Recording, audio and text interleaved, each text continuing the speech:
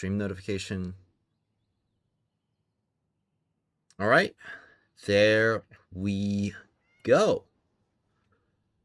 Well, good morning, everybody. I'm definitely not looking as fresh as I usually do, but that's because I kind of had to rush into a couple of things today. And I'll just be really frank, it's because I only got a couple hours of sleep last night because I had to wake up super early in order to get some more attempts in with my team on the leaderboards. And we did make quite a bit of improvement. Right now, we are sitting at 36th place. And I gotta say, the leaderboards positions have been improving very rapidly.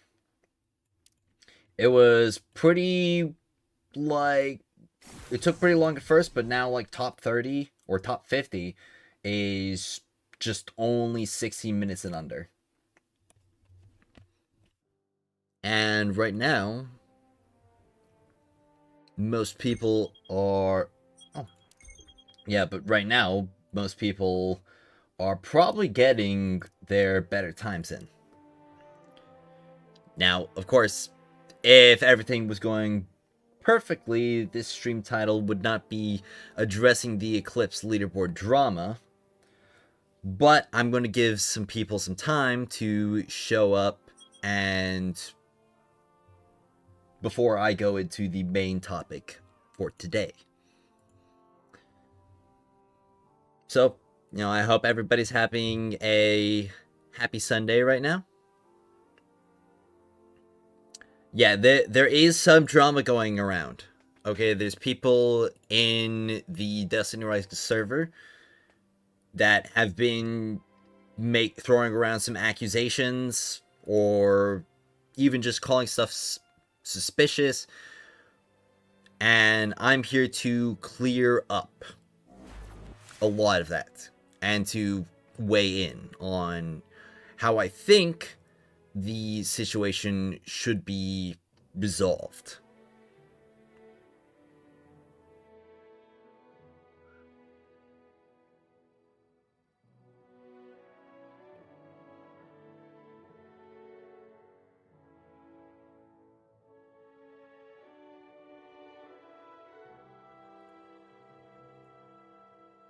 My leaderboard didn't count twice, even though I did it with the same team. That's definitely odd. Assume the drama being same people boosting other teams, that is part of it. I just want to be clear, I have a max Funala ready to go. She's secretly 5-star too. She has an additional ability. Okay. I definitely know of Russians selling runs for top 100. Yup. Have I streamed my current placement? No, because I woke up at 3 a.m. to get my current placement. And I was a lot more focused on getting the actual placement instead of, making content from it. But just to be clear, we didn't do anything wrong. Like, we did no exploits. I mean, I've already heard that there were some teams who did perform exploits and have already been removed from the leaderboard. So I am very confident that every single team right now, at least, is exploit free.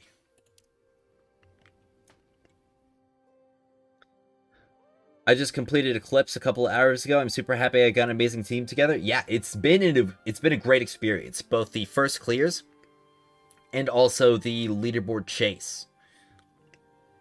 I don't think there's cheaters, but if there is on PC, unless you're rocking no phone, you probably can't even hit 60 FPS. There's not anybody like explicitly cheating, or it would be really, really difficult to explicitly cheat.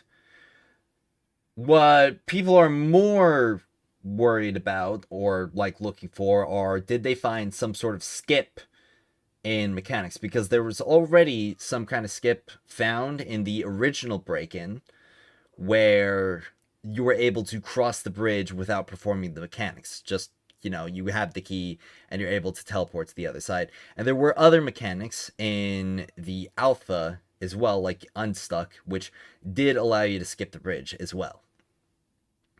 So I do understand why there are concerns. My team trying to get on when there's about 7 hours remaining of Eclipse and try and push our rank lower to get top 100. Good luck with that, man. Do you know anyone who has transmitted? Transmit? What do you mean transmitted? The problem I have is people that have already have a decent time at the leaderboard being able to make more spots off the others. Yep, I will be talking about that. But I'm not sure how you could fix it. I will give a suggestion. But again, gonna give some people to show up because, I mean, if I just talk about it immediately right now, then, well, only the first, like, 30 to 60 people will actually hear about it. Need to walk through the break-in, the timing of the platforms you don't get. Well, I will be putting out guides for this later, like after the leaderboard period is ended. No emblem for solo players. Well, thankfully, we will be getting new events coming later. Though I will say having to wait such a long time for this Endless Hunt event is kind of sucks. Having to wait this long for the event, especially for the people who didn't even get to clear the current Eclipse difficulty of the raid.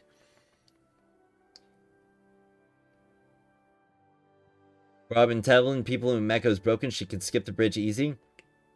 With her talent, yes.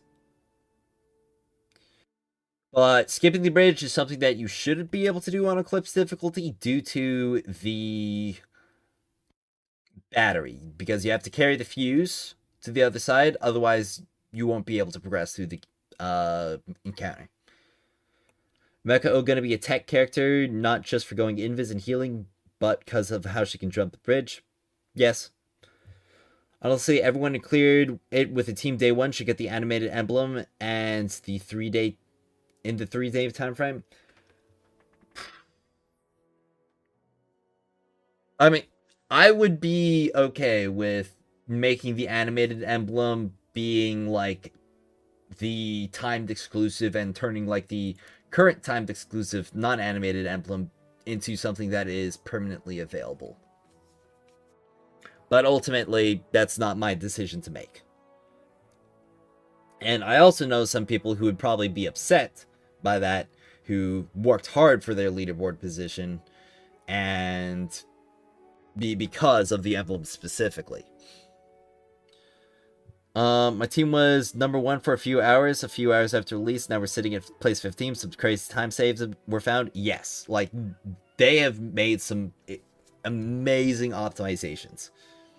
And one thing is that a lot of people probably don't know just how much time that they can save across all these encounters.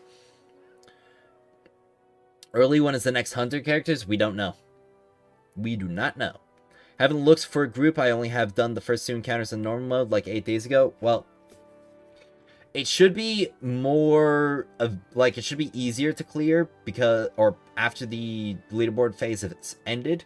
I think they're going to walk back the restrictions after the leaderboard phase is over.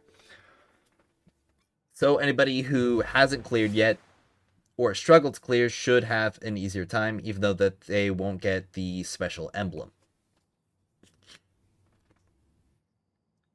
When I'm out of the loop, there's drama. Yes, there is some drama going around.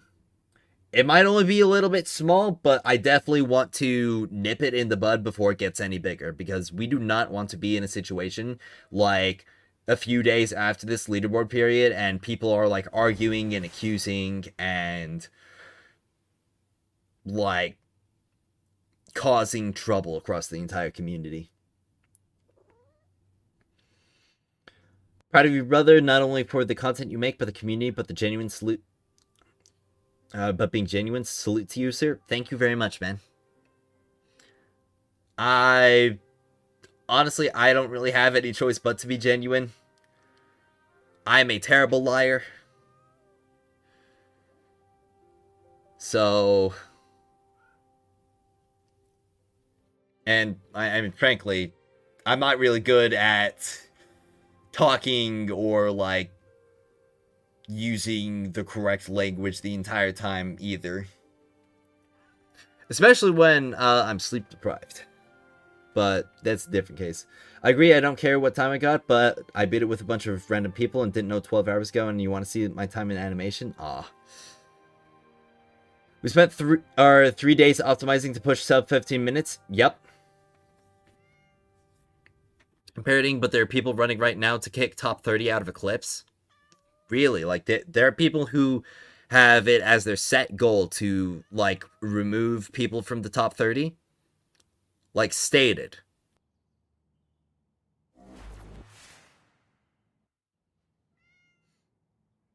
Should have just been the first 100 to complete? Maybe. Any idea when they might announce the next limited character? Probably in a week. I imagine in a week. I feel like the elitism is already growing. Maybe a little bit. Okay?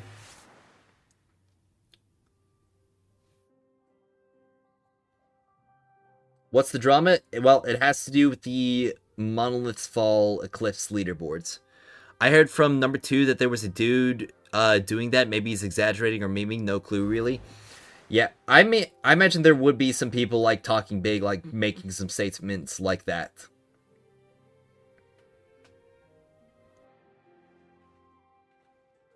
Yeah. Obviously, like, we don't want to drop names right now, because, you know, unless we're absolutely sure, because we don't want to start, like, a witch hunt when we just don't know. Decided to skip both banner units? Well, I mean, if you just don't vibe with either of the characters, then that's cool. I just want to be clear, or I just want to clear to and get the clear awards, to be honest. I started like 8 to 9 days after launch, so I wasn't fully prepared to do the raid race. That is rough. The exotic engram was good for me. I mean, it would have been good for me too. Well, I mean, it was good for me too. Honestly, I probably should have gotten Gallows instead of the Mahamuri, but I wanted the Mahamuri. But it did work out enough, because I did wind up getting the Octant Riot shotgun, and in our future runs, I wind up getting, or using Gwyn. So, I actually did build my Gwyn a little bit more. She's definitely not great, but, I mean, she was good enough for what I needed her to do. Pinnacle energy needing an increase is definitely a bigger problem for the long-term health game. I absolutely agree. And I will be talking about, like, Pinnacle energy as well, and taking a stance on it, and what I believe to be the correct stance. It's probably just a joke? Probably. Okay?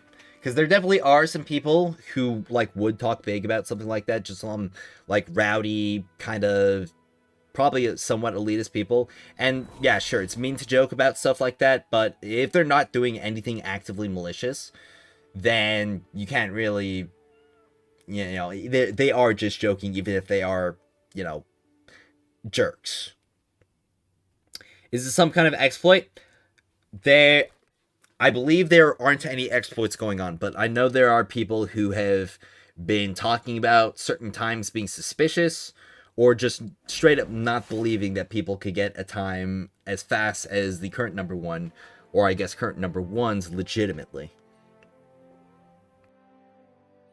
Don't have to mention names, but what sort of C? I hope Radagast becomes playable, him and Saladin. Very likely that they will. Hell yeah, I love that exotic shotgun. It was actually my first time using it today, and I gotta say, it is so good. I love it. I cannot wait to use it more. Good morning, afternoon. Hope you're well today. I am well. I mean, I'm definitely a little bit strained and tired, but I am well enough. Was planning to get Gwyn, but man, more units will be released, so going to be patient. Oh, good for you. Waiting for my 2 terabyte SSD to show up so I can put Windows on my Steam Deck and play D Rising on it. Nice.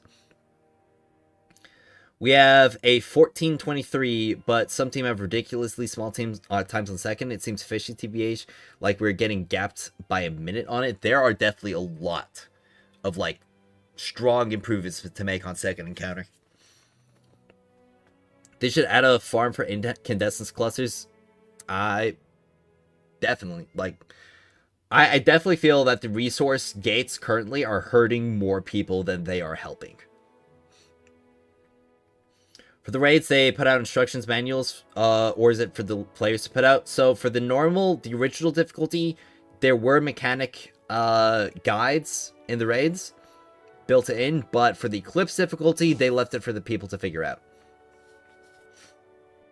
Last time I checked, I saw 18 minutes. It's a lot lower than 18 minutes now. Also, should be notable that you can save a lot of time by guessing symbols on second encounter. I mean, technically you can, but that is essentially just an exercise of insanity. Even more than guessing claws in third encounter. Half of my team is currently still in disbelief that the number one team can still have the time that they do. A lot of people are.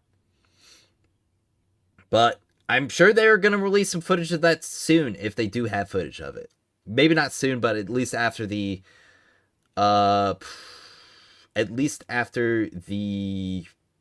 challenge period is ended. Geez, that ghost ugly ASF, please wear that. That's a good looking ghost shell.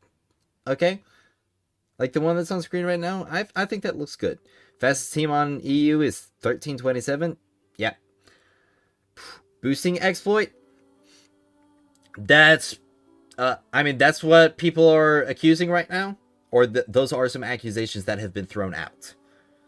And I will be addressing it shortly. Am I still in the top 100? Yes. We improved our times by about 2 minutes since our first run, and we are currently sitting at the 37th position. So, still in the top 100, but obviously it's getting more and more tight as people get more and more clears. I mean, 1630 on the 50th position right now.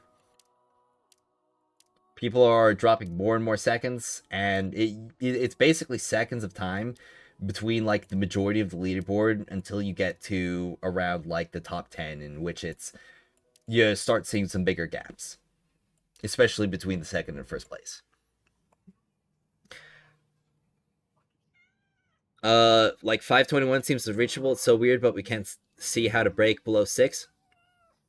Definitely are some improvements. Boosting... There are some people, or there are some accusations of boosting. Once I have max relics and Tattoo and Gwyn, I'll be endgame set and have nothing to do. I just need to grind the perfect artifacts, which I'm in no rush to complete. Will I be making a video on it? Yes, I will be making a video segment on it. Alright, let's see.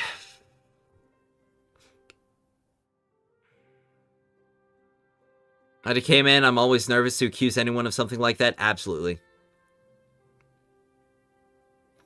Oh, snap. Wait a minute. Are you the YouTube videos on Destiny Rising guy? I am the YouTube videos on Destiny Rising guy. Fastest NA is 1320, but it's not insanely faster than the second place, which includes YT Zombie X, who I know to be pretty legit. Yeah, Zombies X is legit.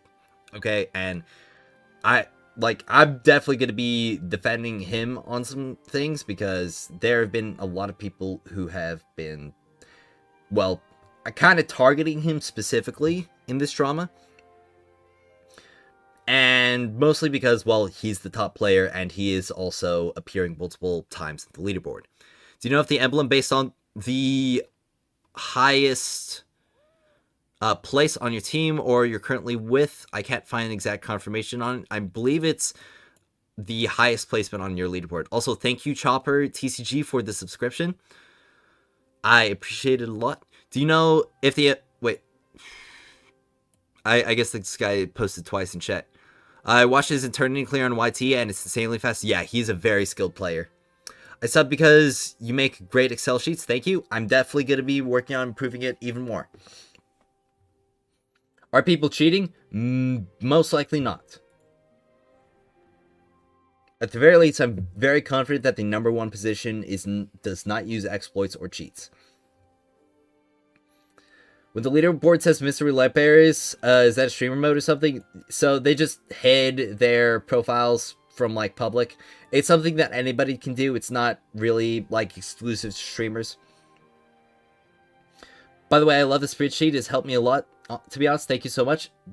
You're welcome, man. I'm definitely working on improving it even more, especially making it look nicer and being more mobile friendly. If I go in with another team and get a better score, will you place in the leaderboard? Yes, but you have to do it in all 3 encounters. Do you think they will drop Trials of Cyrus or something similar? We are very far away from that. They have to do so many more improvements to PvP before that's even in consideration. What drama? There is some people throwing some accusations around with the leaderboards. Does anyone know the minimum time requirement to get my team to the top 100? I don't know the minimum time requirement, but you're probably going to want to shoot somewhere around like the 16 or lower. Especially because these times are going to be getting even lower as the days pass. I mean, like, we finished up our, like, second batch of runs at around 9 this morning, so that was about 3 hours ago, and we've already gone down, like, 3 or 4 placements. And there's still 14 hours and 43 minutes left. People are going to be rushing to improve their times as much as possible today.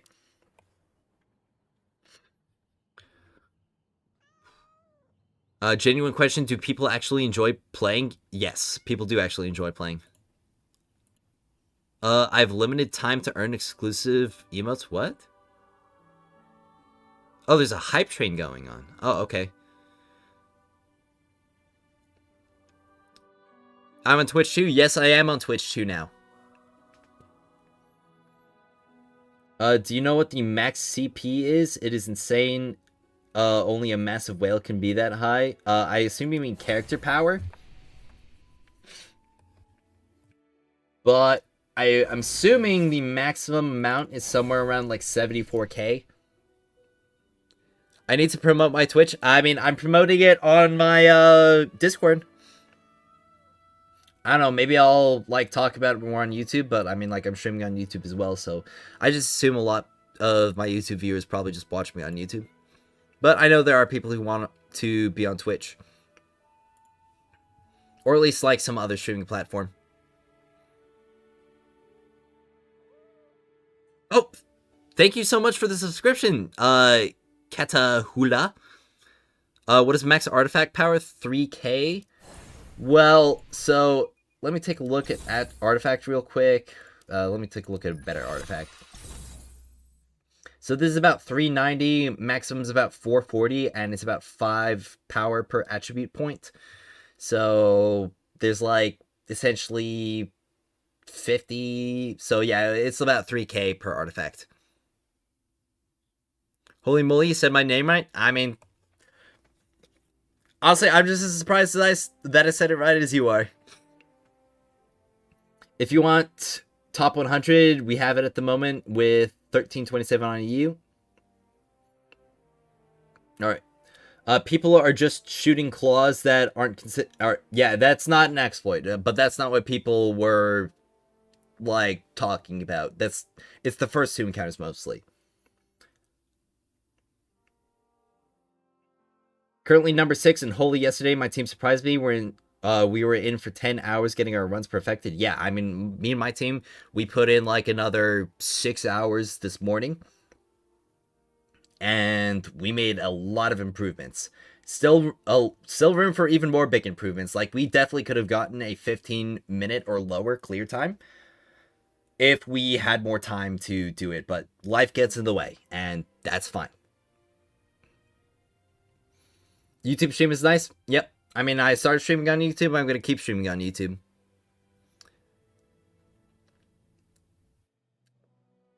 Yeah. Honestly, I feel like getting maxed out exotic artifacts is probably, like, kind of baked. Heard something about second counter, Oob? That is something that people are talking about. After leaderboard placements, can we do it matchmaking? I don't think that the matchmaking is going to be available for Eclipse, just because of like how in-depth or like how much coordination you need for mechanics. Oh yeah, EU is fast. What drama? It has to do to leaderboards. Alright, well, I think... Okay, we're about 30 minutes into the stream. I could probably get to talking about it in a little bit longer. So let's give people a little bit more to pile in. And I'll pet the cat like I like to do during the starts of my streams. Got 5 angler tokens. I mean, it's better than Glimmer, but it's definitely on the lower end of the cat rewards. I didn't check... Okay, so it wants a yellowfish. Alright. So people going in on Sactus with no one teleporting to the control room and just guessing double claws every time? Yep. And that's the same strategy for speedruns and normal. I think it's pretty dumb too. I definitely think that they should have made it so that you have to do mechanics properly. But, you know, that's just the way it is. I mean, gambling game makes you gamble for the best times. Alright, more angler tokens. Oh, you know, don't get Lumia every day. I'm not even going to attempt it until it's easier. I'm not interested in the top 100 rewards. Well, totally fine. My emblem has a space monkey on it, and he's just a little guy, so I don't need anything fancy. He's perfect just the way he is. Well, I'm really happy for you, man. NA highest character power right now is 7,000 or 73,680. He has everything almost max except exotic weapon. Yep. And I'm assuming he's only missing like 1 or 2 upgrades on it. I have 0 luck on exotic artifact with pinnacle energy, not even basic loot. Yeah, the exotic artifact drop rates definitely needs to be improved still. It's definitely doable though. I've been grinding chaos every day for 1 hour and currently have 2 god artifacts on my SL. Awesome. Did I record my runs to post later? No, I didn't record my runs. I probably should have, but you know, hindsight's 2020. I was just more focused on getting the clears. It was like, let me tell you, I got 2 hours of sleep. I woke up at 3 a.m. Like, I was not necessarily in like my tip-top condition for like thinking about absolutely everything, including content. Gambling fun, cope. Last 2 upgrades? Okay. So yeah, it definitely looks like 74k is around like that max number. I plan on doing a guide? Yes, I do plan on doing a guide. And yes, doing the Eclipse does guarantee an exotic selector. Also, finally got 2 Expert 1 and Calamity Ops. Man, that took a lot of tries. What leaderboard drama? So, give me like 1 minute. I'm going to drink some water because I'm a little bit dehydrated right now, and I'll get into it.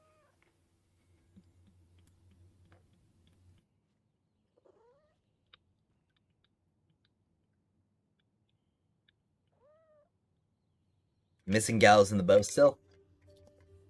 Well, if you do your weekly claims, and if you get that selector engram, you should be, or you should have more than enough to guarantee all the exotics, so long as you don't have any, or didn't get any dupes already.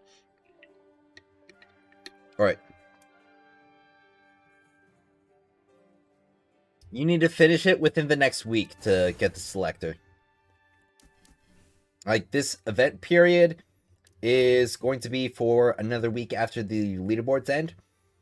And everything except for this emblem right here is going to be available for that entire week. The exotic shader, the selector engram, and all of the Lumia leaves and cosmetic rewards.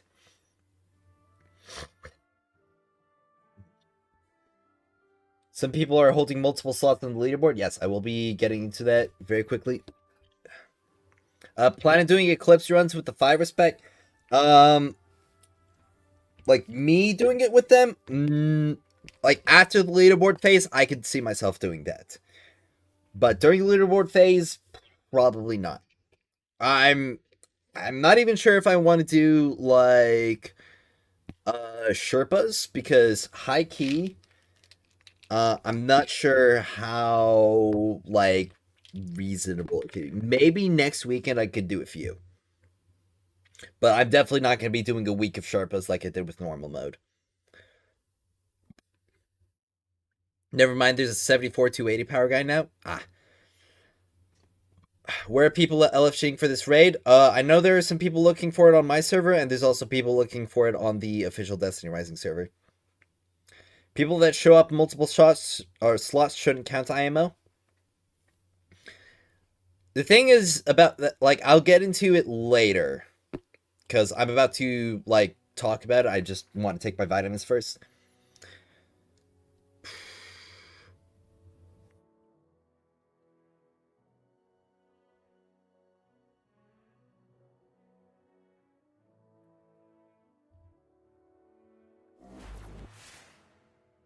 I don't know of any like confirmation on paid boosting,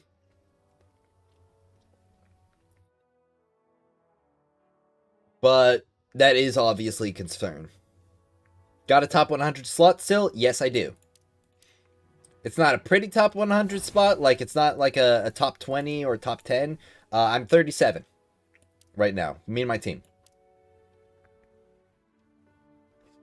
Stalling Stallone. I'm trust me. I'm not trying to stall. I mean, I'm stalling a little bit at the beginning, but like right now, I'm just trying to get a little bit more caffeine in my system because I'm running on 2 hours of sleep and a dream, and I don't really want to be like stumbling over everything every 2 seconds.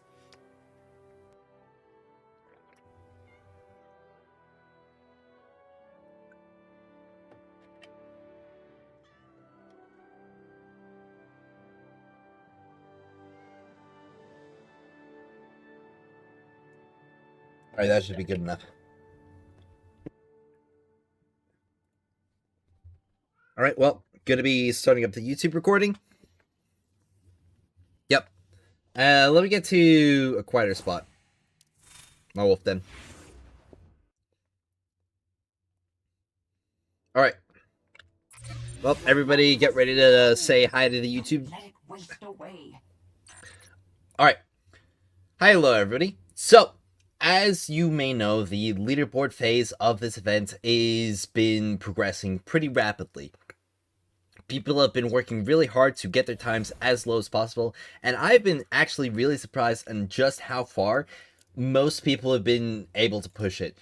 The fact that top 50 right now is 16 and a half minutes or lower is really impressive to me. I was honestly expecting there to not be as many teams as there are who have been chasing after these top positions and shaving down their time even further, especially with how difficult this raid actually was.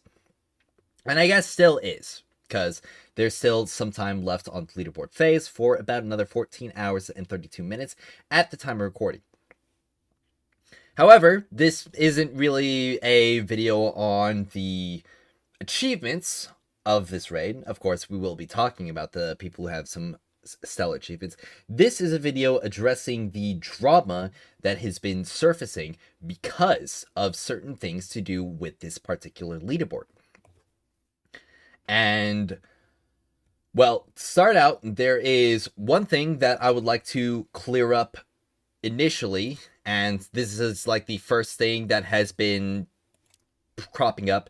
As you can see, the spot between the number 1 spot and the number 2 spot is vast. Basically, every single other player right now, between places, I don't know, 10 through 50 are seconds apart from each other. You see some bigger jumps in throughout the top 10, and then between top 1 and top 2, it is almost an entire minute of difference. Essentially just 40 seconds of difference between the top 1 position and the top 2.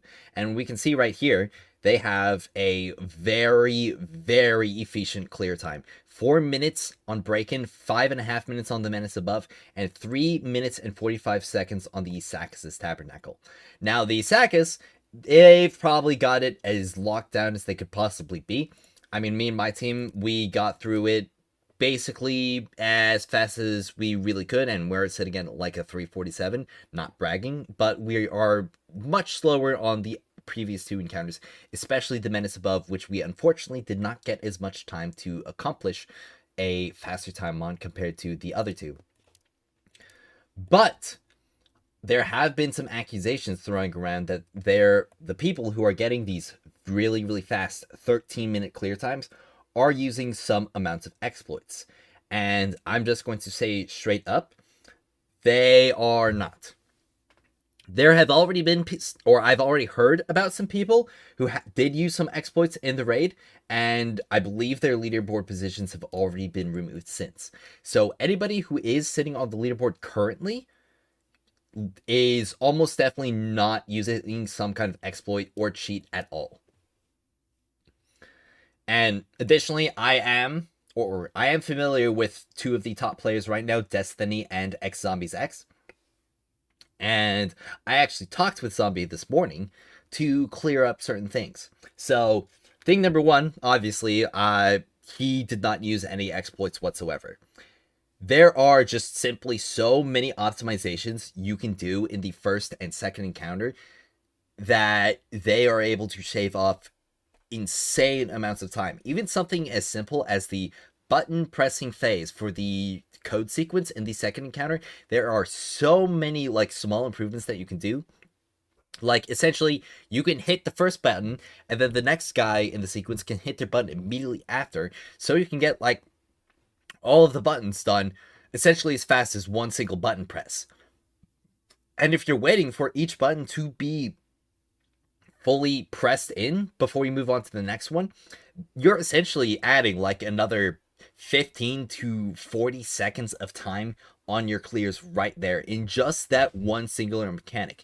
That's not even talking about improvements that you could do in the carrying phase, improvements that you could do in the ad clearing phase, in making sure that you are able to actually do the mechanics faster. And there's also stuff to do in the first encounter. Pretty much as soon as you defeat that key bearer, you are able to progress through the encounter, like, from then on out. Speed matters so much more in those first two encounters compared to Isakis. Isakis, ironically enough, has the lowest amount of speed optimizations that you could actually make. Essentially, if you just defeat the, like, the Scorch Vandals as fast as you possibly can, and if you guess on the mechanics in one phase, like, that's basically it. That's all the improvements that you can make on the final encounter. But first encounter, second encounter, significantly more. And, like, it's just simply a matter that they have had more time and that they are also just better players. And if we take a look at basically every single other leaderboard in this game, who are the people who are at the tops of these leaderboards? Zombie X, The Expanse. Look at him right there. He is more than a whole minute faster than second place. Like, if we go to Gauntlet Onslaught, like the normal difficulty, there we go. Zombie X, a 349 on the Menace Above. Sakis' Tabernacle.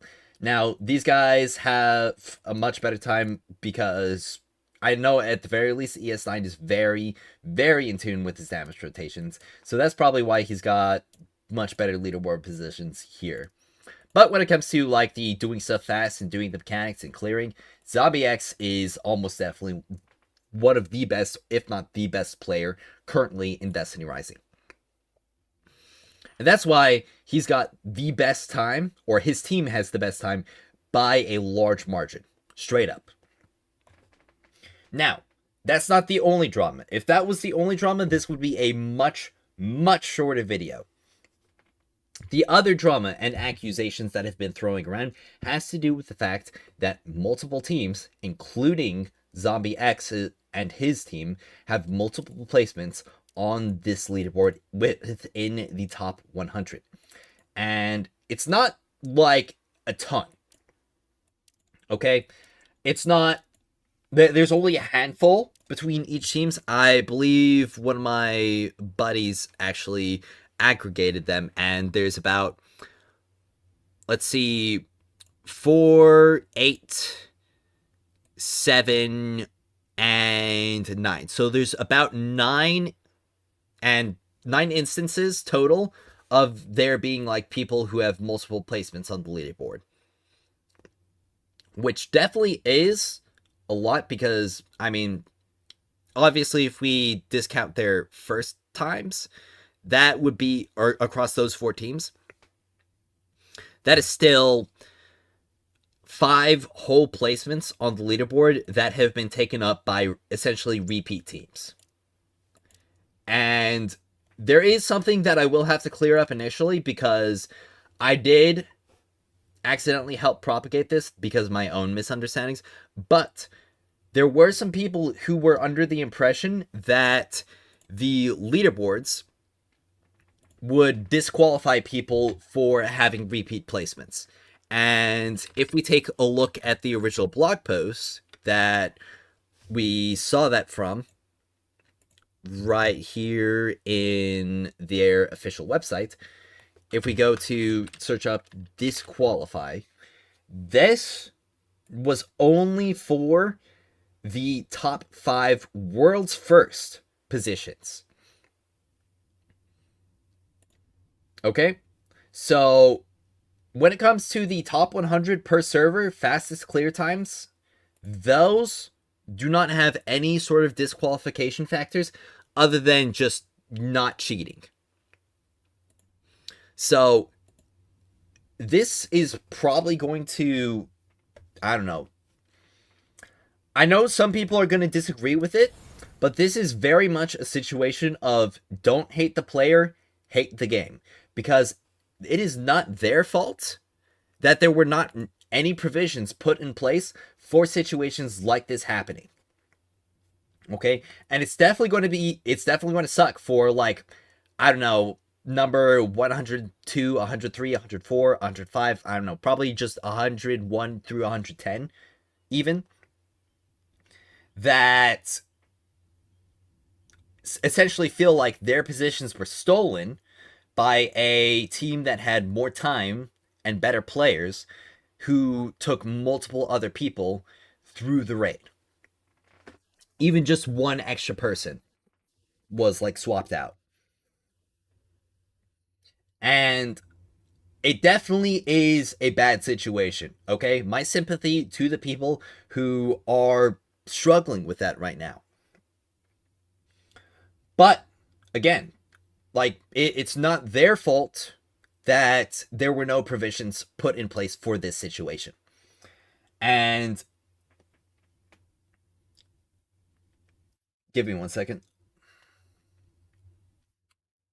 And it's not even a case to where you could, like, really, like, say they're, like, they should be disqualified or anything. Because what happens when there is necessarily a team of, like, 3 players and another 3 players, and they lose half their team because, you know, maybe they cleared day 1 and their entire team, like, those other 3 players were just busy throughout the entire weekend. I mean, that almost happened to my team. Well, I mean, it technically did happen to my team because, I mean, we had to get together at, like, some crazy extreme time, like 3 a.m. in the morning to 9 a.m. in the morning, in order to get some more clears because of just some IRL stuff that is getting in the way. But those other people, like the 3 people who still can play, then went to fill in some more slots because they still want to participate in the event. And maybe they get a better time, or maybe they even get a worse time, but they're still in the top 100. And what happens to them? Like, do they get disqualified, or does, like, the original 3 people? I don't think it would be really fair to anybody in that position to, like, remove their participation in the leaderboard because, well, there were no provisions against it. There were no rules against it listed in the event. So it's essentially down to, or the responsibility is on the event coordinators, the developers of the game, for this whole situation right now. And my personal take on it, my opinion on what should happen, is for every team that there are 3 or more players that have already cleared on a higher position, they should give out another emblem to essentially the next spot down. So essentially, if there are necessarily, like, 10 repeat teams, then, like, placements 101 through 110 should still get the emblem. That is how I feel about it. I feel like that would be the best way to resolve this situation without essentially, like, taking anybody's participation from it.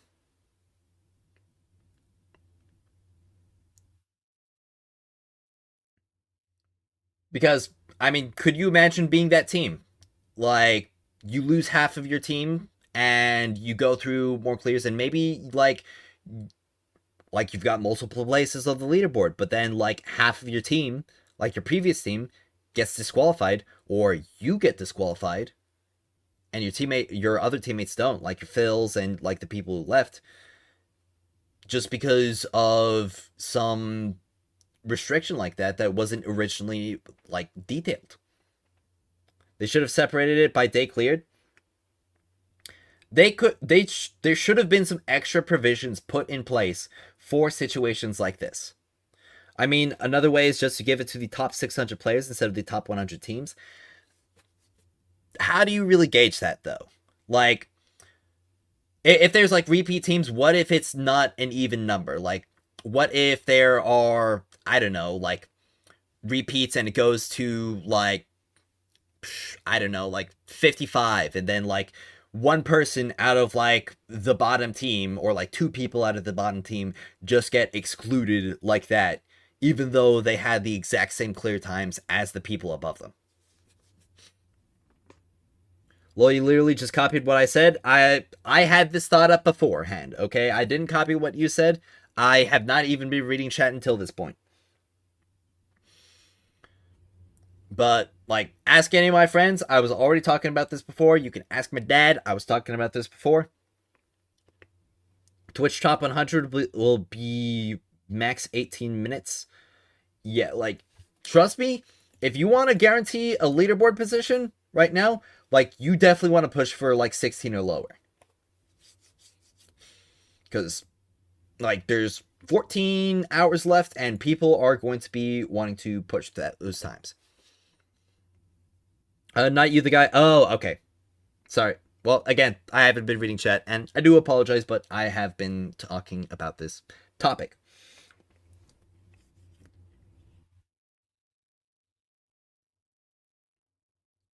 But I believe that covers about everything to do with this particular drama.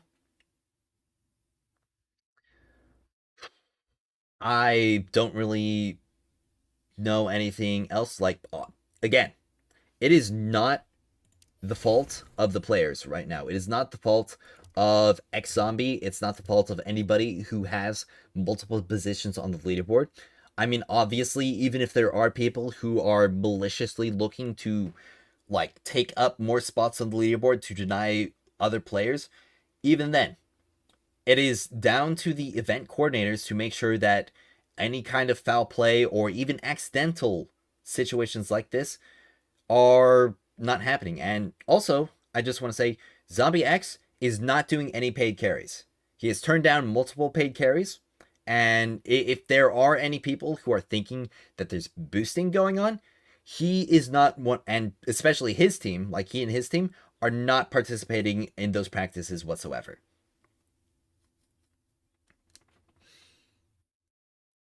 So I believe that covers just about everything.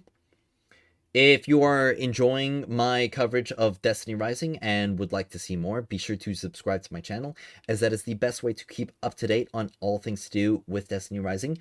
I would like to hear all of your thoughts and opinions on the leaderboard. If you think that there would be a better way to resolve this situation in a way that is most amicable and, you know, essentially makes it feel like so that players don't feel like they're getting cheated or like walled out by certain teams, like just taking up multiple spots.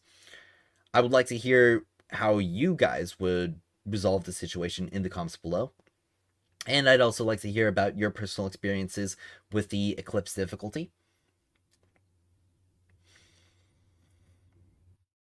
And of course,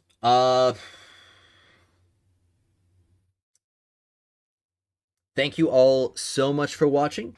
And as always, I will see you all next time.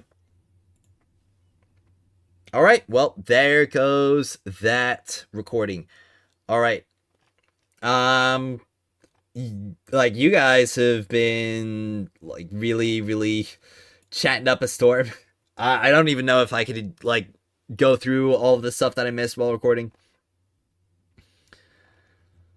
But, you know, thank you so much for keeping an active chat. Feels bad, man, seeing him take so many spots, and it looks like he's just boosting people. He's just taking through some people, like personal friends and teammates right now. He's not like doing paid carries or anything. I mean, he's essentially just like helping out his friends. And is that like such a bad thing? Again, like, don't hate the player, hate the game. Like, if, like, they should have put provisions out for situations such as this. I mean, they already cheated the players that spent money, so you literally can't get like any extra benefits for spending money on this raid. Like, all pay to win advantages have been disabled. There's definitely boosting happening. I tried LFG last night on the official Discord, and when I PM'd a couple of the posts, was offered paid carries. Okay, yeah. Yeah, there definitely are like things going on like that, but Zombie X is not one of them, okay? That's just mostly what I want to clear up, because like, he's a pretty cool guy, okay? And Destiny as well. Like, Destiny was in my chat the other day, and he's a great guy. Yeah, we are a talkative bunch today. I mean, it's the weekend. We've got some spicy topics to discuss. If there's a time to be active, that time is now.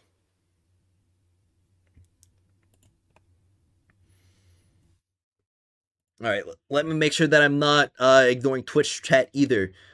Also, the boosting issue, people are running others and being in the top 100 on more than one teams. Yes, there is like an issue, but like I said, this is a matter of don't hate the player, hate the game. Like, there should have been provisions put in place. Can you provide advice for first encounter and second encounter speed running?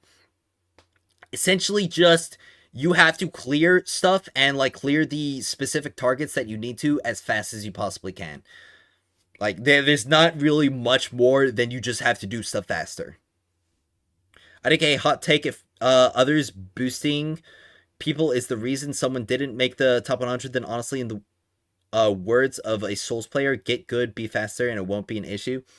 Well, the thing is that there is only so much time that people can dedicate. Okay, like even me and my team, we've dedicated a lot of time. Okay, we did like 6 hours in the like a graveyard shift this morning, and we did like 8 hours on the day one. So, and like, we did pretty darn well. Okay, we did pretty darn well for like the time investment that we were able to put in, but a lot of people do not have that time. I don't think I'm going to be able to get the animated emblem. A lot of people won't. I was able to get rank 29. Nice. Well, I mean, you're sitting at a higher spot than me then. Currently, at least. I could definitely have gotten up into, yeah, those like 20s and like a 15 or lower if we had more time, but like I said, life gets in the way.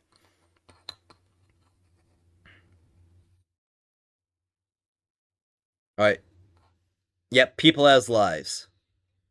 Well, the thing is that it's only 3 days. Like, if it stretched any longer than 3 days, every single placement in like the top 100 would be like a 14-minute clear, and it would be like 1440, 1440, 1449, or 1441. Like, it would be insane.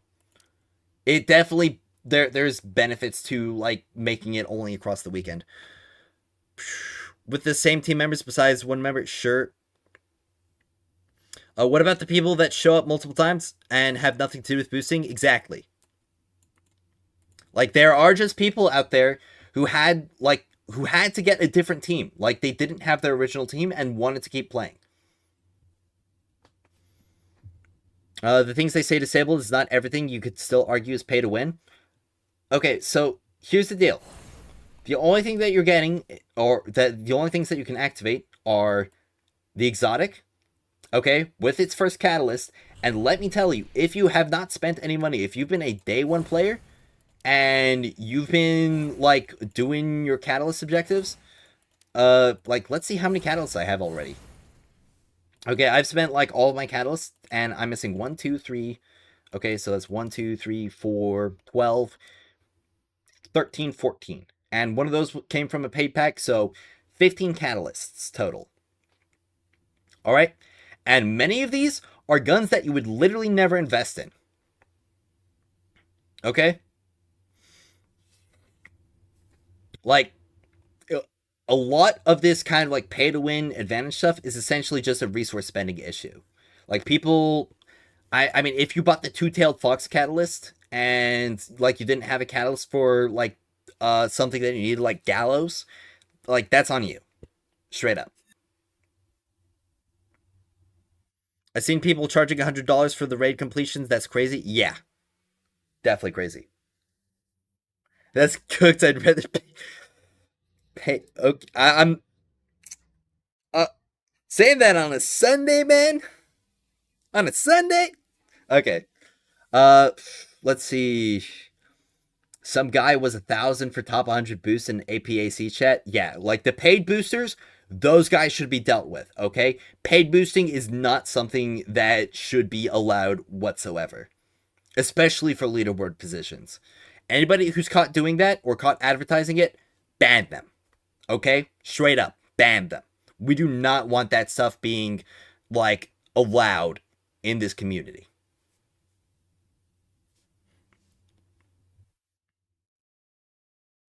You bought the caddy for Izzy, deciding which one to get next. Well, but the thing is, you didn't need to buy the caddy for Izzy. Like, I've got how many weapons do I have the catalyst for? I mean, obviously, so I've got Mahamuri, I've got Partridge Sky. Let's see.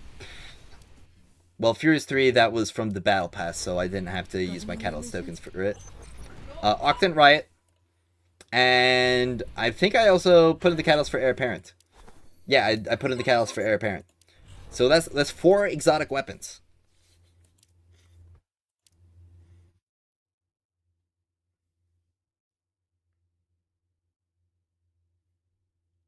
Yeah, I got the Raid Shot at Caddy too. It's really good caddy. People just want something to complain about because they're just bad. I mean, I I sympathize with people who are sitting at a like low position, like I don't know, 105, because they still put in like some good work to get that position in general, and they're seeing people who are already like top 1, top 4, top 2 appearing multiple times on the leaderboard with like basically the exact same team. I would feel like I would totally understand why they feel cheated. But again, it's not a situation where it's like this shouldn't be on the players who have done this. This should be on the event organizers for like not putting in provisions for events or for situations like this. Getting a team to stick out the practice is tough. Absolutely. You'll have some, but if you spent money, you would have more options. Yep. But the thing is that you only really need like I mean, if you take a look at the top teams right now, like the top teams are essentially just like 3 characters. Okay, so if we take a look, okay, like Gwyn and Yolder are like interchangeable. Okay, you got Gwyn, Yolder, Ningfei, Estella, and like final encounter, it's just a Numeko and a Tantu, and like these guys, like Umeko and Tantu, they're not making a giant difference. Okay, the 3 Estellas are how they're one phasing. Without 3 Estellas, they're not one phasing. All right. I mean, like right here, it's like 4 Stellas, 2 Gwyns. All right, 2 Stellas, 2 Gwyns, 2 Ningfeis, 3 Stellas, an Umeko and a Tantu and a Gwyn. Like those are essentially all the units that I suggested people bring in that you would have actually spent any of your catalyst materials on. And like those are pretty much all like the top units. And if you invested in Tantu, you've essentially already invested in Umeko. Like, especially with the like the equipment sharing, and because like all artifact stuff was disabled, like this is what I brought in to like my clears. Okay, this right here, like +0 mythic artifacts, because I hit the power threshold, and since everything's perk level 1 regardless, I mean like my Gwyn, this is like I used the freaking level 0 rampaging planetesimal. My team was 79 in day one. My team was top 5 in day one. Top 5 and then top 7. There was a lot of improvements that happened. I never had an issue with people paying for completion, but do agree that paid boosting for a speed leaderboard is not okay? Absolutely not. Is the Raid LMG caddy a must-have in my opinion? I mean, if you're using it, yeah. And sorry, I'm definitely a lot more in tune with like some of the characters that I haven't like talked about less. Like Gallows is probably gonna wind up being like one of the best exotic options for Estella because it gives her more coverage. Okay, and it's not really like any different from using like Heir Apparent or Scorched Earth because you're still gonna be like capping out on stacks, especially if you got Catalyst Band 1.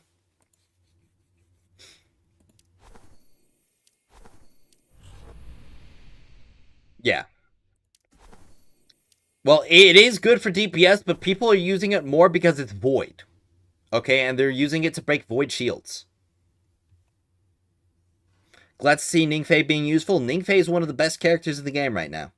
He's the fastest character in the game, and he's got amazing weapon options. This is a competitive event. I think if you want it to be within the top 100, you should be ready to run more than 1 to 10 runs per encounter. Yep, exactly. Like me and my team, we have invested over 12 hours into this. And we would have invested more if we had the capabilities to, but life got in the way. And, you know, that's okay. Like, if life got in the way and we lost our leaderboard position, I would have been fine with that. I mean, would it kind of sucked? Yeah. But, like, this is the difference between a video game and real life. Like, real life always takes priority.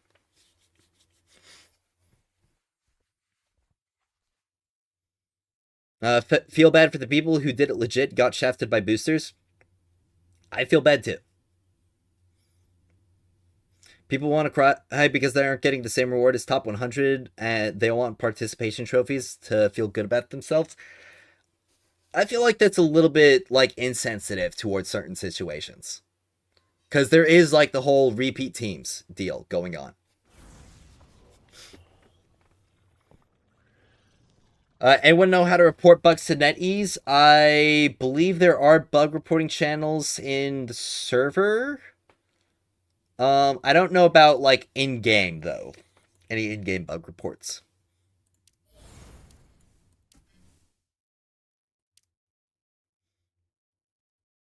There's a customer support icon when you launch the game. Okay, there you go. Run another speed run with chat.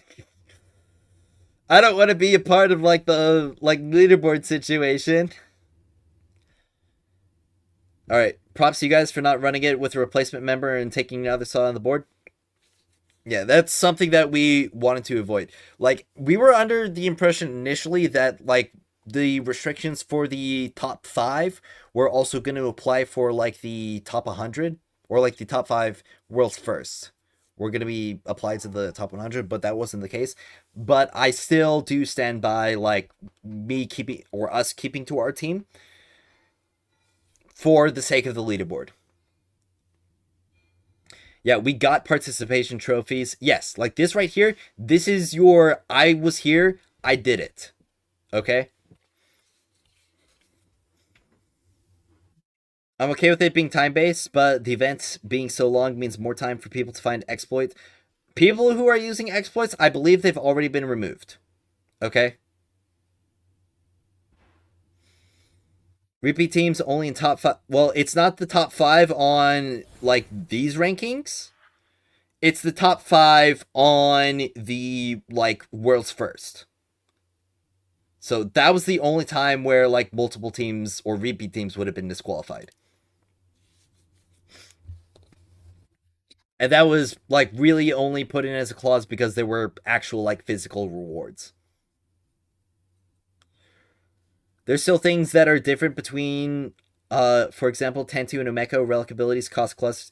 Yeah, obviously, but, like, if we're talking about Like we were literally talking about the difference between like percentages, okay? Like the difference between a relic level 16 Tantu and a relic level like 17 or 18 is like 4 whole percent. And that's not insignificant, but it's definitely like if that is the main gate between like one of your clears. And the thing is also, when it comes to this only matters for one encounter, and it only matters for the DPS phase for one encounter. Like the difference between like a relic level 16 and a relic level 18 Tantu no Meko, that's like at most 2 seconds. At most 2 seconds. And there are still like so many other places to improve that it doesn't really make much of a difference. I mean, like in my leaderboard run, this is what my Gwyn looked like. Okay? Could I have maybe done a tiny bit better if I had relic level 17? Maybe. Would it have made a significant enough difference on our clear times? Probably not, because we're still messing up so much on like the clearing, on the what's it called, on the mechanics.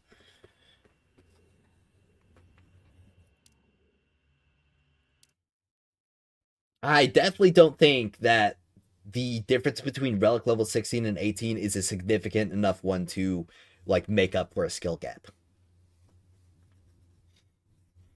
And also, yes, so you can get 3 from one journey bundle.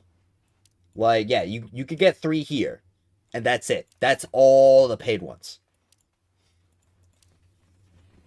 I mean, technically, you could argue that the Fortuna Dust is paid because, like, this is the pity currency.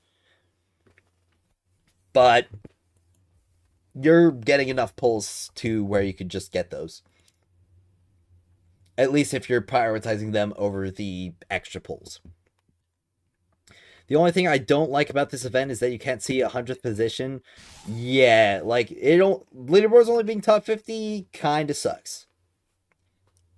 There's no way that our boosters don't get taken care of. NetEase has been so careful about listening to what's making people mad. So I would be shocked if they don't find a solution. Yeah, I definitely hope that they're working on a solution for this. I sincerely hope that they are putting or like working up a community post. I mean, let me check their X right now and see if they've made a statement. Let's see. X.com. All right. Destiny Rising. Okay, well, they haven't put out a statement yet. I mean, they have been a little bit slow to communicate. So we may not see or might not see anything. They gave a ton of free mats at the start too. Yeah, I mean, like, would it have been the difference between building a character and not building a character? No, but would it have been like a little bit of extra boost to get you over like that hurdle for getting like a built character? Yeah. Like the game so far, but as for me, contest mode and mobile should have in rules to do it on mobile. And I mean, the thing is, like, if we've got separate leaderboards for like everything, like, it kind of just gets absurd. Then how come I was peer pressured into leveling Umeko's ult virus? Why would you? Umeko's debuff scales off of her Shadow Shuriken, doesn't it? Could you check if there are any fishing spots nearby? Yeah, bro, you got baited. Her debuff scales off of her signature, not her ult. You got baited, bro. Monthly exchange is a brutal AF LOL. Yeah, it's brutal. Do we know any characters coming next? Definitely Arc character coming next, because we can see here when that like X2 starts, it's going to be Arc Solar, and the Solar's for Estella, so the Arc's going to be the new unit. And we also know of Mario from the alpha. Let's see. Does Umeko buff stack with? Yes, it does stack with Tense well. I've never had it in. Wait, let's see. The raid LMG caddy is a must-have in your opinion. I mean, every single exotic upgrade is a must-have if you're using the exotic. Like, legitimately. I don't even think you could even hit, like, endgame power thresholds without upgrading your exotic. So, like, regardless, it's a must. Band cannon rocket launch or hand cannon rocket launcher. I really hope that they add a primary rocket sidearm. Like, that should be a primary in this game. Deciding that or the Polaris Lance Caddy. Well, whatever you use more and are going to use more in this reset. Isn't Mario a mythic unit? Do you think they'll have a 50-50 limited banner with Mario and another arc? Mario's not going to be... I don't expect Mario to release until Season 2. Because Season 2 is the earliest when we can see more Void Shields. And Mario's Void, so I'm definitely expecting her to be released later. The only thing with this booster situation is how they're going to separate from teams that are running from other clan members through in order to help your other friends. Exactly. Like, Zombie X, he's just helping his friends and, like, his friends' significant others and, like, his pack mates. Like, can you blame a guy for doing that?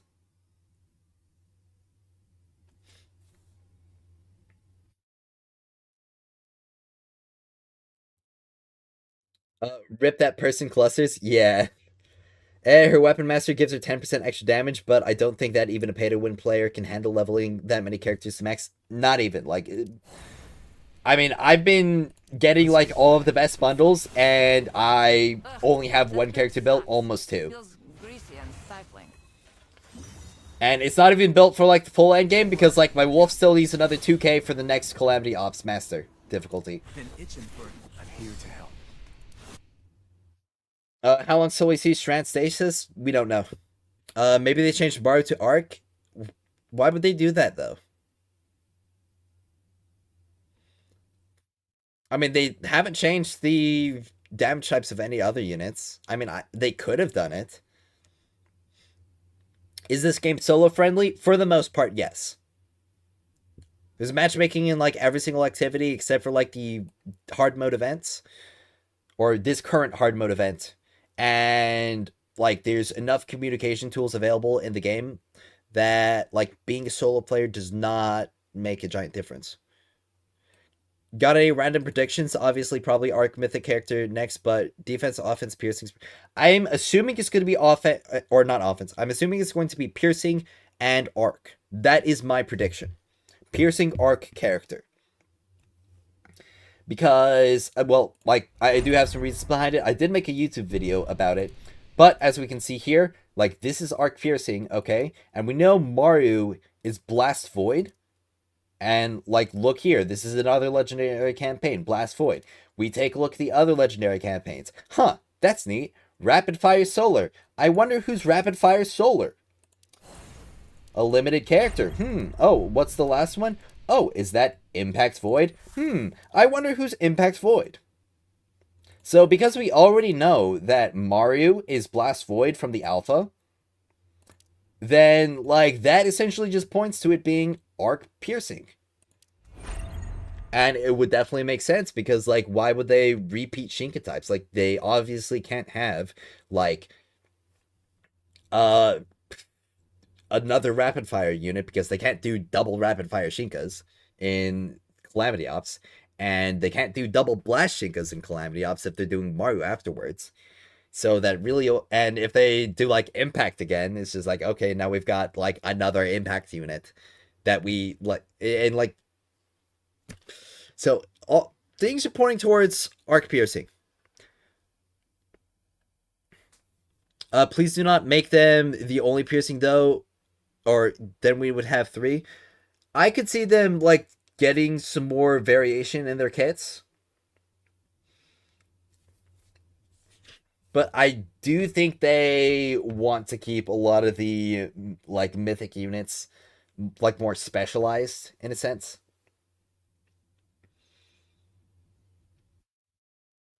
Let's see. They probably held back characters from the beta we haven't seen. Oh yeah, there's definitely characters that we haven't seen yet that we know about. If you have the ability to help your friends, then why is that a bad thing? Exactly. If you are getting beat, is that a reflection on your team overall? Yeah. Again, like I said, don't hate the player, hate the game. They should have put out provisions for this, or like put out restrictions or rules about this. Just got two Borealis back to back from spending drops. No, don't upgrade Borealis. It's not worth the cores. What's this about leaderboard drama? We already went through about it, but there were people throwing around some accusations of like exploiting, and there are also some dramas about like multiple leaderboard positions and boosting as well. And there have been people advertising paid like carries to the final ranks, like the top 100. How can you tell who's friends or not? Cross that line and you have a very slippery slope. Well, yeah. But that's why there should have been like extra provisions and rules in the case like this where there are multiple teams or repeat teams in the top 100.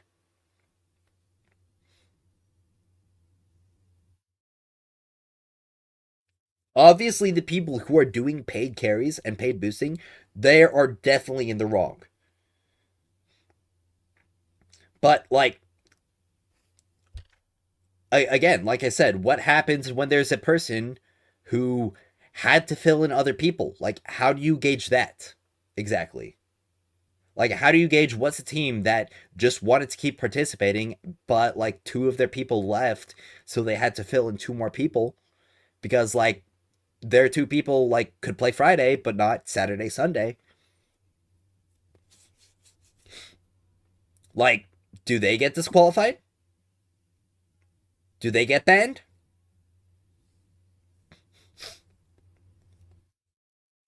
Yeah. There's no way we could really like adjudicate this or like restrict people retroactively or ban people or disqualify people under like those kind of restrictions, which is why I suggested they just give some people like the lower ranks, like lower than 100, just like go down the line for as many repeat teams there are. And by like a repeat team, I mean like uh three or more of the same people.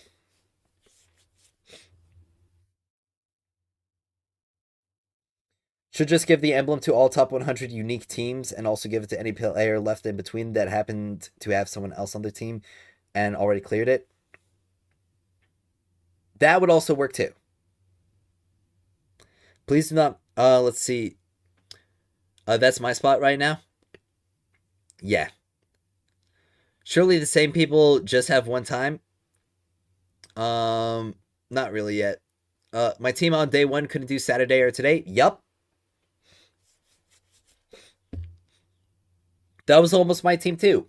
Like, if we didn't get up at literally 3 a.m. in the morning or earlier, like some people, like some of my teammates, they were a freaking Pacific time. They were up at like freaking midnight or earlier.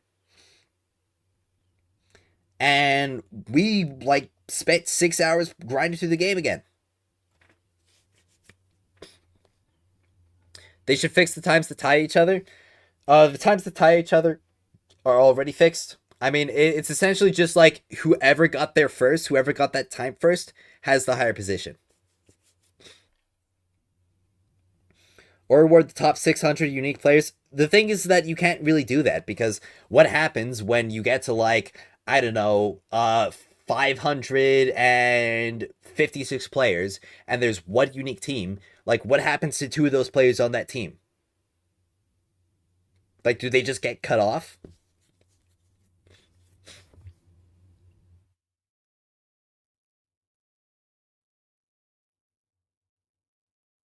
Okay. Yeah, they could obviously do a little bit of overflow.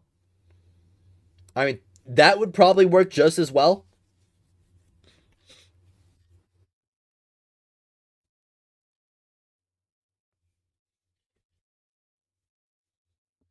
But the thing is, we already got the special rewards for the challenge period. Like, the non-animated emblem, like this one right here, this is for completing on the challenge period.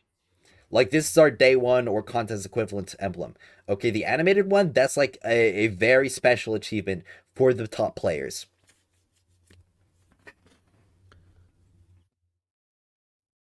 Nope. Go look at rank 20. You've been bumped, really? So like you had that, or you had like position 21, and they got it after you, and they got put before you. That definitely should be the case. Okay. Wow. That really sucks. Yeah, you should have the higher position. Like again, like this is just another situation where the leaderboard has not been like calibrated properly.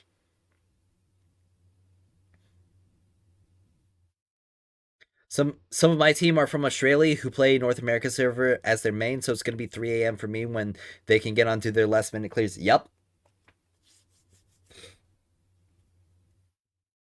The time rush is fun, and there's nothing wrong with the leaderboards other than number one being a little too fast. I mean, they're just better, okay? Like, legitimately, that's just it. Like, there's really no other way around it. They are just the better team. And like, you take a look at any of the other leaderboards that are in the game, like Zombie X, like freaking Calamity Ops. They almost have another 100K above second place. The Expanse. He is more than a whole minute faster than second place. Like, these are just the better players.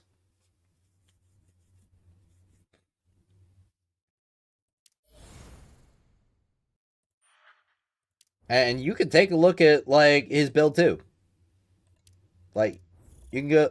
Well, okay, you can't take a look at it anymore, but like you can see the full details of the clear, like all the blessings he used. But I guess like the weapons aren't hit or aren't visible anymore. Hugh pays it, me as my friend. There you go. No, again, like the thing is, like, yes, the paid carry should not be happening. Like the paid boosting, it, when those people are found out, they should be removed. They should be banned, or at least banned from the leaderboards. Okay, but we can't really like just go on. Oh yeah, if they are like four people and they've got like two different people on their team, that's like a care. Like you can't judge it based on that. You have to have more evidence. Expense 30 is rough? Absolutely. It's called being a no lifer and unemployed. I mean, that's just every single game, man. I don't really know what else to say. Like, the people who spend the most time on the game are going to be the people who are the best at the game. I could be there if I had no bills to pay or a job or so. I mean, yeah, but there are also people who are higher up or probably higher up than you are who do have jobs and do have other things to do that aren't just grinding 24/7 who, probably outperformed you. So it's not always just like that situation, but obviously anybody who is like spending like 20 hours every couple days is going to be improving a lot more. I'm sure paid carries is breaking TOS. Almost definitely, yeah. Like, again, anybody who's like caught doing paid carries or caught advertising paid carries, ban them. Okay, straight up ban them. At the very least, ban them from leaderboards. And ban anybody who paid for them from the leaderboards as well.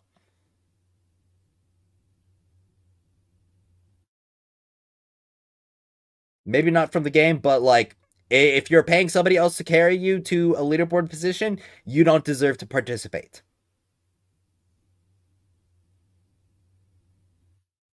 I don't care what excuse you have. Like, this is for the love of the game. This is for the love of the challenge.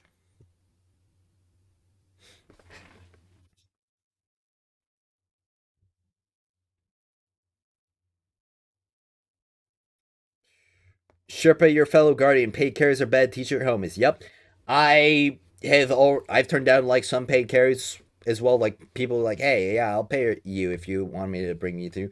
And like when I was setting up my freaking channel memberships on YouTube, there was an option that was like play with your or like play a game with me every so often. And I was looking at that, I was like, that seems all right. But then I thought for a second more, I was like, oh no, people are going to use this for like carries, or even if they don't, like people are gonna like accuse of that, or like see it as that. It was like, okay, turn this one off.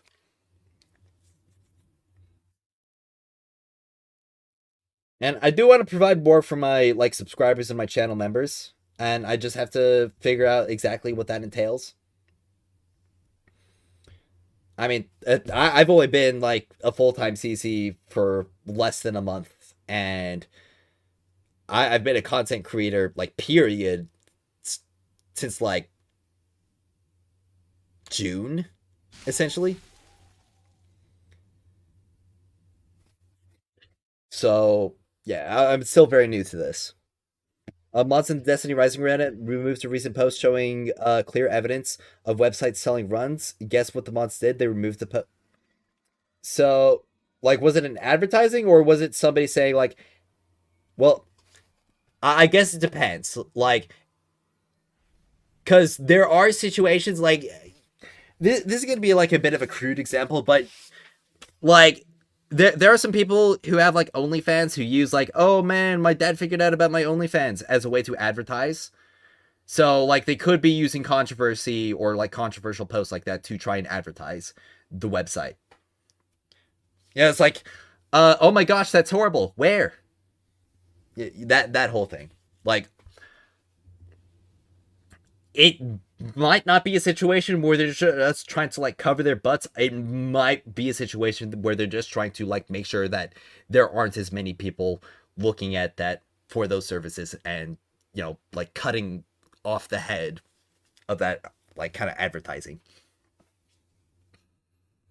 My thing about carries, even the original version of the raid, is that it doesn't help anybody. I think about it, those people will clear once and then try the version and matchmake with someone who's done the raid like 50 times and fail, which is frustrating because you have no business trying it without enough raid experience.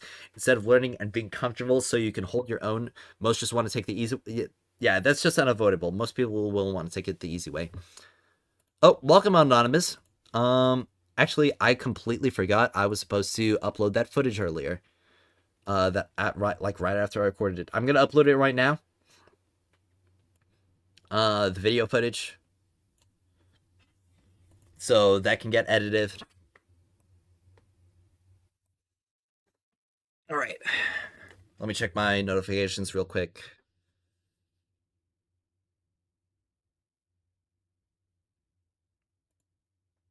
Yep. What's the exploit you heard? I didn't hear about like any explicit exploits, or at least any like exploits being used. But people were like going like, okay, these guys cleared too fast. Like, that's sus. All right. And I just wanted to clear up that was, they're just clearing that fast. Like, no exploits were used. Like the stream, guys? I mean, I'd appreciate it. You don't have to, but I would appreciate it. Maybe a raffle? I mean, I could definitely do like a raffle for some like Eclipse clears this weekend. People doing anything for bragging rights is crazy instead of for the love of the game. I mean, doing something for bragging rights is also kind of just for the love of the game in general. Because, like, if you enjoy something enough to, like, want to perform well in it and want to get achievements in it, like, that is still loving the game. I mean, that's taking pride in your accomplishments within the game. So, there is still some love there. Like, maybe they're loving themselves more than they're loving the game. But, I mean, if they didn't love the game, they wouldn't have, like, tied their own achievement to that.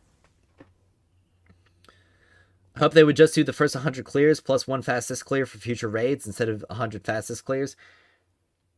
Like, this leaderboard situation going on right now is definitely something that they need to improve on for future events. At the very least. Network manipulation is all I heard, so basically cheating. I haven't heard anything about any network manipulation exploits. I mean, this game is so early on that I'm not even really sure, like, if it's possible or even viable to do stuff like that. I know in Destiny 2, but also in Destiny 2, like, you could literally just network manipulate on accident. But obviously, there are people who do it intentionally, and those people are, that's a problem. The reward should be first completion. No, not that crazy grind.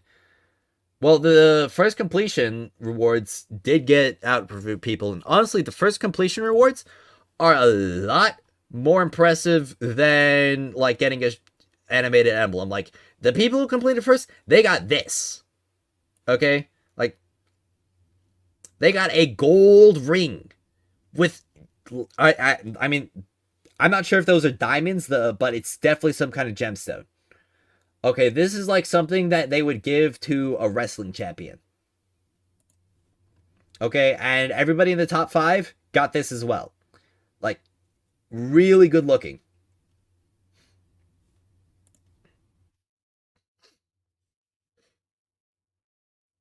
Lag compensation is just a typical vector. Well, yeah.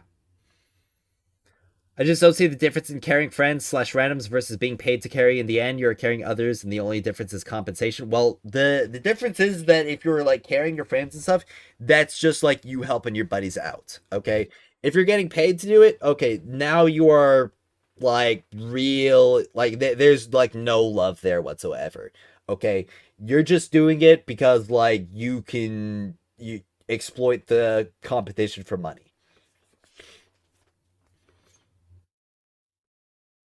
Is like a 50K ring if you're not. No, it's $500.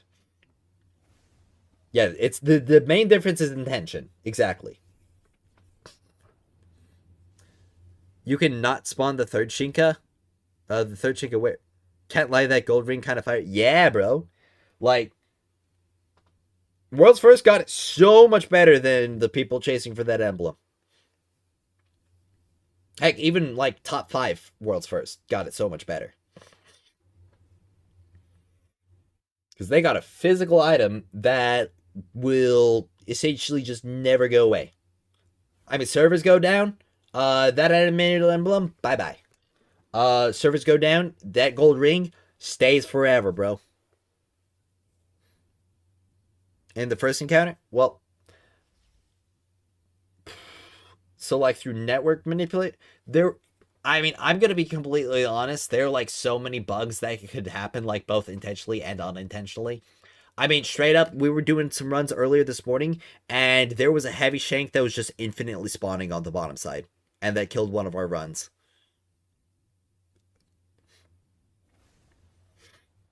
Not getting to the top 100, don't feel too bad, man.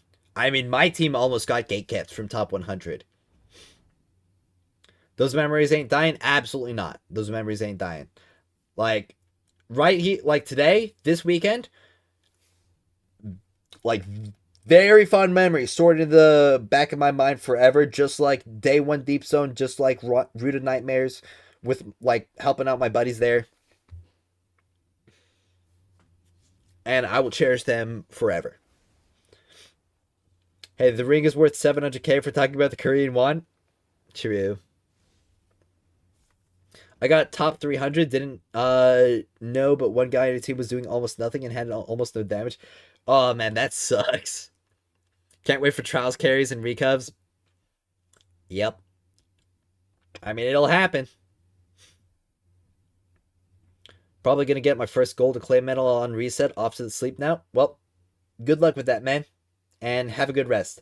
I'm definitely gonna have a good rest tonight because I am horribly sleep deprived right now and running off of copious amounts of caffeine. Shout out to Scammer Subs. Not sponsored, but I want to be. So, also talking about that, I haven't even like mentioned it because I was so focused on the raid stuff. You guys got me to 5K subs last night. Like, if I take a look right here, like right here, I'm sitting at 5,038 subscribers as of right now. Like, that is crazy. Like, literally, literally just less than a month ago. Less than a month ago, I was sitting around 300. Okay? Like, and now, like, less than a month later, like 28 days later, 4 weeks later, I've almost gained 5,000 subscribers in just that small amount of time. Like, you guys are crazy.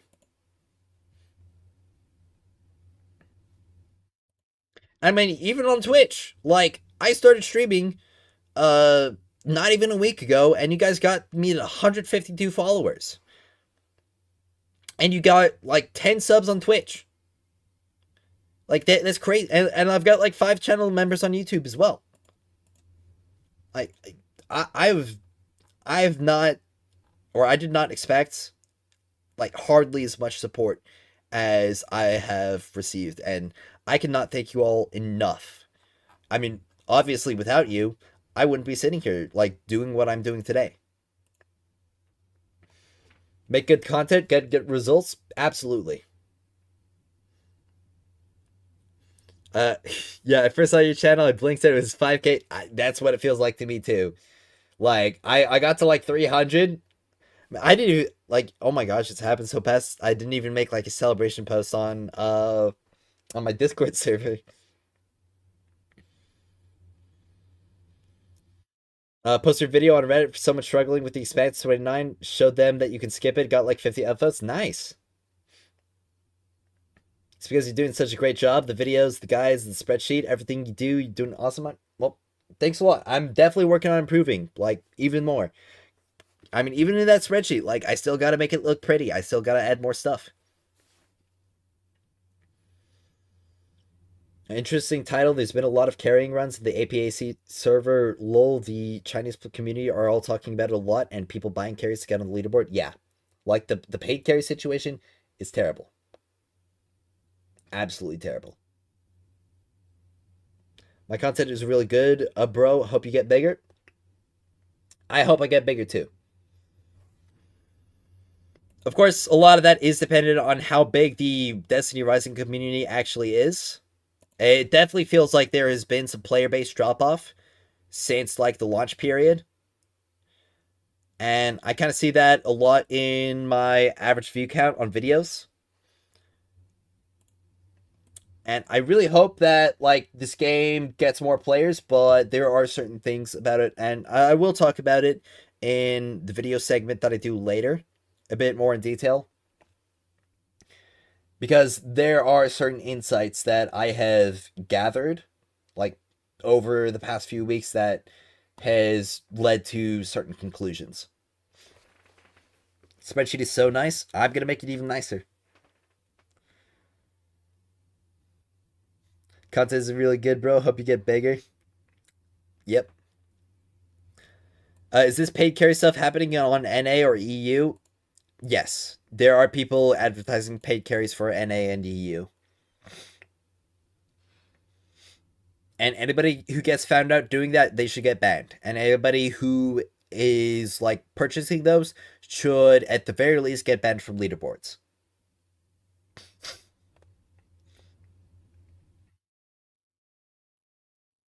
The Pinnacle Energy system is just limiting people's desire to grind. Yes, and that is, you know what? I feel like it's probably a good time to get into doing that. It's almost been an hour since my last video section. I'm going to take a like quick pee, and I will be back to talk about that.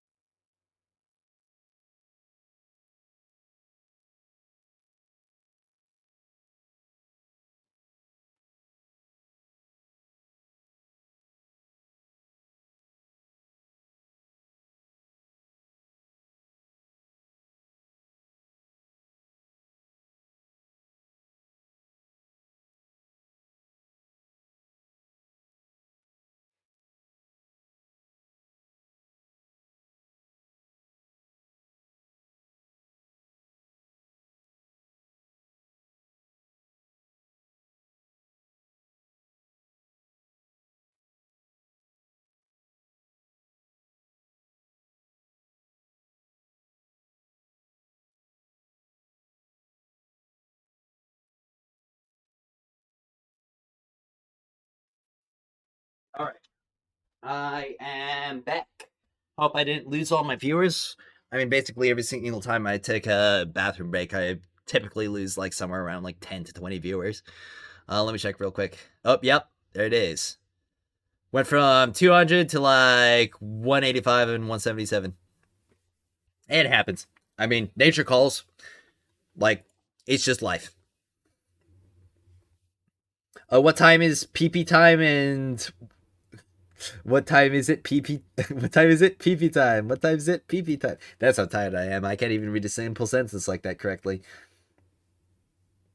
How long does it take on average to draft that spreadsheet? Well, as soon as I get all the information that I need for it, like putting it on the spreadsheet itself isn't that difficult. But like what's more difficult is going through all the testing to like get that information needed. And like there are just situations where like stuff just doesn't work as I originally anticipated. Like these sidearms are not working like I anticipated, and that makes them significantly worse than the other sidearms available right now. And originally I was thinking like this would be one of the better options to use on Gwyn, but you know, thank you for the sub, Pam Wussy Pam W. I'll call you Pam. Yeah, people can't last 30 seconds. XD. Yeah. I'll just call you Pam. Why explanation doesn't show up in your spreadsheet when you click on it? I have heard that. Oh, holy! Another subscriber already. Whoa! Gifted tier 1. Yo, thanks. I wonder who got that. But yeah, I've heard like because of just how many people are like on the spreadsheet, it is like causing notes to not work. But I also know that like notes just don't work on mobile either, which is why I'm going to be putting like more detailed stuff. Just keep a Gatorade bottle under the desk. That's kind of gross, man. Goldfish attention span, can't wait 30 seconds. Yeah.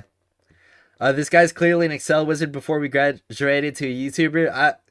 I mean, not really. I mean, I was working on an Excel spreadsheet for like, I've been trying to make my own tabletop or like doing some kind of thing similar to that. I mean, so I've got experience with making like sheets. Like this was the kind of thing that I was working with before. I was trying to make an auto sheet. It's definitely old. Like I've definitely done a lot of like system changes as well. But yeah, I do have some experience with it. What do you mean with exploits and Eclipse? There were some accusations of exploits. I don't think anybody currently on the leaderboard is. Also, Nick Pasquale, thank you for the channel membership. And yeah. Like, found you? Yes, you did find me. Fires, have I looked up the Aegis spreadsheet yet? Yes, I have, like, seen the Aegis spreadsheet. I mean, people are calling me the Aegis of Destiny Rising. And I take that as a big compliment. Because Aegis is, like, one of the most dedicated people when it comes to, like, the PvE meta. Is Yolder bad for Calamity Ops right now? So I'd say Yolder is good, but the main thing with Yolder is that she's got a lot more consistency, but Gwyn has more burst, okay? And when it comes to like doing things like taking down a Shinka really, really quickly, or like taking out a single target really quickly, like Gwyn is going to be more suitable towards that right now. But the thing is, like, as soon as Impact and Void goes away, or at the very least Impact, like, Gwyn's gonna be gone. But Yolder's still gonna be useful, because like Yolder can still take care of rapid fire, and because she's like weapon focused instead of ability focused, her best like shield breaking options are flexible because of her weapons. Getting past top 5 APAC is insane. I'm stuck at number 6, and that's cutting it close by a few seconds from each raid. Yeah. I'll brute force it with Gwyn. Well, good luck, man. I mean, like, Gwyn has, like, some other options, though. Honestly, Gwyn is kind of bad at brute forcing. Like, out of all the characters in the game, like, the sidearms are kind of really bad at, like, breaking off Shinka-type shields. Especially, like, the rapid fires compared to other options. And the Octant Riot Dispenser is, like, really your only good off-Shinka stunning option for, like, Blast Shinka specifically.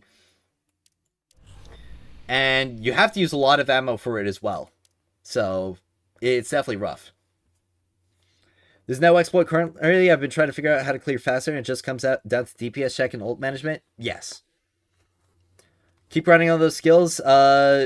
Things such as editing with Photoshop, Excel will help you in the future, even outside of just YouTube. Yep. Pull to Estella, I have 0 regrets. I mean, I'm pretty sure everybody who will pull to Estella has 0 regrets. Like, Estella, high key is kind of, like, overtuned. I mean, like, taking a look at leaderboards is literally just Estella. It's like... I know a lot of you who are, like, familiar with, like, Wuthering Waves, because that's, like, one of the other big gachas right now, and I know a lot of my audience, it plays other gachas. And I just remember, like, in the early 1.0 days, there's, like, team building, and it's just, like, Verena or Shorekeeper, and it's just, like, swapping out 2 characters, and they're, like, on every single team. And that's kind of, like, how Estella is in all the encounters in this raid. I'm yearning to get that God run I know you can get for we can get for second phase and skyrocket our rank even further. Yeah, like, I would absolutely love to do that. Problem is just time, obviously, Lancy. We need more DPS and supports. We've got, like, a ton of DPS characters, like Estella's DPS, Tantu's DPS, Umeko's DPS. I mean, Umeko and Tantu are also supports. I'll keep trying with Yolder. Hopefully I can find some people who can go fast in Calamity Ops. Yeah. When it comes to, like, primary weapons and, like, primary damage, Yolder's got it so much better than Gwyn. Like, genuinely. Like, I can go to the practice range real quick and show it. I didn't expect to like her this much. Yeah. I bet a lot of people didn't. We are at 12 out of 15 characters and triumphs. Well... that whole, like, collect 15 characters, that's just for the future. I don't expect that, like, that's just something they did for right now. But, like, this is literally just all Kulfi. Like, Kulfi plus artifacts. And it's literally just Inverted Fury, which is going to be the exact same on Gwyn. So, like, I just do this. Like, he's just gone. Like, the Kulfi just does that. And I go to Gwyn with her mythic option. And, you know, it's got no, like, passive damage boost, so, like, I'll give it enough of an advantage. Like, I'll stack up Black Body, so it's got, like, its full damage boost. And let me wait for, like, the Lightling to run out, and, like, look at that. It's so much slower, and it even requires a reload. So just, like, primary to primary, like, Yolder's got it so much better. It's just that the other parts of the kit is where, like, Gwyn can make up more. Because Yolder doesn't really have, like, good weapon damage, or not weapon. She doesn't really have good ability damage. Like, her shield throw's nice, don't get me wrong. Like, this thing kind of cooks. Like, it is more so because it's got Pierce on everything. So, like, if you... like, let me put out a bunch of enemies real quick. Like, all the dregs again. So, you can literally just, like, ricochet it and, like, hit everything. Yeah, that's what makes it, like, a lot better. And then, of course, you've also got the slam. But the slam's really only for, like, survivability. It doesn't really do much damage at all. Huckleberry is the... for real, you love the gun? I love the Kulfi, man. Like, I think the Kulfi's the best thing. I woke up before my alarm. I'm so cooked from last night. Ah, that's rough. All my friends are afraid to upgrade Estella because they think she's gonna get nerfed. It's literally illegal for them to nerf Estella. Okay? Like, it's literally illegal in China for them to nerf a gacha character that they sold to people. Okay, the only things that they could possibly do is just, like, change around the content or, like, nerf artifacts.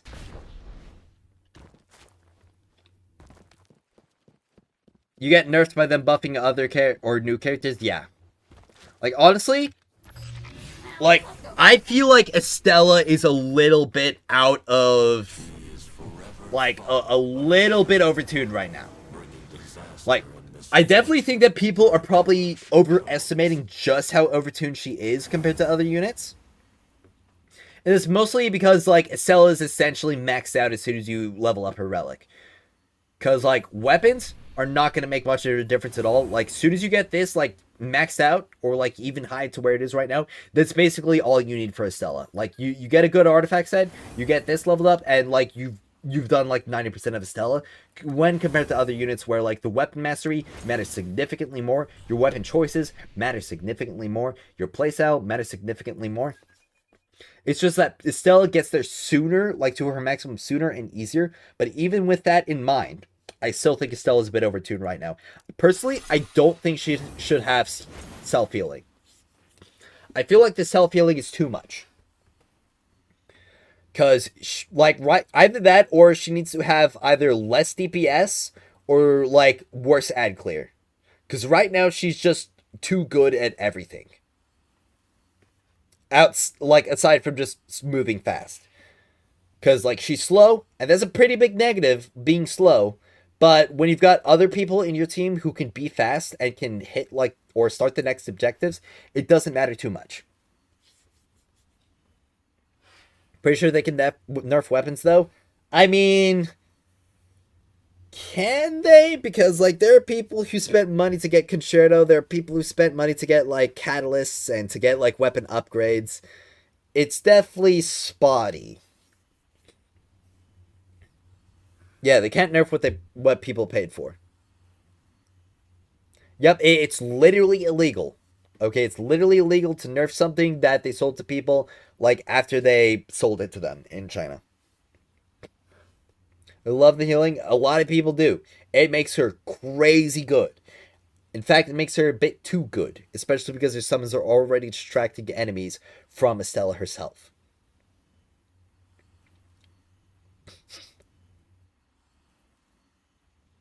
Her personal, like, when it comes to the contest, Estella got hit, like, least hard out of everybody because, like, the relic was the only thing that didn't get, like, restricted.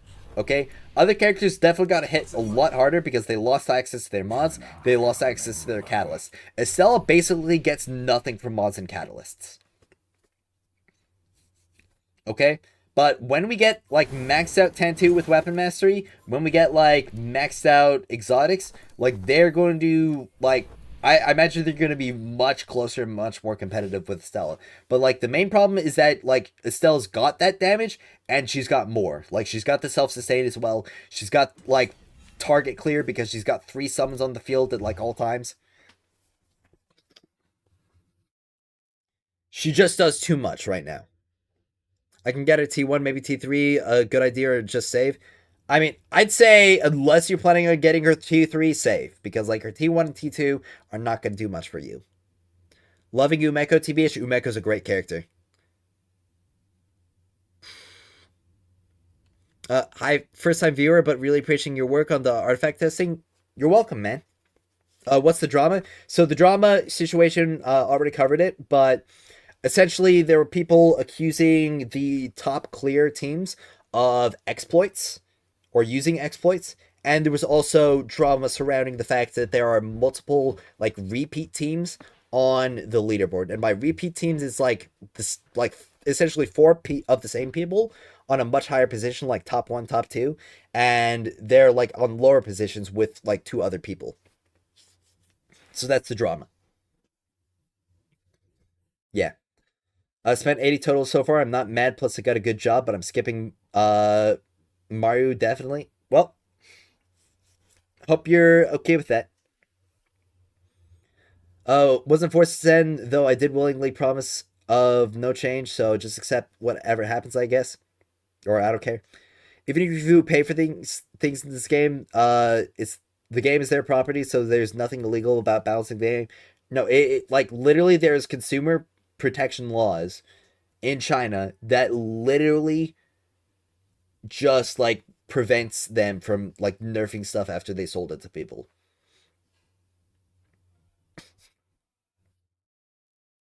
T3 is crazy. I want it so bad. It is like really crazy. If it was 10 seconds, I feel like it would be a lot more balanced, but like the fact that it almost doubles the uptime, it just kind of means that you can stack up your summons and it makes Estella so much easier. And I have her T3, Sorry. but I haven't activated anything because like I can't disable talents.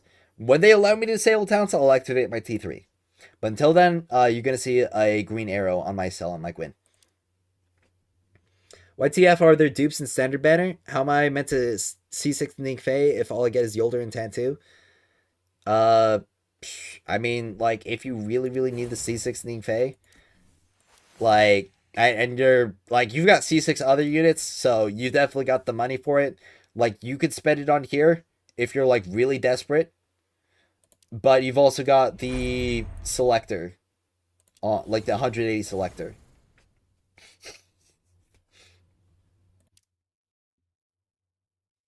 We need those laws in America because Apple would be cooked. Yeah. Honestly, we need some more consumer protection laws in America. I mean, globally, we've been able to benefit from them without having them in our own place, but like there are some, like, there's some crap stuff going on. I mean, the fact that it took this long to get Fortnite on my iPhone again is just insane. Oh, what position am I in the leaderboard? Well, we definitely improved. We've been knocked down a couple more times. We're at 40 now. We got up to like 33 early this morning. If we had more time, we'd definitely be in like the top 20 or 30 still. But life gets in the way. In China, but this game is made in America. No, this game is made in China. NetEase is a Chinese company. I'm unsure if spending my last 60 pinnacle energy on legendary campaign is good. It's a good use of your energy. You need to spend so much pinnacle energy on the legendary campaign. In fact, I'm about to spend more pinnacle energy on the legendary campaign because I need more exotic cores. And I've got most of the artifacts that I need. Like, my artifacts are good enough. It's mostly just exotics that I need right now. So, let me get my Ning. Actually, you know, I want to play Yolder. Let's move. I want to play Yolder. I'm so done with Calamity Ops. I did 8 runs, and everyone just run around without doing anything. You gotta get a team for it. Like, straight up, you gotta get a team for it. Matchmaking is so bait. I wish it wasn't, but you gotta get a team for it. You have every character C6 apart from Ning Fei. Yeah, you might just have to, like, spend your crystals in the shop for, like, that dupe, and you also, like, the selector. It sucks, yeah. No teams in the top 10 are using exploits to my knowledge. I definitely trust that top 1 is not using exploits. Spent so much on legendary campaign, I want to say that 1.5% chance fake. Yeah, I mean, Apple been trolling consumers for about 10 years now? Yeah.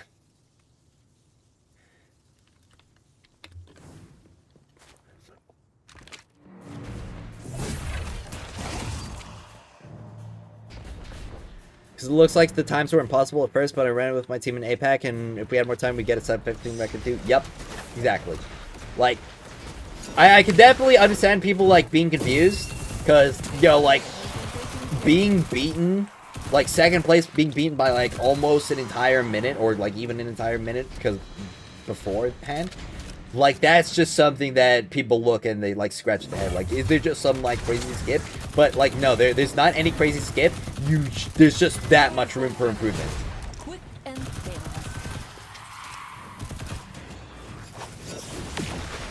And I don't know if that's, like, soothing for people or just, like, gives them dread.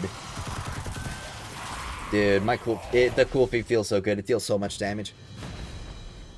Granted, it's not challenge difficulty, it's just normal, but still.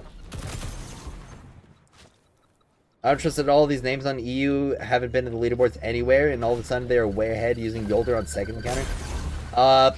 Not really. Yeah, there are people in the top teams using Yolder. But the thing is, they don't need to use Yolder for damage. They're essentially just using Yolder to break shields and to, like, stun Shinkas. Just like Win. Someone pulled a triple 4-star pull pretty sure. Oh, shoot. I was looking at chat instead of the screen. I fell. Are we getting new weapons in the future? Absolutely. Eclipse are legit. Those times are achievable in my runs extremely close to them. Just need to clean up. Exactly. Like, those times that we're seeing on the leaderboards, they're legit. It's just there's literally that much room for improvement. I really like Wolf. I do too. I think Wolf is an excellent character. Oh wait, I don't have to beat the Shinka? Oh my gosh, I don't have to beat the Shinka.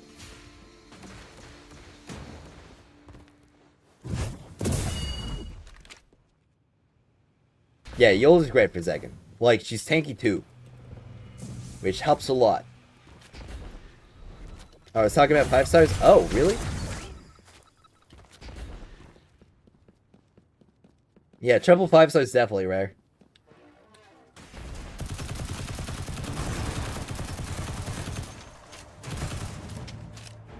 Wolf needs self-healing? Not really. His overshield's good enough. Like, stack DR on Wolf with that overshield, you're solid. Like, Wolf is the skill gap character, okay? Like, the difference between a good Wolf or a bad Wolf is massive. And I think he should stay like that. Because, like, he's really, really cheap and easy to build. But the difficulty should be in, like, the execution of how you play him, rather than, like, the difficulty of building him itself. Because there are other characters who are easier to play than Wolf, but, you know, you don't get, like, his best option, or their best options, entirely for free.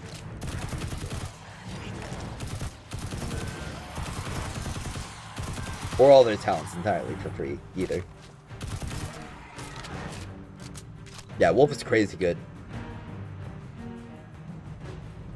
There's absolutely zero gaps for mistakes. My run is only a few minutes slower, and I know the parts I can clean. Yeah.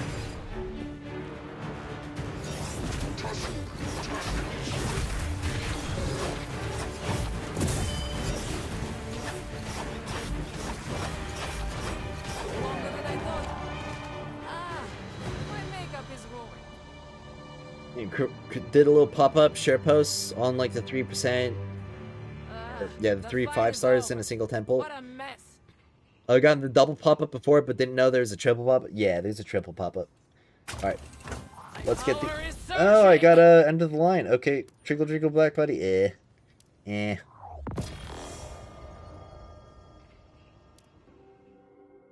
Well, challenge again.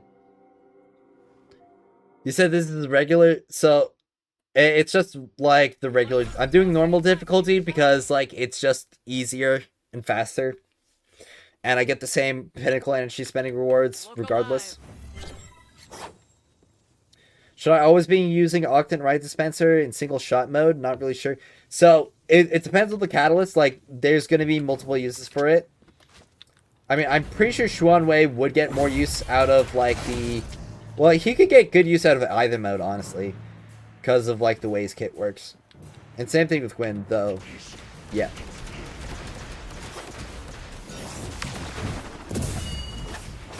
The enemy has been taken care of.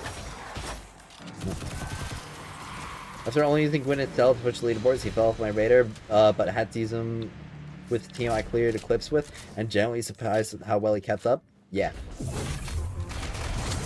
Oh yeah, yeah. The attack at Tabernacle, that's like an established speedrun strategy that they're using.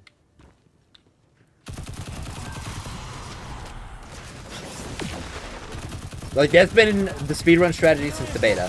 Actually, I think since the alpha.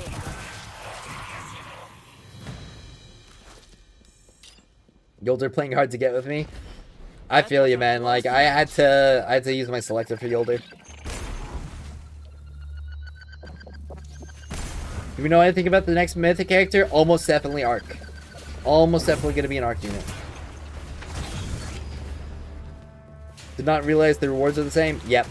I mean, like, you still have to do challenge mode weekly in order to get the the weekly completion rewards. But after that, like, if you're just spending your pinnacle energy, you can do it on normal.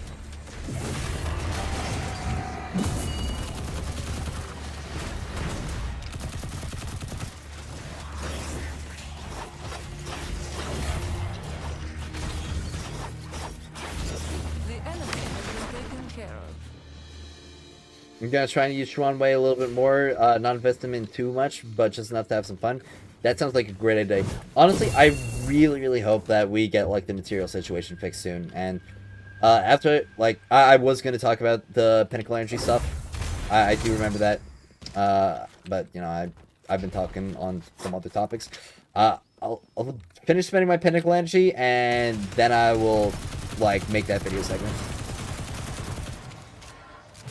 Can't be bothered to gamble because I indicate how many runs it'll take. Well, if you do wind up doing it, do claws. Do both claws, because that's the most likely outcome when you're gambling.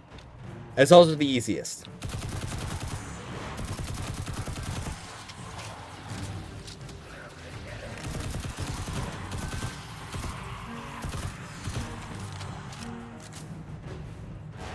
Right. Yeah, right.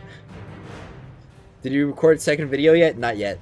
Working on the one you dropped now. Had to play a card game though. Nice.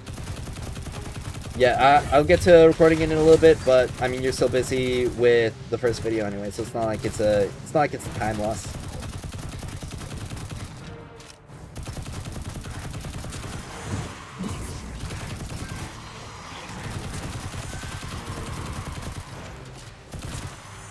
Beautiful finish. Quick and painless. I'm using Huckleberry on Yolder. Should I switch to Partridge Sky? Get yourself a God Roll Gulfy and switch to Partridge Sky. Like, that's my best recommendation for Yolder. Bring it on. Face the Iron Champion.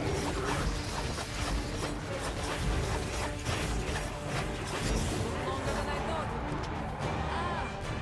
Alright. Let's see what I get. Alright, more cores. The fight is over. Alright. What a mess.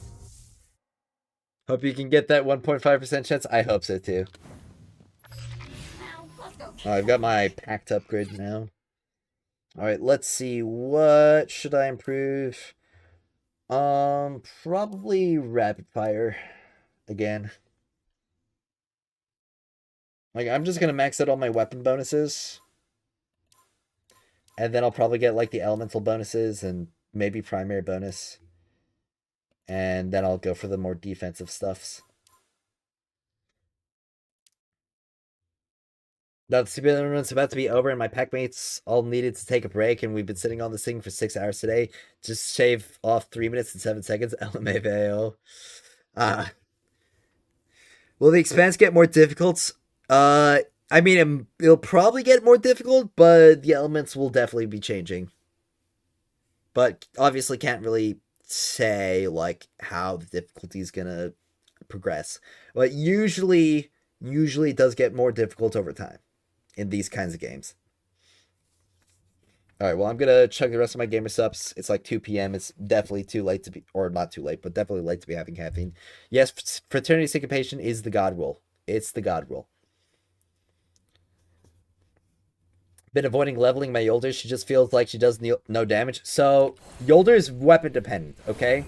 So, if you're, like, going from a character, like, I don't know, like Gwyn or Ningfei, like, Yolder's dealing almost all of her damage through her weapons. So, if you don't have good weapons, like, if you're using Wolfpack on her, or if you don't have, like, God Roll or, like, invested in Mythics or Exotics, like, she's not going to feel good. Okay, and the same thing with her weapon mastery. Like, her weapon mastery matters a lot more. Especially the maxed out version, because, like, that's 21% multiplicative weapon damage right there. Like, between level 4 and level 5. Do you think I don't think they'll remove them, but I do think that and I don't think that they should remove them. I think that they should like give out more emblems to the people who got like downplaced because of them.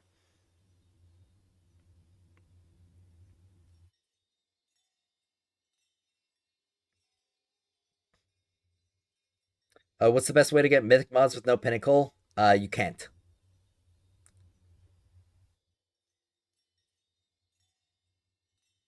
You don't gotta lie to kick it. Who's lying? My entire experience on Yolder changed when I got the God Roll Nobunaga. Exactly. Like, Yolder, her weapons matter so much more compared to other characters.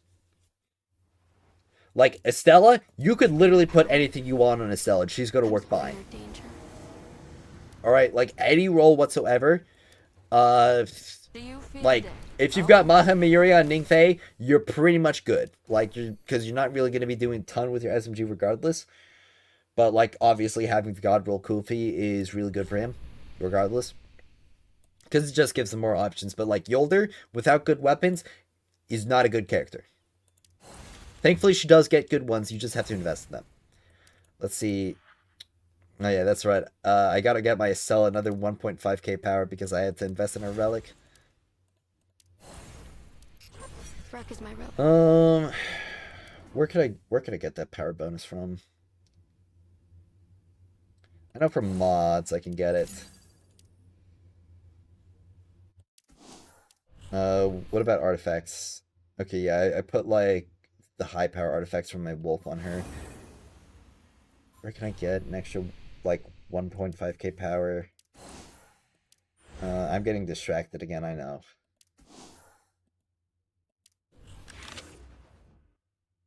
What I know on APAC is they've been doing bus services for leaderboard runs, so that sucks absolutely. I mean, if this situation doesn't improve, I'm definitely gonna make like another video on it. Because like right now, or like the main thing I was addressing today was just like the accusations of like leaderboard stuff, and like also just when it comes to the like the extra positions. But like the paid carry stuff, like that, if that doesn't get improved or if that doesn't get like dealt with, I'm gonna have to make another video on it, especially for like the other servers like APAC. Must be why am I or what's going on with the leaderboard? Or yeah, there's like some boosting situations going on the leaderboards, and a lot of people aren't happy about it. Power later, video now. Yeah, exactly. Video now. I should not delay much longer. Let me chug the rest of this so I'm not drinking like caffeine super late. What do you need to run second encounter on Estella? Gallows.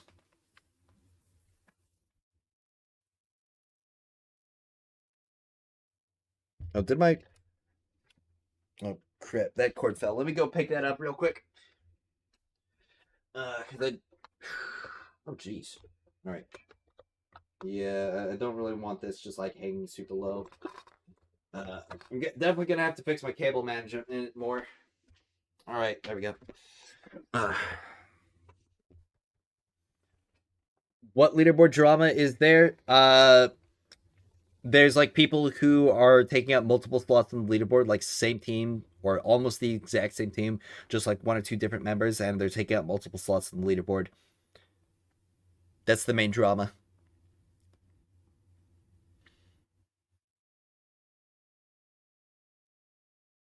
I swear we're not boosting. Every time we run, someone leaves and we just replace them. Again, like that's another thing that I brought up, especially is that you can't really determine like who is boosting and who is not, like just determined on their leaderboard positions, because there are people who just have to fill.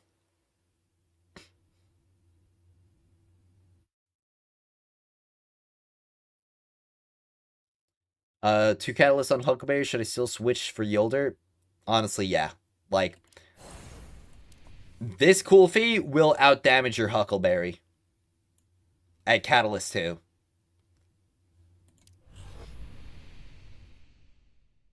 I did notice that we were in the top 15 in NA, got bumped down a lot to people with multiple runs. Yeah. You shouldn't be able to fill for leaderboards, creates an unfair advantage. Well, the thing is that what happens to the people who, like, their original team can no longer run, or maybe like they didn't go into it and like they got like a decent team, but like some people just had to leave because they've got lives, and like now they're down 2 people and they can't do any more runs for the rest of the weekend. Like, are they just barred from participating in the competition from then on out? Because I don't think that's fair either. No, first team was not using exploits or ubing. Okay, like let's just settle this right here, right now. Okay, they're not using exploits. They're not ubing. Okay, this is a legit time.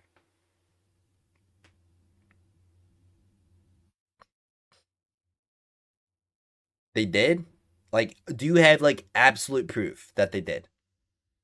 Didn't spawn the first Shinka. Is that an exploit?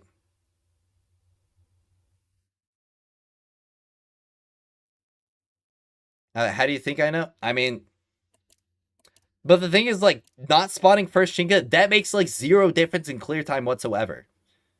Because you're still gated on the like amount of time. Like, legitimately, not spawning first Shinka and spawning first Shinka, it makes like almost no difference in clear time.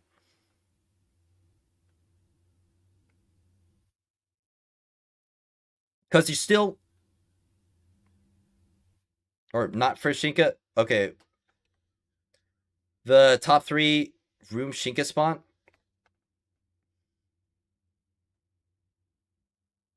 You can not spawn one. I mean, even then, that's like what? Like 5 seconds at most? Even lower if you're like still good at clearing. Like, that's one Shinka. That's one enemy of like 5 giant health. And even then, like, the Shinkas aren't even the biggest health bars. The biggest health bars are the heavy shanks. Like, oftentimes when it comes to defeating the enemies in there, you're going to defeat the Shinkas with your AoE stuff while you're defeating the heavy shanks. Like, that's not going to make enough of a difference. It's not like they're skipping the bridge, because that would make a significant difference. And again, like, this game is buggy. Okay, let's be completely honest, this game is buggy.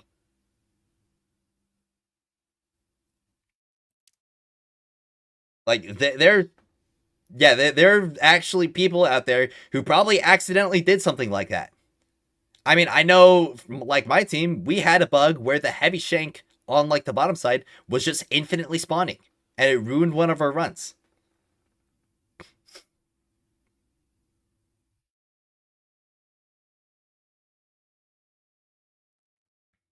Honestly, they should have made the animated emblem day 1 completion reward and have different rewards for leaderboard competition. I would have been fine if the animated emblem was just the day 1 reward, because like leaderboard, they get a title for it. Like, that would be enough for me personally. Well, you can't even say that easy fix is just to give it to the top 150 or top 200, because even if they do that, it's just like, okay, well, I mean, like, they just gave it to the top 150 or 200, but there's still the multiple team issue. There's like not really, that wouldn't amend that. It would just give more people the emblems, and then like all of a sudden I was like, oh, top 201 is like, oh, I got my emblem taken from me because somebody had multiple clears. And it's like, that doesn't fix it. The thing is, like, what happens to like the people who filled for teams that like they're not boosting, they're literally just filling for a team who needed more players. Like, what happens to them? Like,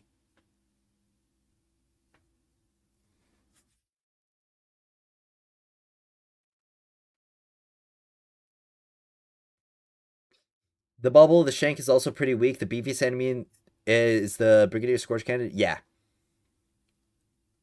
Do you have to play Eclipse before the event timer ends to get the emblem? You have to do it in the contest period, which ends today.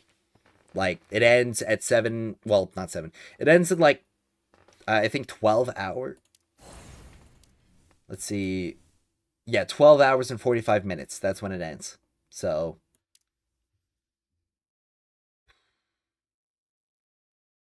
easy fix is team lock / commit if disband equals run removed. Okay, but what happens to, like, a team, okay, they get like a really good position, but like two of their players now can no longer run. All right. And the rest of their team votes to disband. And like, what if they would have still had a top 100 position, but the other team just wanted like a higher position? Like, those two players now are just barred from their rewards because of their own lives, even though they did earn it.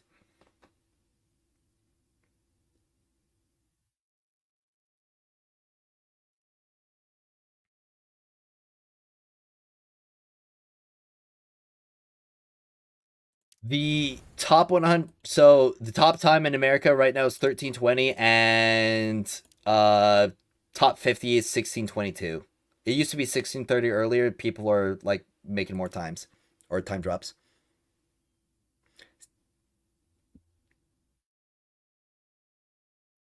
They should do like or do it like Gaunt solo ranking.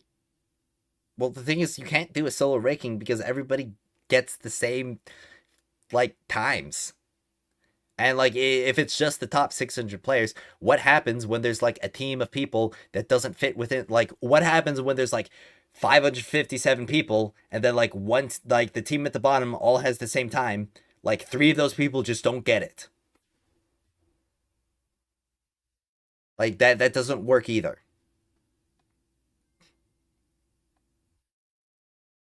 Yo, is there like push to talk? I've literally never used it today, but yeah, there is a push to talk. There's voice chat in game.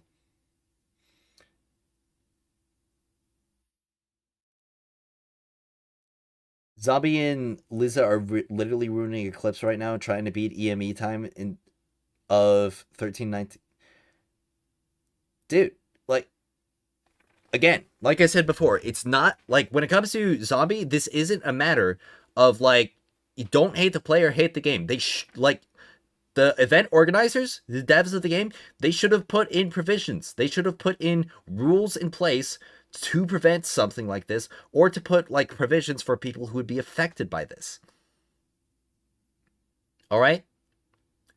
Like, is it their fault for wanting to get like lower times and for wanting to like help some of their teammates and some of their friends up?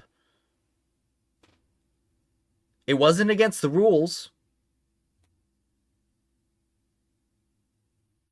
Like, this is an issue with the organization of the event. Yeah, Zombie's a cool dude. Okay? Like, he's not doing this maliciously. He's doing this because he loves the game. And he loves his friends.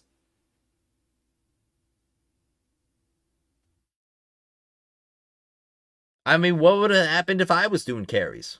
Like, I only held off because one, it was like super duper difficult and I didn't have like my full team ready for it.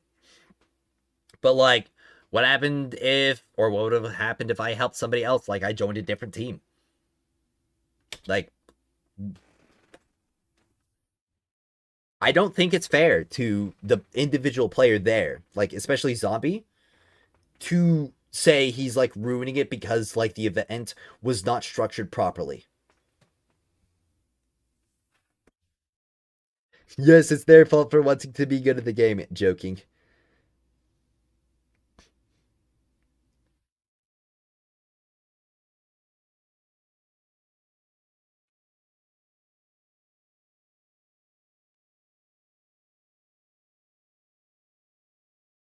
Yeah, don't be upset at the team that's doing carries for their pack. Listen, dude, okay? It's like, it's not an issue with the player, okay? Like, could you say that he's being selfish because he's helping his friends? Yeah, but I mean, like, he's a good player, okay? And his friends, like, these are probably people who he's been friends with for like a long time. Could you imagine being like that, I don't know, 10 plus year friend, and you're playing the same game and you're like you're not on the A team, but like you're still a good enough player to get like a top position. You're like, hey dude, can I run with you afterwards? And I'm like, yeah, I'll run with you afterwards. It's like, it's not even a situation where he's like carrying people, cause like it could literally just be, oh yeah, I want to do some more runs with my friends afterwards because like I want to play with all my friends. Like, it's not an issue with this, like, especially this player specifically. It's an issue with the way the event and the leaderboards were structured. Like, people who are blaming Zombie and other people like Zombie are short-sighted. Because they could have put in provisions, they could have put in rules in place to prevent this from happening, and they didn't.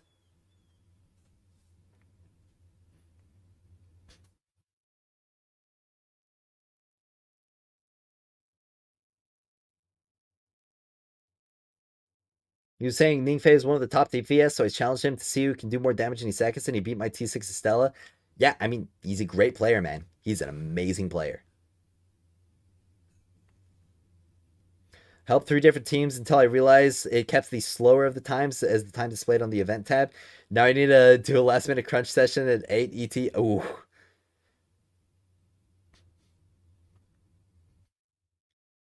No one's upset here. I don't care if it rubs in the wrong way, but I'm just trying to help clarify that there's no exploits going on in those top clears.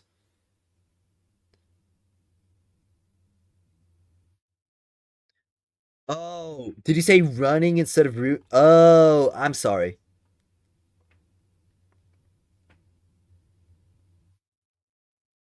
One fix is the first slot to a certain time you get bumped if somebody gets if somebody gets the same time at you but you were first, yeah, you get bumped down if you were there first. It shouldn't be that case.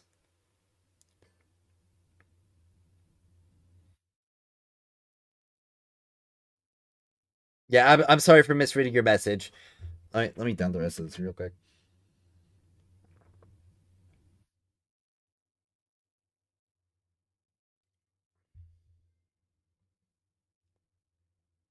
Oh yeah, Zombie's amazing. He's an amazing player at this game.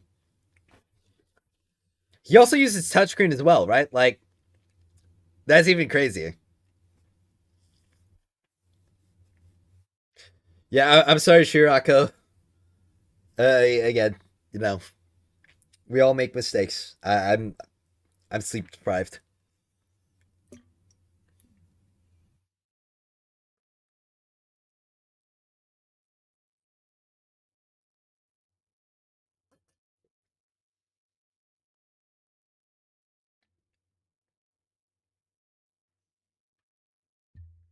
Heard rumors Ikora well built as a sleeper for Eclipse. I mean, honestly, I've been cooking like some stuff up with Ikora for a little bit because people said the GL was bad, and I already looked at like the GL traits. Like, it's got Fraternity and this Polyploidy perk. It's pretty cool. Okay, and this is just a GL with mythic mods, so like it's single target damage as well. Not even spread, which is what it's supposed to be doing. So, like, let's just compare. Like, it beats that major in 4 seconds. Okay, 100k damage in 4 seconds, just like that. On a single target, using an AoE weapon, okay? So let's walk over to this scout rifle. Okay. It's almost just as fast with that single target stuff. And this scout rifle has a mythic mod on it. Okay, and they both have like freaking Annihilation, that first perk node, so they basically don't have a first perk right there. And this has a lot higher like level mods as well. And my 10-2 is better artifacts, like higher damage bonus from Calming Token. Like, I was getting, this was Inverted Fury, this wasn't even Explosive Shell.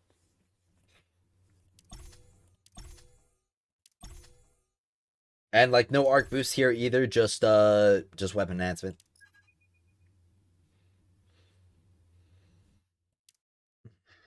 Is that a god roll present fleet? No. If it was a god roll, it would have Fraternity or Sympathetic Detonation.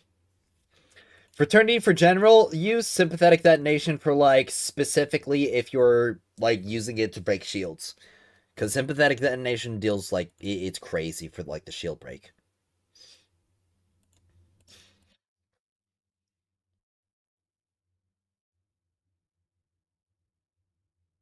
We took that back. 6 seconds behind. I've been playing a lot of Ningfei since he's so useful. Yeah, Ningfei's great. He's definitely gotten a major glow up from the beta since like he got the Mahami Yuri. Best perk combo for Sworn Oath. It is Time Marches On and Fire Rush. This is the best perk combo right here. It's also in the spreadsheet.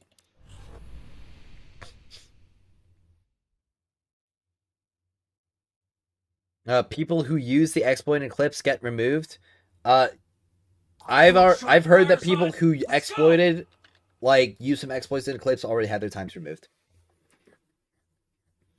We logged off on Friday. We're fourth on EMEA with a time of 16 minutes or 18 minutes or something. We had to get together both yesterday and today to crunch more time and shave off more time. Me too, man. Like, we had a solid 18-minute time. We had to shave off another 2 minutes, and like we were planning on going a little bit further, but we ran out of time. You got 1326. Yo, sick in Plax. EMA is 13 minutes top one. Yeah. Also, regarding Gulder, is she fixable? Yeah, you just gotta get good weapons on her. Like, get yourself a God Roll Kulfi, get yourself invested in Partridge Sky. Really? Well, I think it matches perfectly. Let's see. I should get this Catalyst 4, shouldn't I? I probably should. I will. And, you know, next week I'll get this Partridge Sky copy and some more infusion cores from Legendary Campaign. And then my Partridge Sky would be awesome. And then, of course, when it comes to my Wolf, I gotta upgrade his Smart Bomb a bit more. And that also means I need more photons.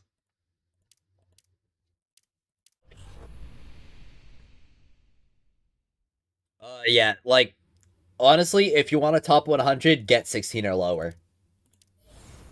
Like, my team right now is 1603. We're position 42. Okay?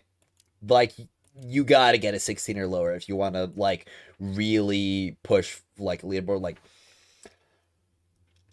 we were at, like, 30, like, 33 this morning. Across, like, the past, let's see, it was 9, so that's like across the past 5.5 hours, we've dropped to almost 10 positions. We could easily get ourselves like a 15 something if we had more time. Like, I would definitely be sure that if we had like another 6 hours, we could push like top 20. But, you know, that life gets in the way.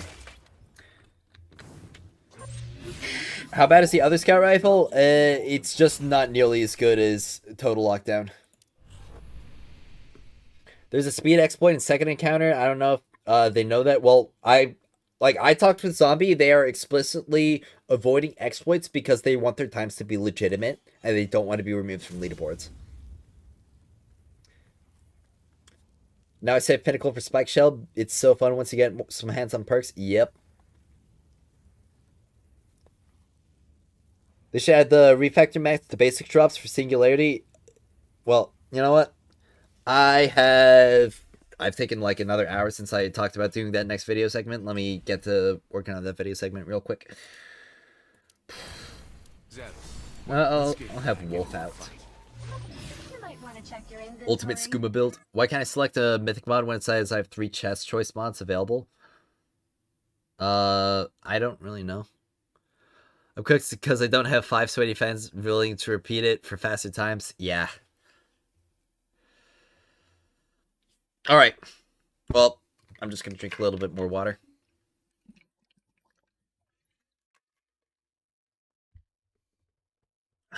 Okay. Alright.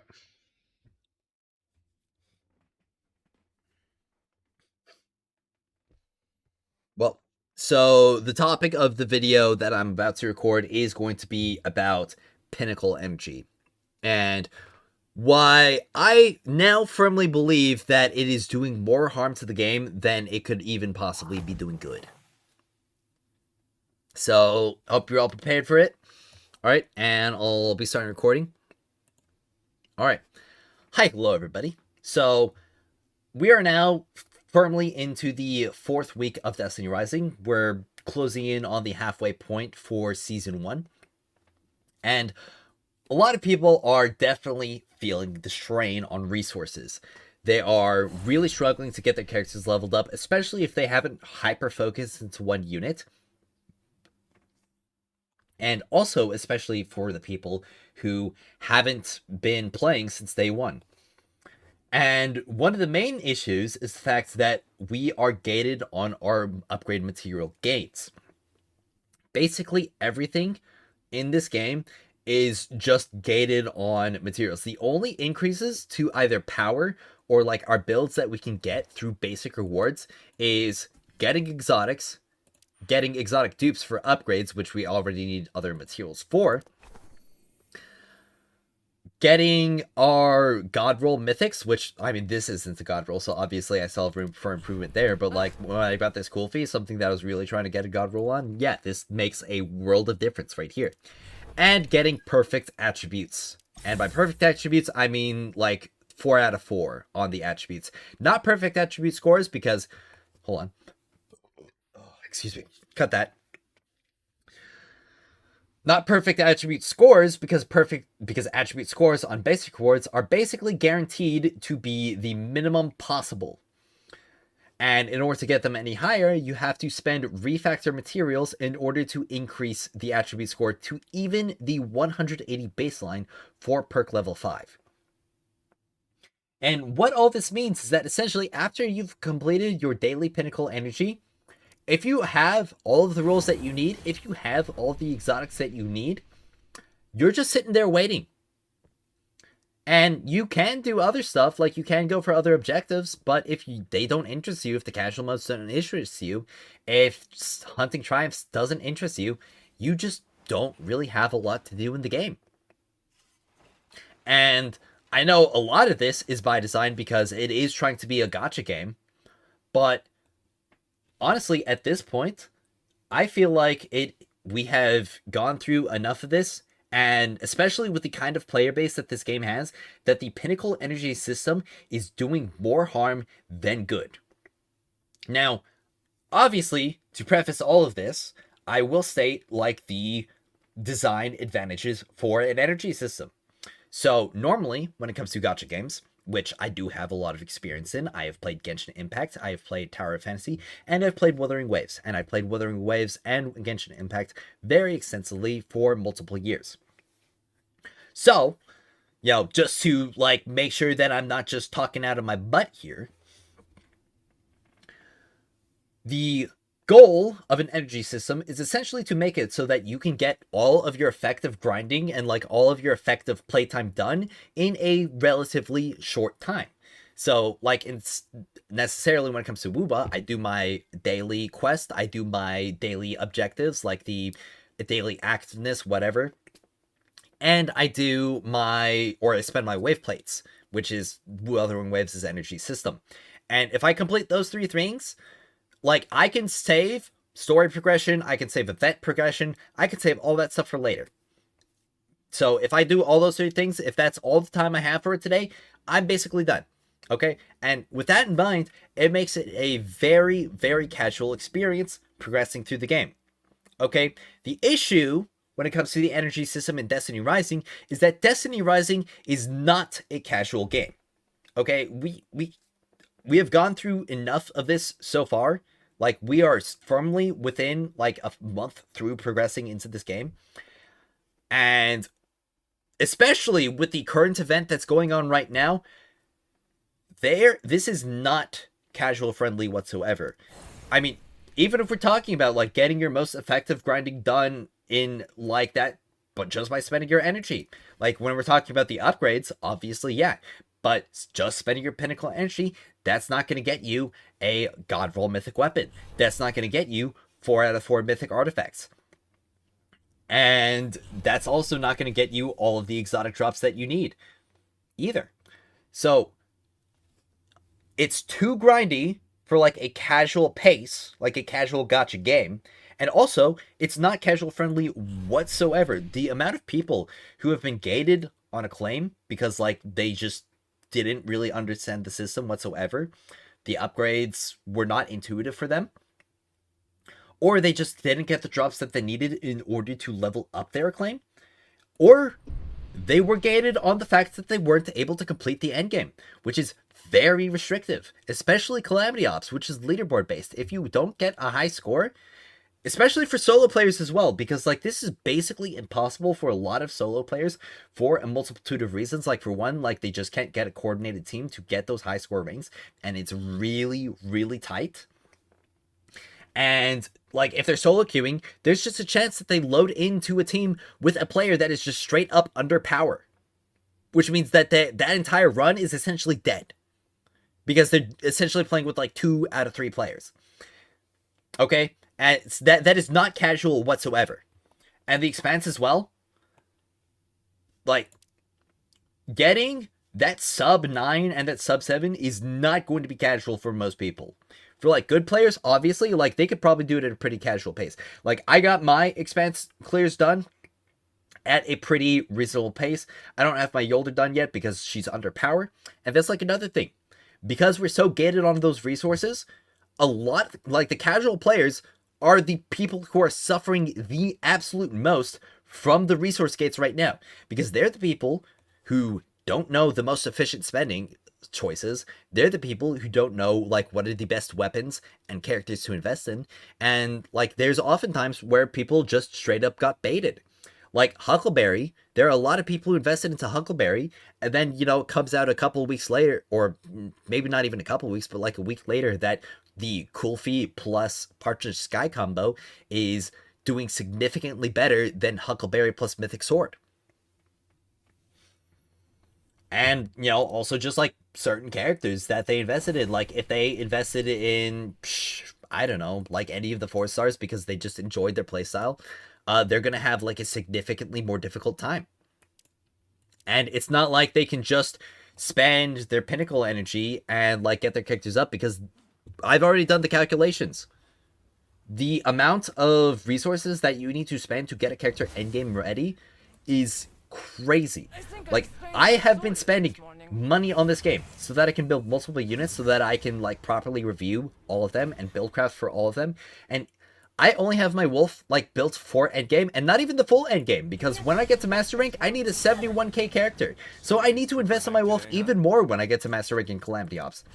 And my Yolder is still like 500 below where I need her to be for the Expanse. Like I could probably get my sub 5 or like my sub 7 if I like really, really played out of my mind. But again, that's not a casual pace. And if you're not getting all that stuff, especially in Calamity Ops, like it's definitely not as bad as in the Expanse that it is in Calamity Ops, because like if you like that, it's basically missing 2 keys if you're not getting like the full clears, which that's like a couple of clusters and a couple of other materials. That's not going to make a giant difference. But Calamity Ops, you don't get like that rank up. You don't get like a higher rank. You are missing out on a lot of clusters. Okay? Because you've got the rank up rewards, which they do reset like significantly slower. But like if you are in, let's say you're stuck on Specialist 2, like not getting into the higher ranks, that's literally just getting you out of another incandescence cluster, which you need a lot of to master your characters. But even then, like the people who are in like Expert 2 to Master, like if you're not in Master 2 rank, like in the top 50% or higher, you're not getting that extra cluster per reset. You're not getting the extra exotic weapon infusion cores per reset. And that's going to put you significantly further behind. Like being in Master 1 in the Unchanged Zone gives you 10 less cores and 1 less incandescence cluster every single reset for Calamity Ops. The cores don't matter as much because that's like essentially just a few claims, but I mean like obviously every little thing matters. But like losing out on an extra cluster, that's going to suck for a lot of people. Especially if it's like multiple clears or like multiple resets afterwards, because there's only so many people who can be in that top 50% of Master 2. So the majority of the people are going to be stuck getting like that 5 incandescence clusters. And because this is like the only regular source, like we will be getting some more from events, but for a lot of people that's only going to be patching up a little bit. I mean, like this is the first event like after or since like the raid events. And again, like, it's also only happening like another 4 days and 16 hours from now. And like, they're only getting 4 clusters. Like, for most people, this isn't going to make a giant difference in the amount of characters that they can build or the like peaks of investment that they can make in characters. But I mean, that's just straight up the like lockout resources. Even just talking about pinnacle energy, legitimately, if there are so many people right now that are literally just gated on power right now because they didn't know all the best, or even that they weren't even playing since day one. Like, they just don't have the power requirements to clear the end game. And even if they did, like, what happens as soon as like the next end game resets? Because, you know, a whole month from now, like, as soon as we get that mid-season update, Void's going to be out, and Impact is likely going to be out with it. So, like, what happens to all the people who, like, hyper-invested into Gwyn? Who got, like, their 71k Gwyn because they were going for, like, those high ranks and Calamity Ops? All of a sudden, she's likely on the bench. And now they have to build either a brand new character or, like, hyper-invest in another character in order to get their Calamity Ops clears. And they just straight up might not have even the pinnacle energy related resources for it. Like, this is not a casual pace whatsoever. You cannot progress in this game at a casual pace. So, the pinnacle energy is not gaining, like, the best players, like the grinders, from, like, getting the best stuff. If anything, it's gaining the casual players from actually participating in playing the game. And, like, this endgame grind, this endgame slog, has been a major dampening on the player base. And I can tell, like, straight up that there are, like, much less people who are engaged with Destiny Rising in general. Because it's not just my channel, but, like, basically every single channel covering Destiny Rising, viewers are down. Even the, like, new event, the day one event, there was less attention on that from, like, a lot of people than the, like, unofficial day one for the, like, lower difficulty Monolith's Fall. And it's likely just due to the fact that a lot of people just, like, finished up that campaign. They, like, tried progressing a little bit further and it was like, oh, well, I guess I just can't really do all that much anymore. And, you know, maybe they tried with the basic rewards and then they just realized, oh man, this actually isn't benefiting me all that much. If anything, I'm just getting more more weapons, more exotics on my account for characters that I can't use. Or even if they are for characters I can use, I can't level up these weapons because I don't have the materials for them. And it's going to be multiple days worth of, like, grinding and multiple weeks worth of grinding. Not even grinding, just, like, spending your lockout resources to get just, like, these characters and these weapons leveled up. And again, it's harming the casual players even more because they are just progressing slower because they don't have the, like, time or dedication to, like, go for crazy clears on the Expanse or for crazy clears on Calamity Ops. And therefore, they're gated out of even more materials. And if they just straight up didn't know, like, what the best options were, and they invested in poorly, that could set people back multiple weeks worth of resources. Straight up. Right there. I mean, like, getting Huckleberry to Catalyst 2, like Catalyst 2 with 4 Catalyst boosts, that's like 150 or so exotic infusion cores. If you're doing, like, just regular pinnacle claims, like discarding the 3 times a week where we get, like, 10, that's, like, almost freaking 40 pinnacle claims. Yeah, I did that math right. Like, that's like 30 to 40 pinnacle claims. So, that's freaking insane for only getting 6 pinnacle claims per day. And that's not even counting, like, the fact that they only get so many catalyst materials per week. They only get, like, so many just pinnacle energy per week in general. And again, it's not even really a problem that's like, oh yeah, just spend more. Because, like, I've been a spender. And all that's really done is made it so that I can have like one character built and like one character barely built, instead of just having only one character built. Like, that's basically my experience with it whatsoever, as somebody who's been a spender and not somebody who's just been buying out the black market every single day. So I firmly believe that removing the pinnacle energy system and making everything just like straight up grindable is going to be a net positive. And the main reason why is because, and especially because like this game, it's not gathering the gacha audience. Like, I've done multiple polls on my stream and my channel to determine like what the primary audience of Destiny Rising is. And it's like more than 80% is just Destiny players. And if you take a look at the wider gacha space, you know, like the people who are talking about like the biggest gacha games, you know, talking about Wuthering Waves, Umumusume Pretty Derby, upcoming games that, you know, sometimes they remove the gacha, like Duet Night Abyss, Ananta, like exciting stuff. There's nobody talking about Destiny Rising.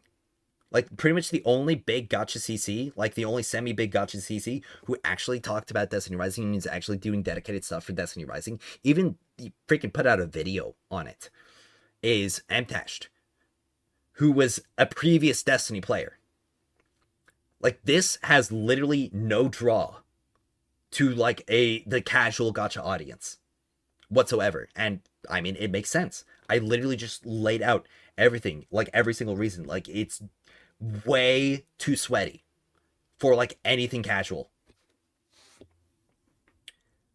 And it's literally hitting like the worst of both worlds. Like, you've got the energy system limiting the people who want to play it like dedicated, who want to play it like a Destiny game because they're Destiny players.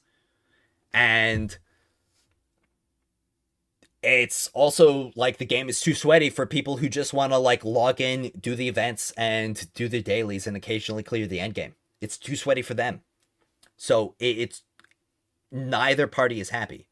And like, originally I was just saying like they gotta make a choice, like whether or not they want to like go in on the casual audience or go in on like the dedicated audience.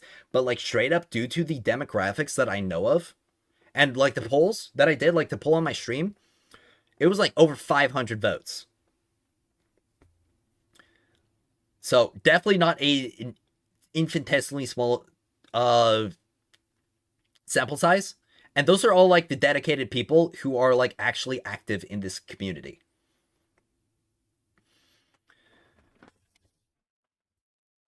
So like, straight up, like, go all in on the Destiny. Like, remove pinnacle energy and like just do what Duet Night Abyss did. Like, literally, if the devs have the balls to do this, like, just get rid of pinnacle energy, make literally everything grindable, including characters, and primarily monetize the game through cosmetics and like pay to progress. And that's it. Like, if they do that, I sincerely believe this game will actually like blow up. Because this game, I was talking about this with like my raid team last night. It's 2 patches away from like being the best thing ever. But it's also like 2 patches away from fizzling out. Because, like I said, like, there is people who are looking at this and wanting it to be good. But there's also just not enough trust in there. And the systems in this game are like literally pushing down. It's literally putting a dampening on its primary audience. And like, this game is already poised for like that kind of model. Like, if you literally just make it to where people can farm Lumia leaves, and like it's prime, like, look at all this. These are all paid exclusive cosmetics. All right, we literally had an event where like the whole goal of it is to like pay $20 for a skin, or pay like $20 for another skin, and then pay like a little less than $20 for this skin, and 25 actually. And also, like, all the extra cosmetics that go along with it. Like, this would be enough. Especially if people, like, don't feel as limited with their wallets. Like, and if they're happy players as well, like Destiny 2 in its heyday was primarily getting its revenue from like cosmetic sales from the Eververse. Like the expansions were hardly factored into it at all. I mean, maybe like a small portion, but it was primarily through the cosmetic sales in the stores. Like happy players are happy payers. And right now, I'm finding it like fewer and fewer people who are like having reasons to be happy playing this game because they are Destiny players. Okay? They want to just grind. Okay, pinnacle energy in this game equals more money. Okay, but here's the thing. Okay? What happens when they lose that pair? Okay? Like, they could get somebody who would spend money for pinnacle energy, but then they're losing like 10 people who could have spent money on cosmetics. And like, there's already people who are like kind of burning out of this game.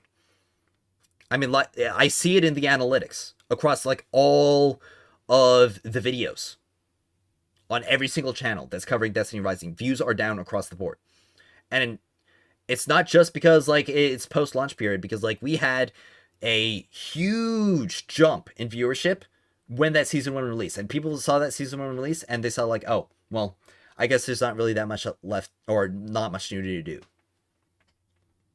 And like, it just, that's kind of what people feel right now. Like, the amount of stuff in this game and the quality of the stuff in this game is not enough to put up with the pinnacle energy system. Like, there's only so many, like, what's the word? There's only so many concessions that players will make, depending on the game quality. If the game is really, really good, and they're having a lot of fun with it, players will make concessions. And that happens with a lot of gacha games. Like, people will put up with the gacha model because the game is just that good. Okay, but there's not enough people who are confident in Destiny Rising being good right now to, like, put up with stuff like that. And, like I said, the main audience is Destiny players. Like, more than 80%.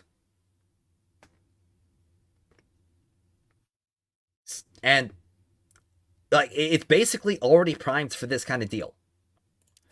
They've already been working to, like, limit a lot of the paid options more, because, like, they put a weekly limit on the energy supply. Like, every single other gacha, you can, like, get 3 days worth of energy by spending every single day. Okay, the challenger keys are a bit more egregious, but, like, when it comes to a lot of things, they are really, like, restrained on a lot of the, like, pay-to-progress stuff. But legitimately, I firmly believe, like, from here on out, like, pinnacle energy is a net negative across this game, especially because it's a casual system that only harms casual players right now. And it makes the experience even worse for the dedicated players. Like, this benefits nobody in this audience. And, like, beyond that, like, beyond just the pinnacle energy, the amount of, like, daily XP gates, daily progression gates on everything, it just does not feel good. Okay? Like, when it comes to the casual modes, like, you play Iron Bar 5 times, you play Sparrow Racing 5 times, you play Shadow Shaper Duels 5 times, like, you know what? Then you're done. You don't get any more. Like, no weekends where you're just, like, grinding PvP every single day and just having a bunch of fun with your friends, because, like, you do those 5 games, you're out of rewards. Sparrow Racing, you do those 5 games, you're out of rewards. And the destinations, like, sure, they, like, raise the cap, but, like, you could literally just be, like, grinding your XP in destinations, like, oh, well, I guess I'm done for the day.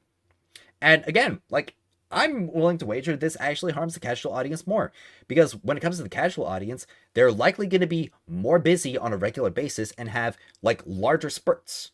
Okay, but then they get capped out on those larger spurts, like, during a weekend. But the people who have, like, all this time throughout the entire week, for, like, whatever reason, like, maybe they just have easier lives,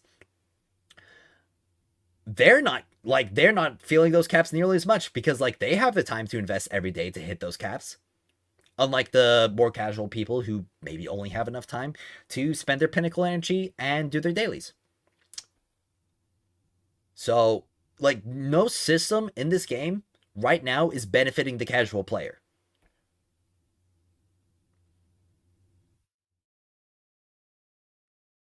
And I really, really want this game to improve. And that's why I'm recording this video right now. And I've probably talked to death on this topic whatsoever, like, already. But I feel like right now I'm confident enough to, like, take a real stance against this, like, the current state of this system right now and this progression system right now. I'll give the dog a couple minutes to finish barking.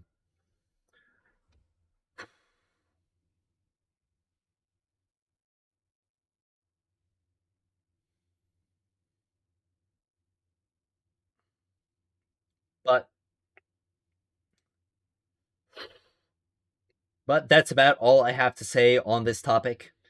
If you are enjoying my coverage of Destiny Rising and would like to keep up with all of the best guides, news, and updates through this game, and keep up with the community discussion, be sure to subscribe to my channel, as that will be the best way for you to keep up with all things regarding Destiny Rising.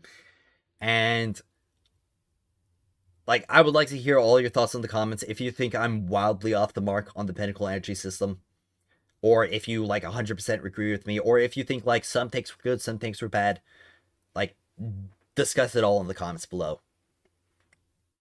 And again, like, I'm really passionate about this game. I'm I mean, mostly because I'm a Destiny player, and I'm sure a lot of people who are playing this game, or like who just play Destiny in general, they just have like this shadow in their mind of just Destiny. Like, this is probably one of the most captive audiences that I have ever seen, because I know, because I feel it myself, and I've talked to other people who feel it. Like, there's just nothing else out there that like really scratches the Destiny itch. Like, you can play other games, like I've been playing other games, because a lot of the time, no Destiny has just been like better than like experiencing the state of Destiny that it has like gone through. But again, there's just nothing else out there that scratches that itch. Like, and it might be unhealthy. I mean, hell, it probably is unhealthy, but it there's an audience for this, and they just have to capitalize on it. And if they do, if they have, if the devs have the balls to make like difficult choices in restructuring the game, I really believe that this game will become something special. Thank you all so much for watching, and as always, I will see you next time.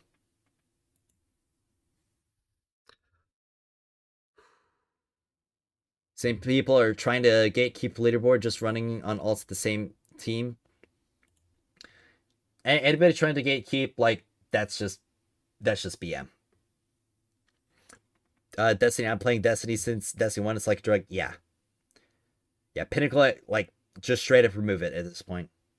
Should have just made Destiny 3 low. There's good activities in this game, better than D2. It's a lot more fresh as well. Duel XP is good for like 20 wins, so if you want to keep playing Duel, yeah. But even then, like, number 63 here would love to know the drama about the Eclipse. So I went over about it before, but the drama is essentially that there are like repeat teams, and I mean like the same 4 people or the same 3 people or even 5 people taking up multiple spots on the leaderboard. And there were also people accusing the top teams of using an exploit. And I mean, like, look now.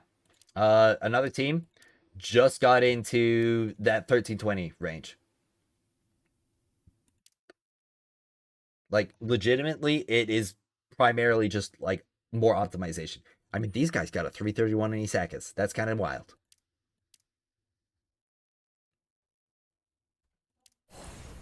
Well, I should get this footage uploaded real quick.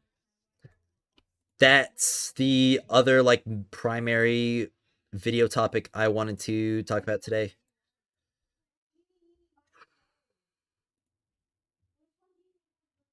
Let me check my notifications real quick.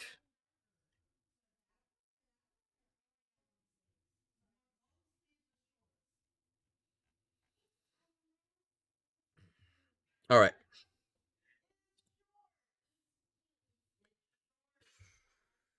The rose tinted image most of us have is Destiny is better than Destiny has ever been. Certainly better than it is currently. Probably true, but like there is also just the whole fact that it was different times. Like we literally cannot go back and re-experience like how Forsaken was. Like we only have our memories, and I mean for a lot of people, they grew up on this game. Like I started playing Destiny when I was 11, and I played Destiny 2 in like my early teens, and I made a lot of my friends who got me through like many years through Destiny. And there's a lot of people who have love for this game, and there's a lot, and it definitely is something special. I mean, if it was just another game, then people would move on. Like there would not be so many people who literally just like live in the shadow of Destiny.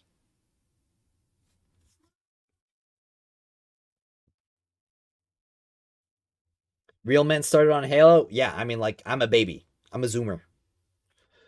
This game needs some changes, but as you said, I believe the issue is games like these are big in China and they only allow games to be played for a couple of hours a day. This promotes quick activities with no reason for grinding because they don't have the ability to do so. That's only for like kids, I'm pretty sure. Like I'm pretty sure that's only for kids, and even then they get around that.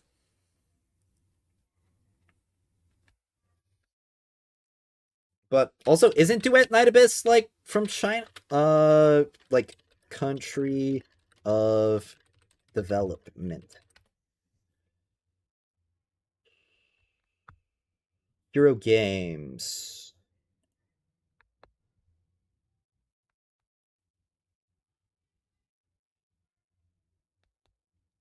Let's see, Hero Games. Or that's not Hero Games DNA.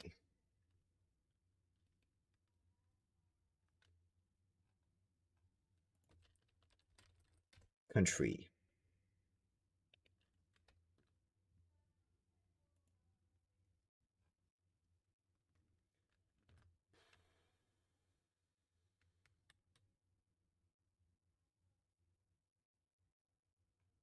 Okay, yeah, like Hero Games, developers behind Duet Night Abyss, like the exact example that I used, where they went from like this gacha style game to like the free to play, like kind of Warframe like model, where it's like you can grind everything and it's pay to progress.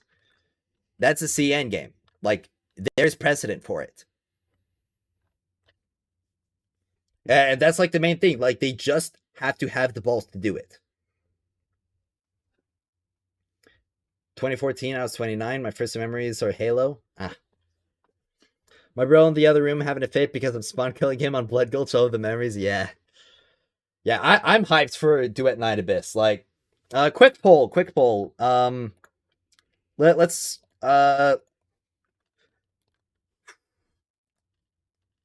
are you interested in Duet Night Abyss? DNA. Yes or no? Or I'll do yes, no, and haven't heard of it.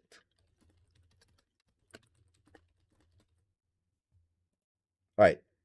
Let's keep this. Let's keep this poll on.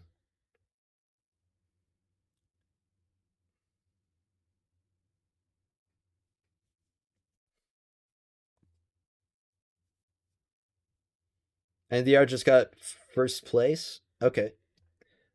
I love the content. Keep it. That. Yep. I'm definitely gonna keep up with the content. So there's no way to get a second copy of Furious without the battle pass. Uh, I think if you just buy all the battle pass tokens, but like you would have to spend so much money on it in order to like get the black market coins for that, so it wouldn't even really matter. So yeah, you really can't get that second copy of Furious without the battle pass. unless they make it available in the future, but you'll have to wait for that. Uh, when you do the character optimal build sheets, will you include the key breakpoints for duplicates? Yes, I will. Because, like, I mean, for Stella, Greater like, key breakpoint for her is talent 3. Like, talent 1 and 2 aren't going to do much for her.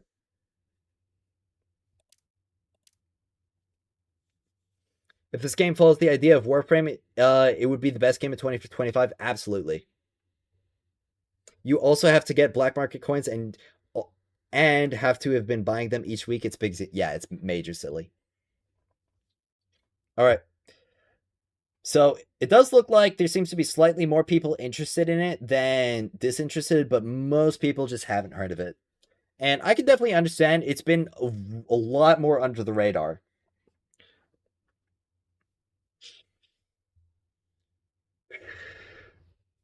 But I mean, as somebody who's been like in the gacha space, like kind of tuned into it for the past half decade, like seeing those announcements of it, I mean, I could pull up their developer live stream on it.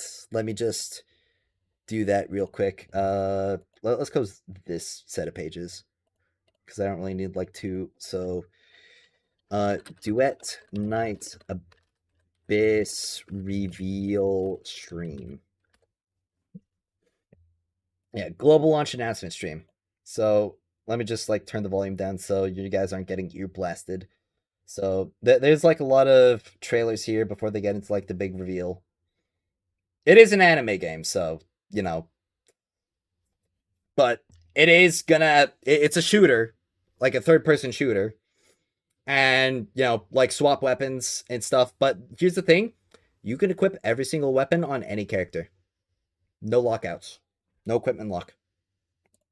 But like, I was like kind of interested, like somewhat interested, and I saw this live stream one morning. I was like, yeah, sure, I've got time, I'll watch it. And like, I'll just make it go faster, so I'm not wasting all this time because, like they're just showing off the set. I mean, like sets like these are one of the big reasons I like gachas for like the live streams and stuff because, like, they're pretty nice. It's probably a bit too fast for you guys. Yeah, so they're just introducing everybody, talking about the closed beta.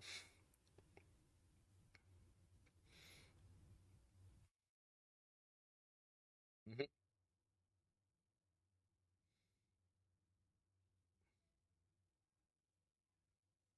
Yeah, so they're talking about the major optimizations, which essentially like they say optimizations as like improvements to the game. So like this is just how they introduce free. Like what's free exactly? So characters, every character free. Weapon pool free. Okay. Removing all character and weapon banners. All earned through gameplay. And the major update, unlimited stamina. Like, these guys just freaking opened up their live stream and just like, they're like, okay, our fat nuts, I'm just gonna slap them on the table right here. Like, that's how confident we are. Or not, maybe not confident, but like that's how ballsy they are.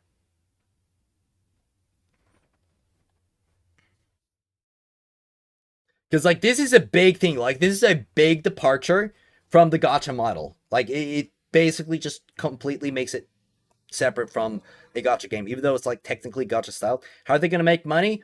Through cosmetics. And they show off some, and also from pay to progress. So pay to progress and cosmetics. So like literally the exact same as Warframe.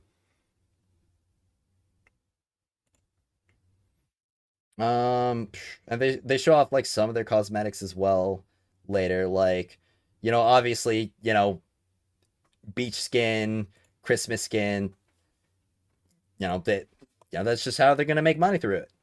And like they could literally do the exact same thing in Destiny Rising. We've literally got a whole freaking cosmetic shop that's stuffed to the gills with cosmetics, and we've got like event cosmetics as well.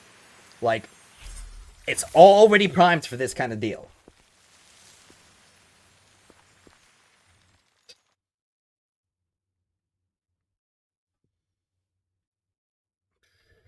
No Twitch. Oh crap.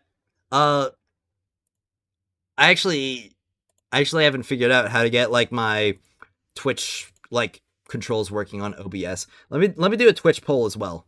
Let me not leave my Twitch viewers behind. So how do I start? Okay, manage poll. Create new poll. All right. Have you or are you interested in doing Night Abyss? Oh man, I can get more options than well, I guess 5 options, like one more option.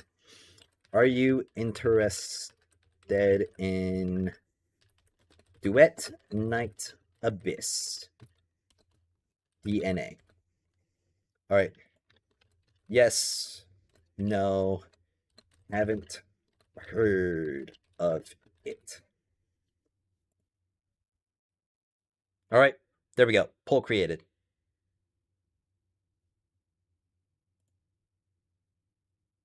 Oh, hold on. Is this? Oh, did I not like put a good timer on it?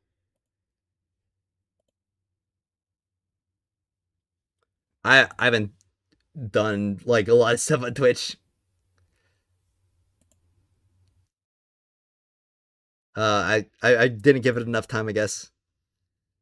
Let me end that real quick and like yeah, okay, yeah, there we go. Duration 10 minutes. Okay. Let me try that again.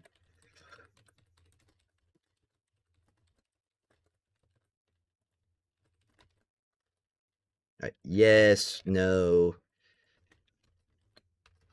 Haven't heard of it. Start poll. There we go.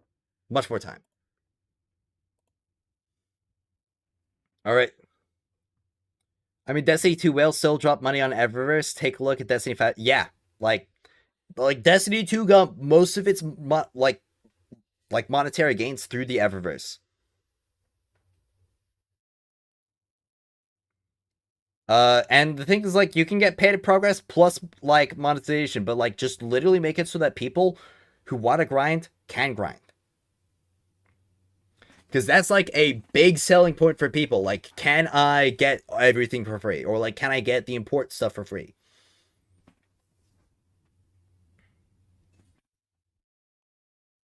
And again, happy players are happy payers. The only issue I see is if they change the pacing of the energy system, what happens to the people who have spent like $400, mostly on pulls or energy, some resources, obviously? Just give a rebate. Like, legitimately, you know what happened like between the beta and launch, like that rebate system? Just do the exact same thing. Every single bit of money that you spent on energy or like progression, because like they were like you could just get it back. Maybe not all of it, because like obviously like they would probably still keep pay to progress in to a certain extent. But well, at the very least on the pinnacle energy itself, like the Lumia and the silver that you spent, just refund that with like essentially like a an investor's rebate.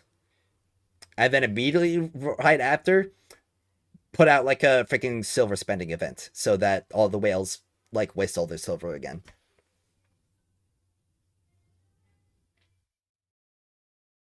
Yeah. And give them like some crazy skin for it. Or like crazy cosmetic set.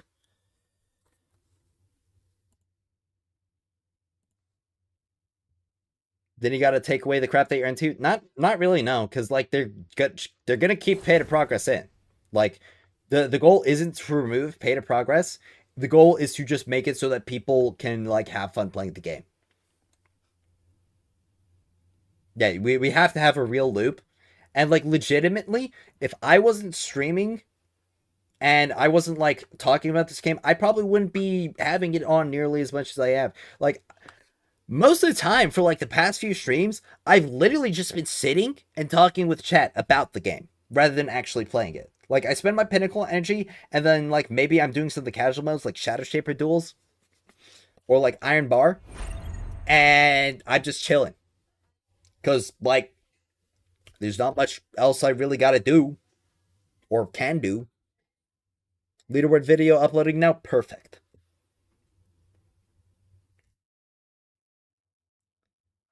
This is the first game I feel like a whale on. Me too, but like the reason I'm doing it is because I'm a CC. So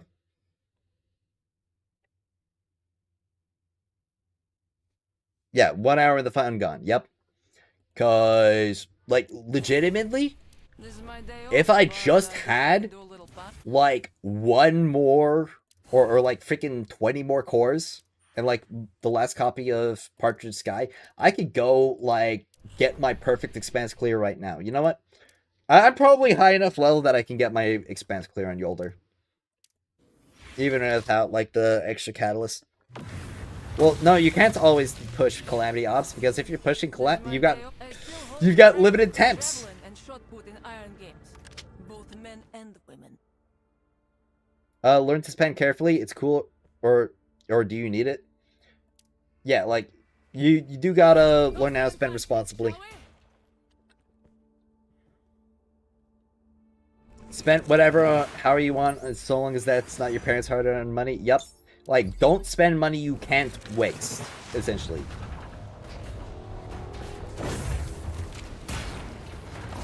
Okay. You know what? I'm gonna reset. Because that was a terrible shield throw. Like, what the heck?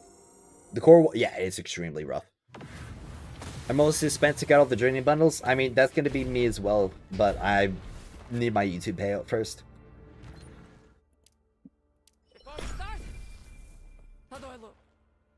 At the reset of the week, they gave at least what you give back, 360 pinnacle energy. All refunds so you can play. And obviously the Hero's Vault Foundry, yeah. Like, same deal here.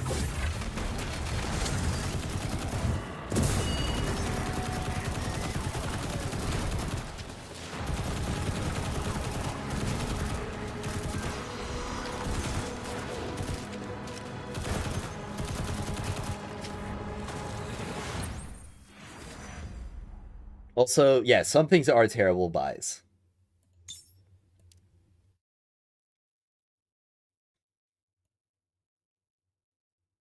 Drop 50% increased ammo. You know, Ammo Plunderer might high-key be, like, really good. Because that means I can leverage my sword more.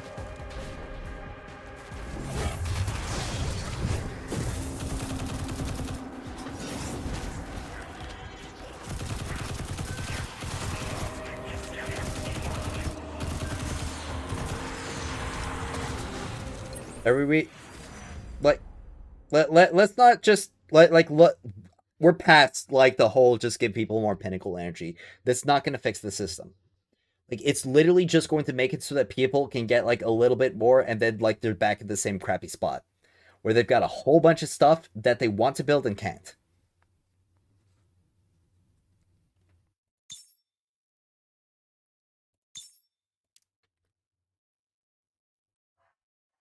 Seconds.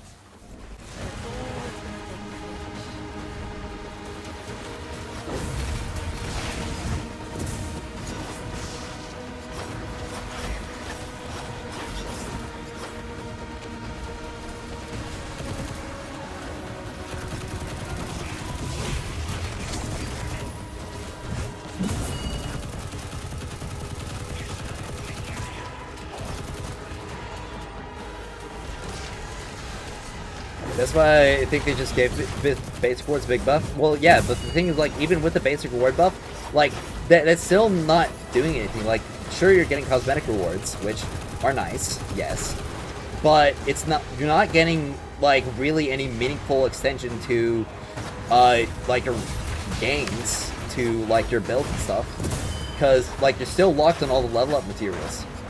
Like, even if you get every single exotic that you could ever need in the game, you can't level up any of them.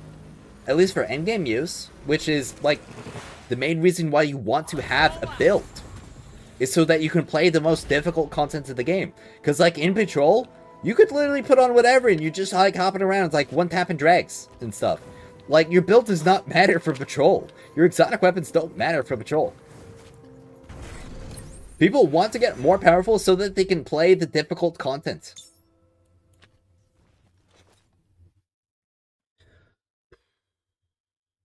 Pinnacle entry sucks in totality because basic rewards are way too basic. Like, why can't I get one elemental sheaf in Legacy? Only of that. Yeah. Like, straight up, like, the Pinnacle energy system, especially for, like, the fact that it's on, like, it's over 80% of the players are Destiny players. Destiny players are wanting a Destiny experience, not like this weird amalgam where it's, like, too sweaty for casual players and too casual, or not casual, too limited for sweaty players. Or, like, dedicated players, I should say. Because, like, it's not the fact that, like, it's only sweats. It's, like, literally people who just want to keep playing Destiny. And it's not even like they need the energy in order to extend playtime. Okay, or extend freaking, what's it called? Content. Because, like, guess what? If they are, like, if people... Holy... Yo, dude, thank you for the 10 gifted what? Dude, you're insane! Holy moly! Oh, I mean, let me find my train of thought again, because, like, if people have the characters built, guess what? They can play through the Expanse with the characters. Like, if I could just grind, I could literally just be like, yeah, let me try clearing Expanse with Ikora. Let's see how good that goes. But also, like, dude, thanks again, like, proximity, like, bro, the 15 gifted memberships, like, yeah, thank you so much, man. Holy.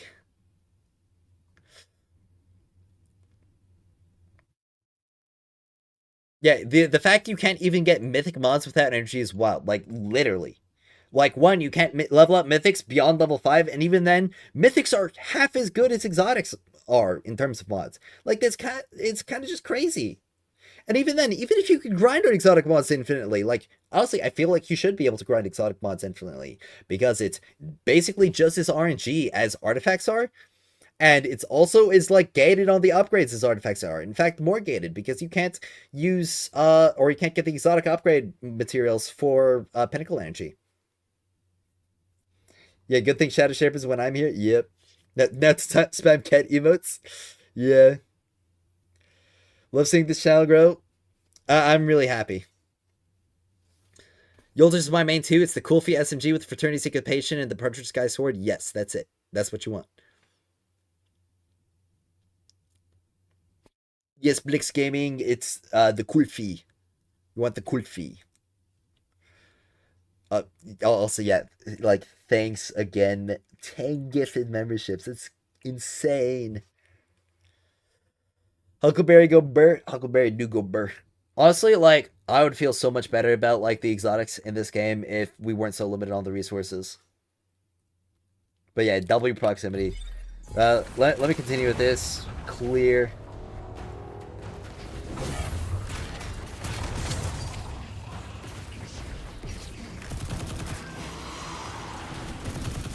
Oh, that guy just jumped away? Okay. You know, I picked up the ammo perk. I'm gonna use the ammo perk.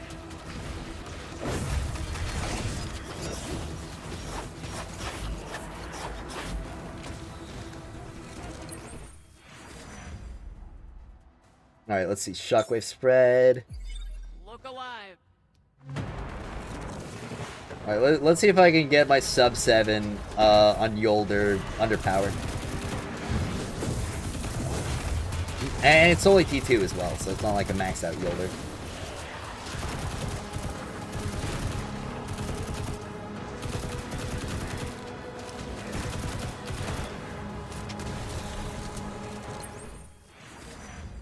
Wait, I should upload, or am I uploading it? Let me double check. Okay, I did upload it. Cool. So yeah, I've got the Pinnacle Energy video uploaded as well, and that's ready. Behold, the Iron Champion is here.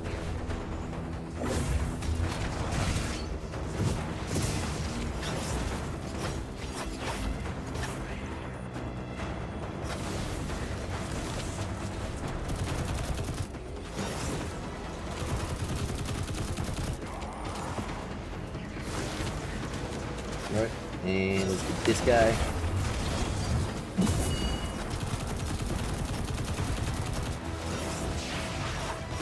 The enemy has been taken care of.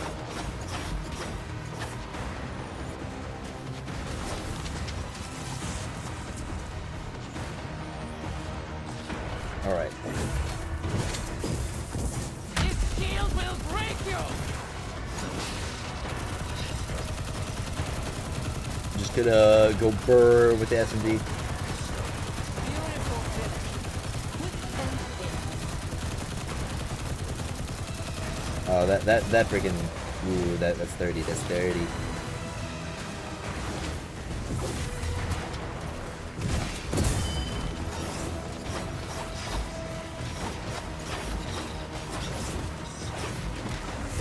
enemy has been taken care of. You need to get 2 champs to gold acclaim. That's yeah, that's like a lot of people's primary goal right now.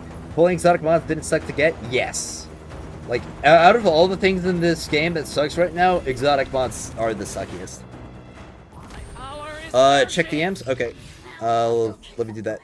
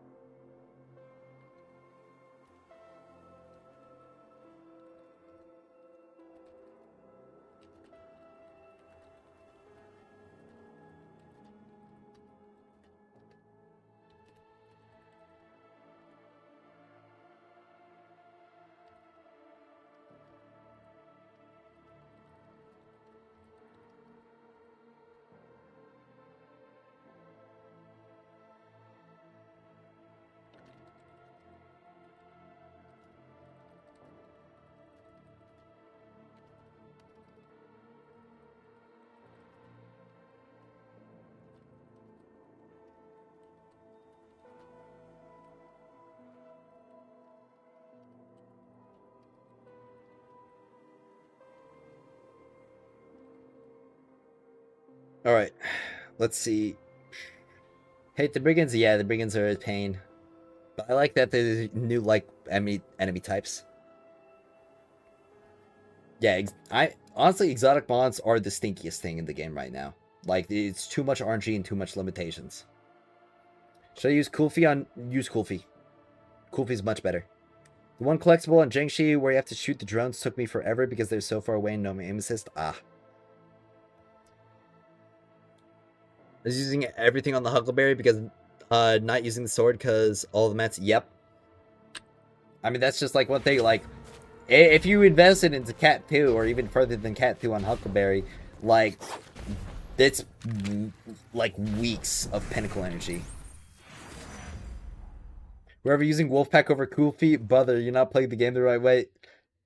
It still baffles to me, or it's still baffling to me that people are recommending the tickle stick that is Wolfpack.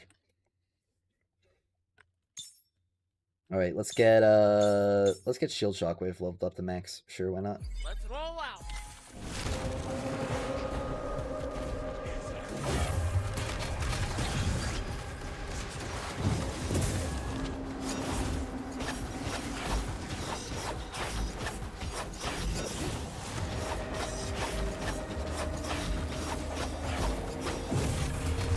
Okay, am I dealing? Does my SMG actually deal more damage than like swiping with my sword right there? At least like with the current investment that I have on my sword. Behold, the Iron Champion is here.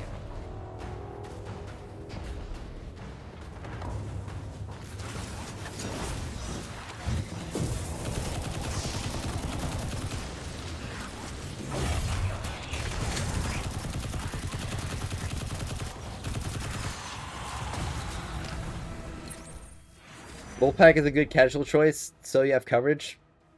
I mean, the Kulfi is literally just gonna break shields faster, even without, like, sure, you don't get the shield break bonus, but, like, you're gonna be dealing more damage to the enemy's actual health bar, and that kind of makes up for it. Kulfi really just go to, yeah, bro, this is one of the craziest weapons. 30 seconds.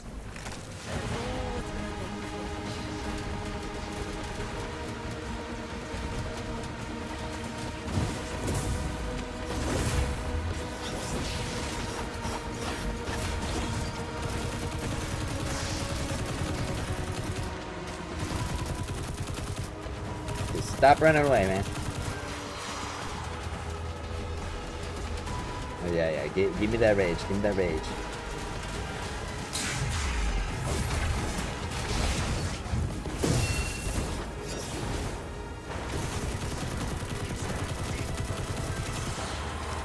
I think using just the heavy attack is probably the play right now.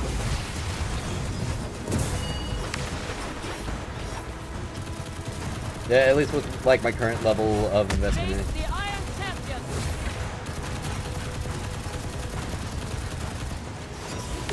Beautiful finish.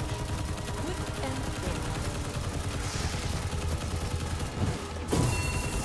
clean. No, come back. Alright, there we go. Alright, well, I gotta complete the last stage in a minute and a half. I mean, considering still underpowered and still haven't, like, really optimized it, it's alright. Yeah, I kind of realized that I don't have to defeat the Shinka, which that could save me like 20 seconds, probably. 30 seconds. That's all it's gonna take.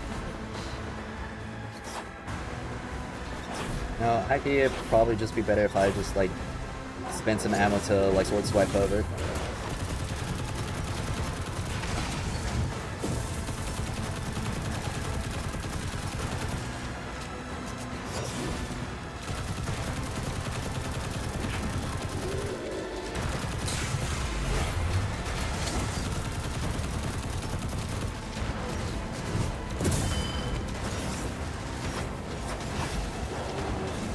Alright, well, let's go over here.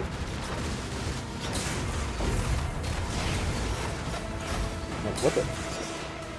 Didn't get the Shinka.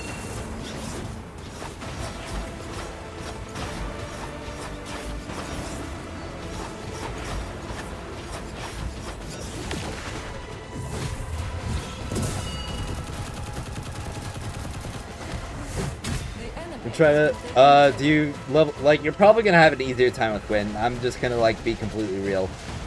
I'm building Yolder and using Yolder because I like Yolder.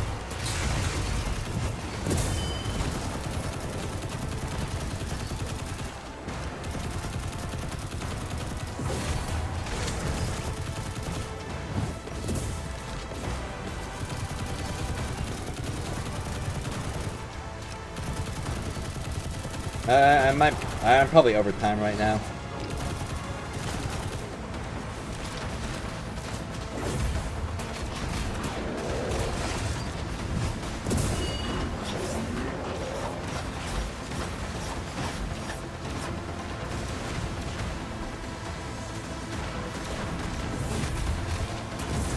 Face the Iron Champion.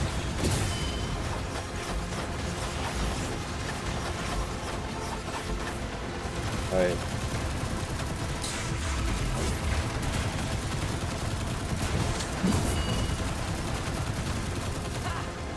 Okay. I mean, that was like a 40-second improvement from my previous run. The Iron And, you know, Champion still is not an good optimized... fight, Like, that's Sam. basically about, like, my Good third fight. run. Okay? On still an underpowered unit. An underbuilt unit. Probably pop bubble on the Shinka. I mean, I want to save my bubble for that final spot right there. And, like, it's a 2-minute charge time, so I'm not going to get it back. If I am here, Do I need all 3 catalysts for Furies, or... You could probably get by with the first 2 if you're running it on the Stella.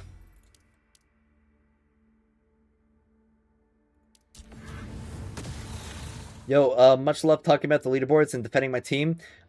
Big voice in the community, appreciate it a lot. You're welcome, man. You're welcome. Like, one thing that I've always been championing is just, like, getting the right information.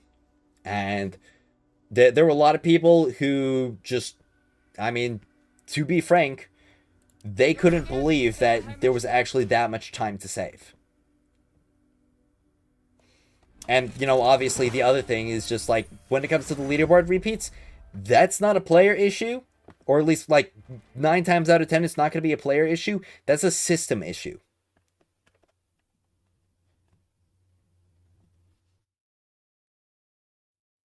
Yeah, I mean, you've been great, Destiny, and, like, also Zombie as well. You've been great. Like, I appreciate you two a lot. Will people with multiple leaderboard runs be removed? There have been no statements on it. What powers my Yolder? It's 3-7. It's like 3-7-300 right now.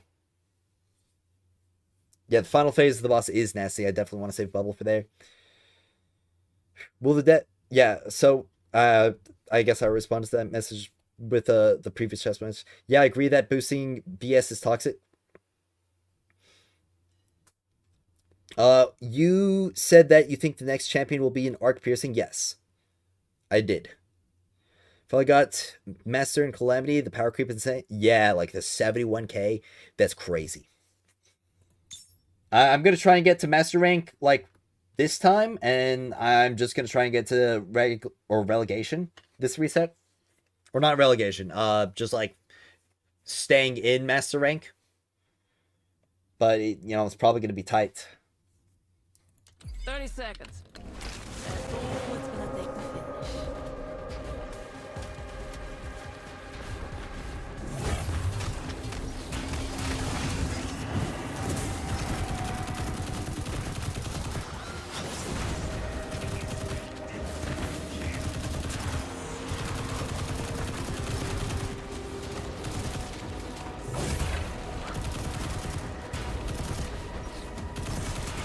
Dude, there's so many enemies that I gotta figure out something better in this like first encounter. Becomes dust.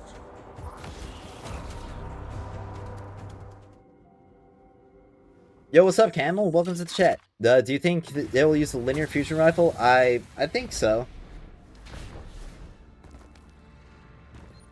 Been grinding to catch up to Destiny and ended up maxing at 4 minutes and 50 seconds. I think the leaderboard grind is fun.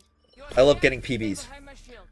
Cool feat, like, Annihilation Cinco is good enough, but definitely try to get the Fraternity Cinco. Especially because Fraternity has a much better exotic mod upgrade. I've got some more notifications.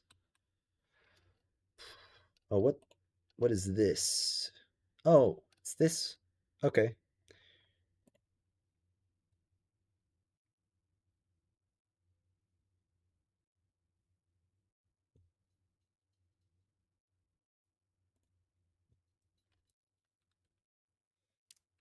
That's it for the warm-up. Let's get started. Next character will be releasing at the Act 1 or Act 2 update.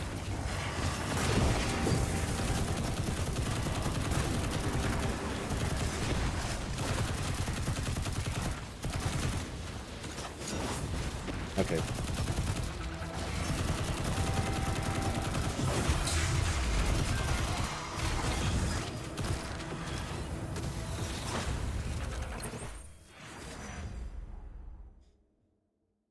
Dude, so much of this right here is just like, man, I'd be like having so much easier time if I was playing Wolf right now. But I use my Wolf on the other side, so.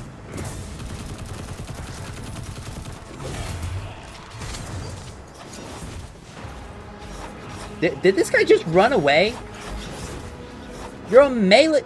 Okay, like, what is up with like the melee units in this stage? Like, why are they like freaking messing around? Okay, let me try and improve like these first few levels. I've gotten every other combination except for that one, like with 40 tries. Ooh, that's definitely rough. Your people are are not what they will be. You're scared? Stay behind I my shield. am not what I was. There are realities beyond. Many are fiction. Got like one more notification that I gotta see Lie. real quick.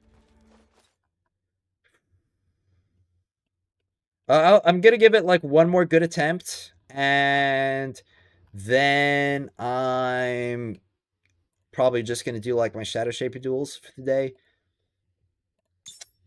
That's it for the warm-up. Huckleberry worth to use or Partridge Sky for 7-minute clear? I definitely recommend Partridge Sky over Huckleberry. Especially if you can get yourself like a God Roll Cruelty.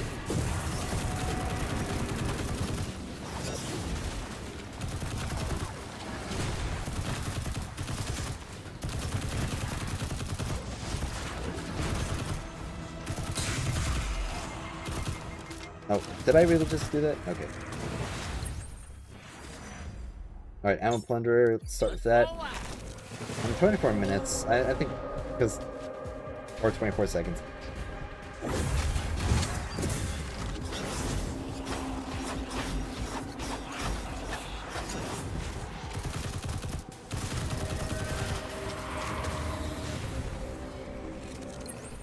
Big Brain is upgrading Wolfpack first when they buff it and nerf. Cool, if you don't know that, man. But Heike, like if they nerf stuff in this game, it's gonna be like such a big controversy for how much resources you have to invest. Like I think it's like relatively impossible to nerf anything in this game right now. Behold, the Iron Champion is here.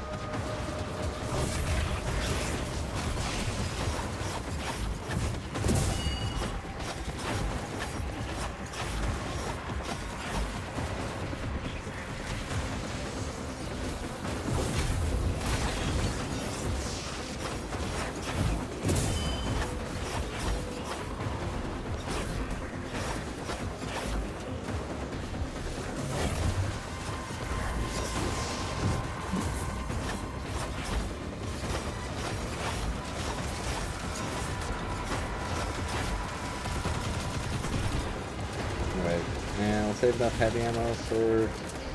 Oh, crap. Okay.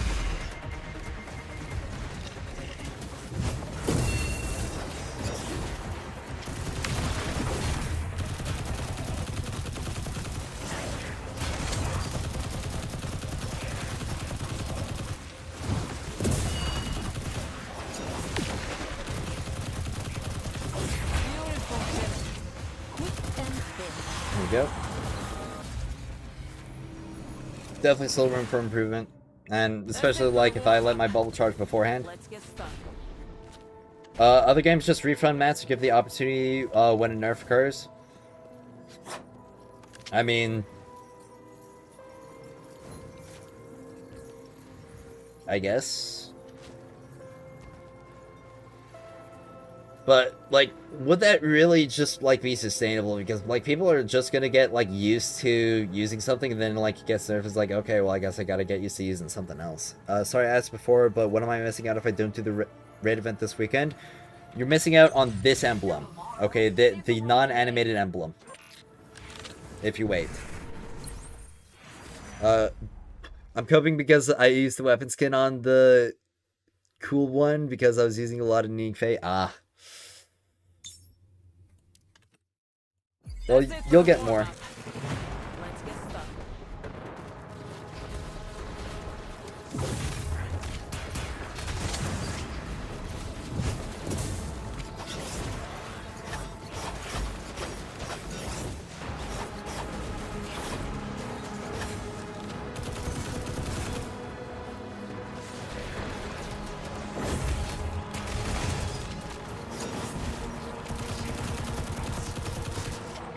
Seize the moment before it becomes Yeah, dust. not a big deal. Oh, yo, thank you, Trippy, sure, for the sub with Prime. Welcome to the channel. Just doing some like freaking expanse, trying to see if I can get my sub 7 under power with Yolder and Probably will. Alright. Honestly, kind of sucks not having that charged.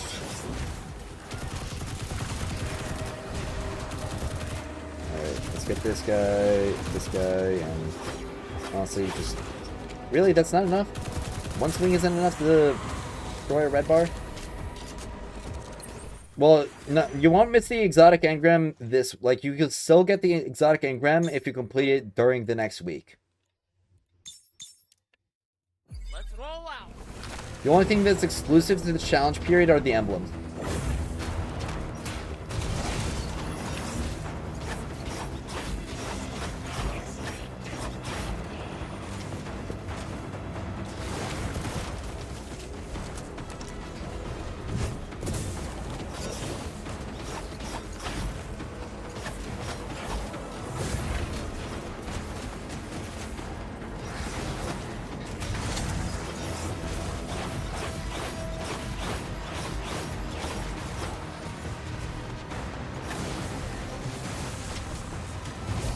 This shield will break you.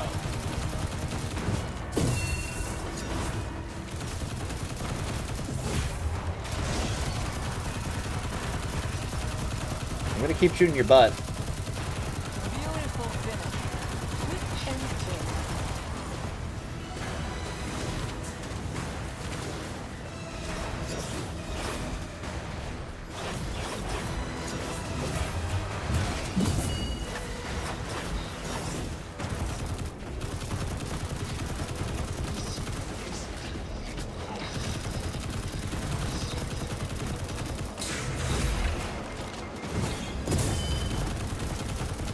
The enemy has been taken care of.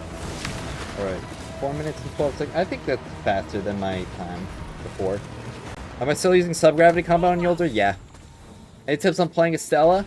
I have a beginner's guide for Estella, which gives you tips.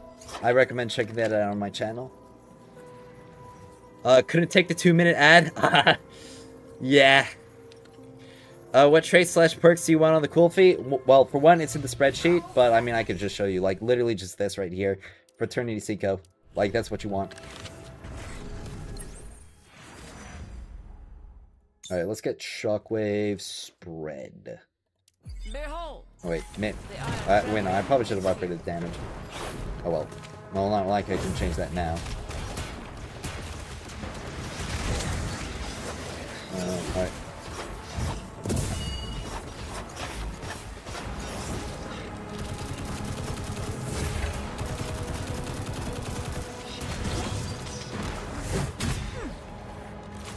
Alright. My guns more. I seem to be fine. with Alright, my let's 15 see. Health shield.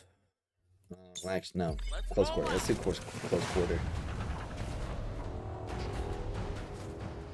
Alright.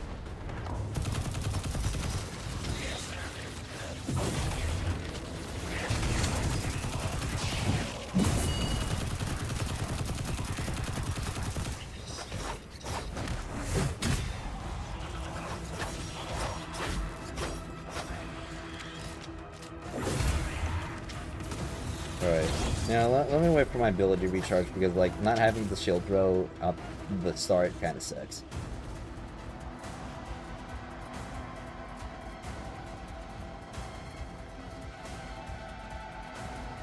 Alright, there we go. Alright. Let's do Mortal Assault. Behold. The Iron Champion is here. Just realized now that Eclipse doesn't have a perk upgrade. Yeah, a lot of mythic perks actually don't have perk upgrades, which is, like, in my opinion, kind of really bad.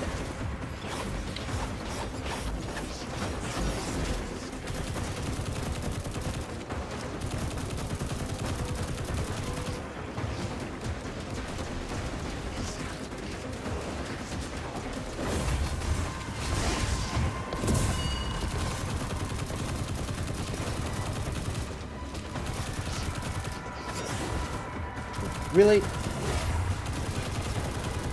Dude, these enemy dodges are, like, really annoying sometimes.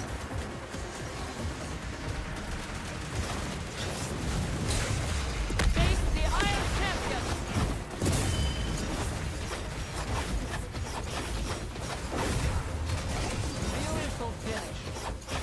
Alright, well I just kind of missed there. That wasn't like an enemy dodge issue. Alright, well. 604. Was that actually any faster? Did I actually do slower that run? Power is surging.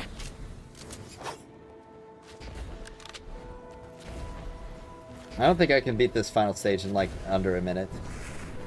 Yeah, this is actually slower. Look alive. You know, I'm still sleep deprived right now. It's I'm not set up for success right now.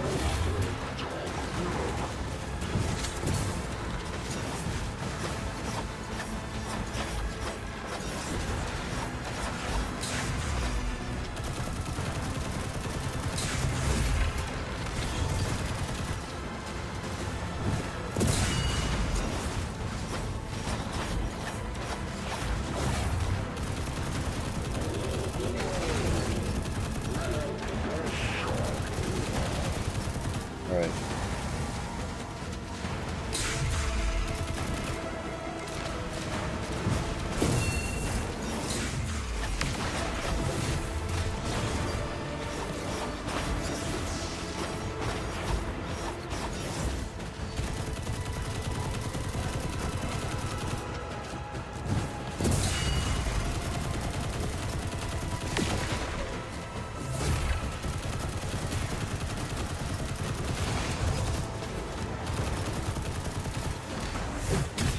Yeah, I'm not like making this at all.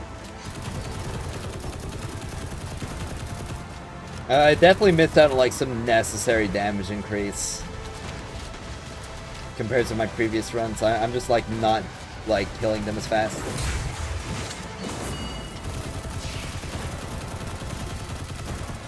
Probably just better to wait for the catalyst anyway.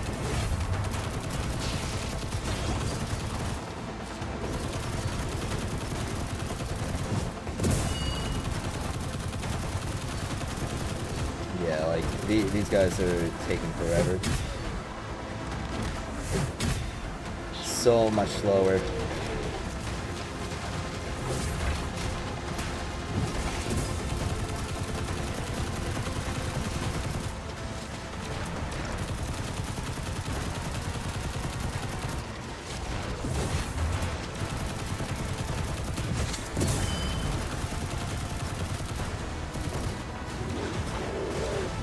This shield will break you. Oh, really?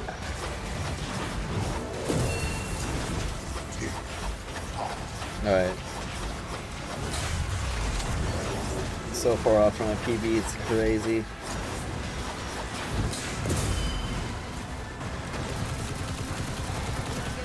Oh, 848. Oh my gosh. Yeah, I definitely like messed up on a card selection somewhere. 48 seconds slower. 30 seconds. Alright. That's all. It's good Well, fight, Tim. Good I'll fight. call it here. Like, again, I'm running on 2 hours of sleep and caffeine. Save the world today. Are there any skips here? Well, you can skip a Shinka, but I don't know if there's any, like... I'm pretty sure you do actually have to clear everything in this one. But I'll go ahead and go through my Shadow Shaper duels. My 5 daily here. And, well, actually, first, because I think I could get a rank up from doing my, what's it called? From doing my, PvE Shadow Shaper duels. Oh, what are the exploits for Eclipse? I wonder how people got it done so quickly. Well, the people who are actually in the leaderboards right now, they, like, I'm confident in saying that they're not, like, using exploits to clear significantly faster.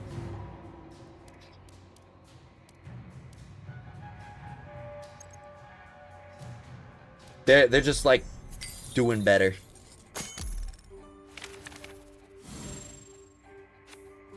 Now comes the yeah, here's what y'all actually wanted.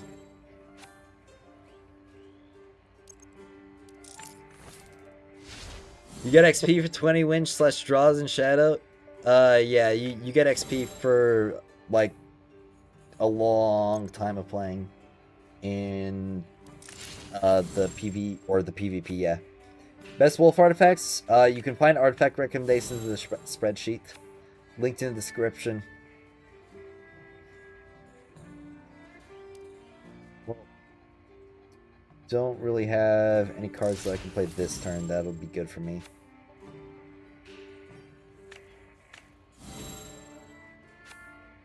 Alright, well, I'll play this guy. 530 on second encounter seems possible. It's possible, trust me. But did I... Oh my gosh, I just passed. Okay. Throwing a PvE Shadow Shaper duel. Like, golly. Alright. Well, let's see if this is enough. What? It's probably still enough. My deck is kind of insane. Yeah. Gotta remember to run Morgan's Prey tomorrow on Iron Commander. You've been using your Pinnacle Engine and other stuff and ignoring the core material. Just get the mod materials. That's the only thing. Man, I got Bazinet first try. Sweet. But yeah, just get the mod materials. That's the only thing worth getting in freaking Morgan's Prey. Everything else that you can get from there is free. Especially don't get the weapon prisms. That's like the biggest waste of Pinnacle energy ever. They should buff it and it should give like Mythic and Luminite cores for Morgan's Prey. Yo, Fabby! Thank you for the sub. Like, oh my god, I'm 10 subscribers. Doesn't that like put me past a certain threshold that I need to hit for like an achievement or something?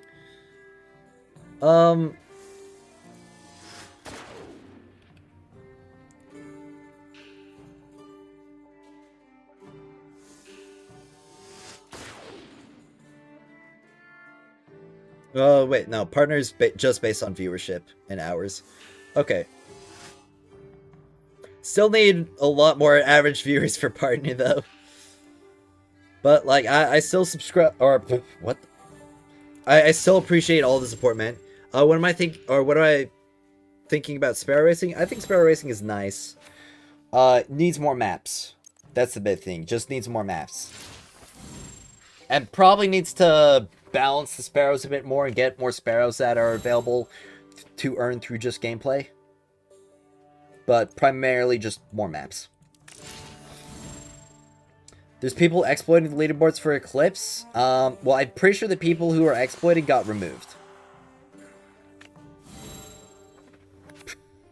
True, but have you considered that I currently have 0 rapid fire prisms? Like, you're just gonna get more for free, man. And, like, also all of the things that you get from the selected boxes as well. Like, that's just also kind of insane crazy.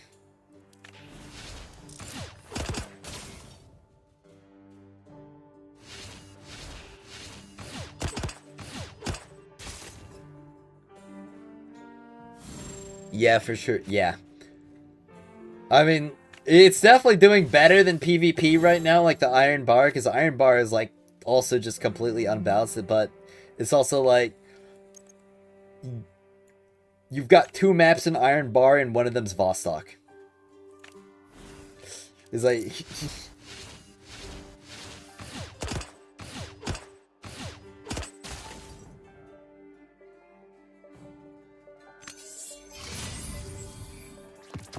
No, I was asking because of your title. Was not aware people were... Yeah, I'm pretty sure there were a couple people... It was mostly in the title, like, the question mark, because there were people, like, accusing others of exploiting. Or, like, suggesting that people are exploiting. Not really, like, definitive proof.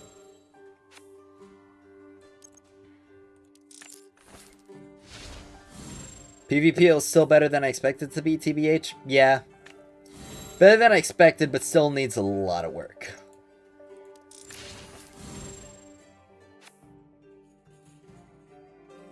So this is probably like the best starting hand that I've had in Shadow Shaper.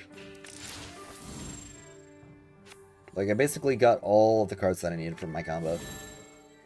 Except for the fact that you just put up that guy there, and it's like, ooh, wham. Okay.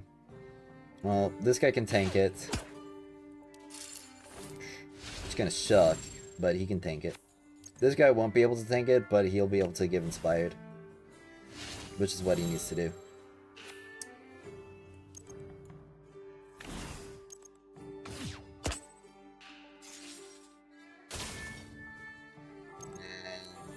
Yeah, they can play this guy, buff that guy back up, and boom. Like, nuke his field again. And time to just, like, boom, boom.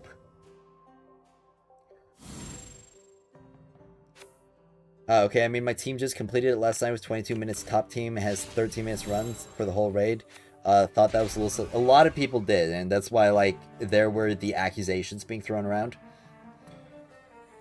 But for the, like, large part, it's just, like, not really happening. I know at the very least, like, the top team, or the person who is on the top team, while, like, Zombies team, they've guaranteed are not exploiting.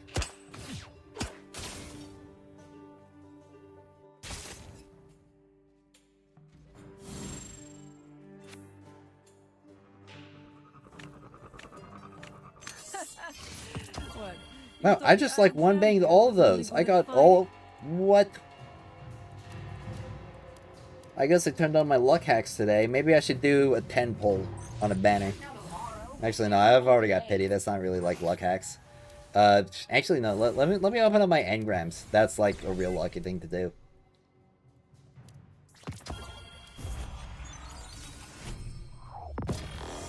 Alright, I mean, like, I got exotic glow for the legendary campaign. That's pretty neat.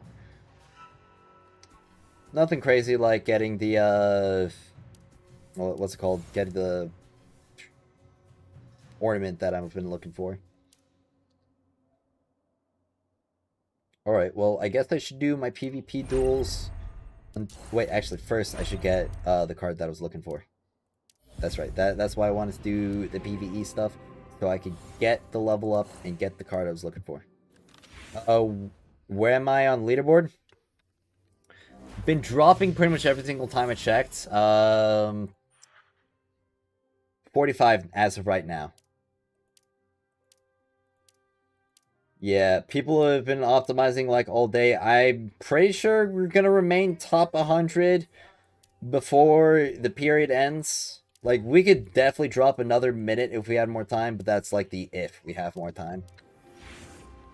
And, like, talking about time, I'm kind of like on borrowed time right now. I'm running on 2 hours of sleep and caffeine right now.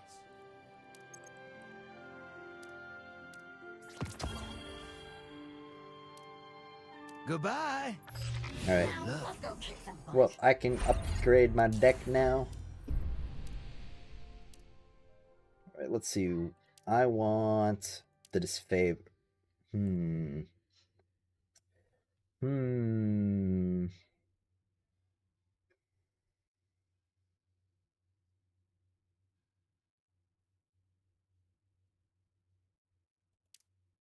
Honestly, it's probably going to be better to run the disfavored over the ogre. Because then I'm not reliant on servitors either. Which means I can... And also, it also means that I can run some, like, acolytes. And thralls. So that means I've got more early game. I feel like the knight's also still going to be good to run. And I'm definitely keeping Wu Ming and Wolf. So those two are pretty necessary. Maybe I'll run Finola.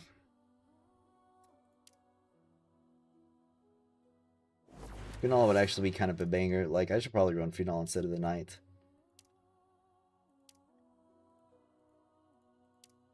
Any other exotics I should run? Well, I'm not really running damage anymore, so maybe... Think tank.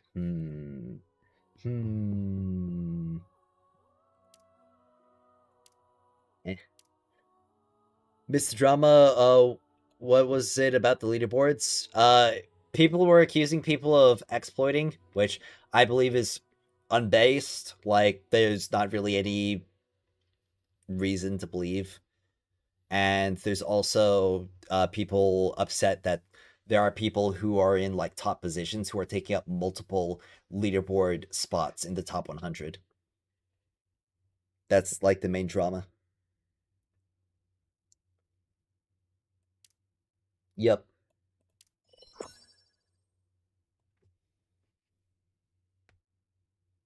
For Wolf, is the smart bomb special weapon better, or should I use? You should use the smart bomb. It's the best on Wolf. Nice event around 3 hours. I knew it was gonna be, or wasn't gonna be on the leaderboard, but it was fun to compete. Yeah, honestly, like the competition experience is still just like so great.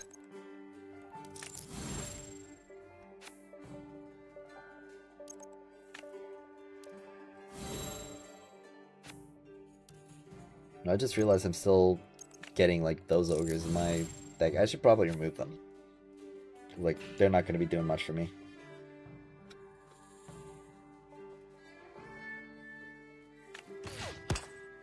Well, unlucky for you, I've got two, man. I've got two of these guys.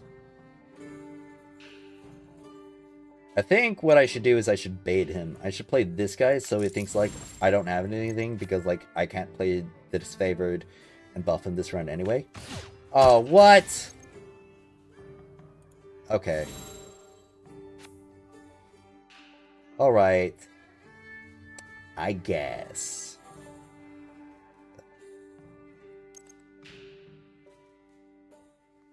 He's just got everything he needs. Oh, I should have put down the disfavor. I'm stupid.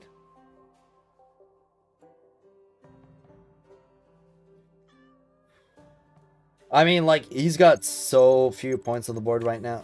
Well, I guess that's changing. Well, I also don't have other Hive units right now. Or, like, 2 other Hive units. I can play this guy, and I can play the Wizard to inspire him. That's probably going to be, like, the best thing.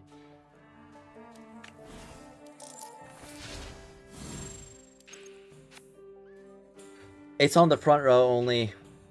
I can't read.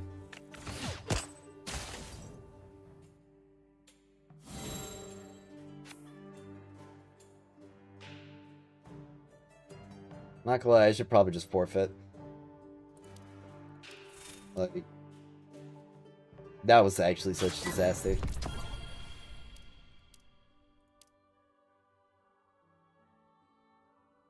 Alright, let's swap out some of these guys.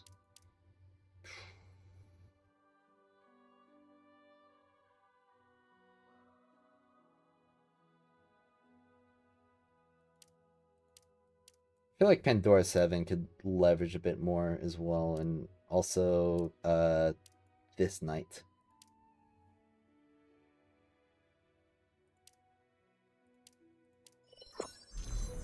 Hopefully they do an event for people who don't really have people to play with, so everyone can kind of involve themselves. I think that's going to be what, like, the next event is going to be more geared towards, like matchmaking in individuals with the Morgan Spray stuff.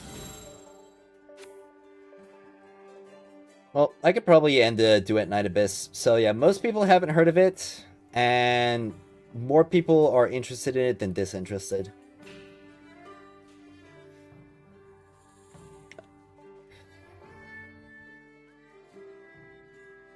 Yeah, the weapon info is listed in a separate tab on my Google Doc.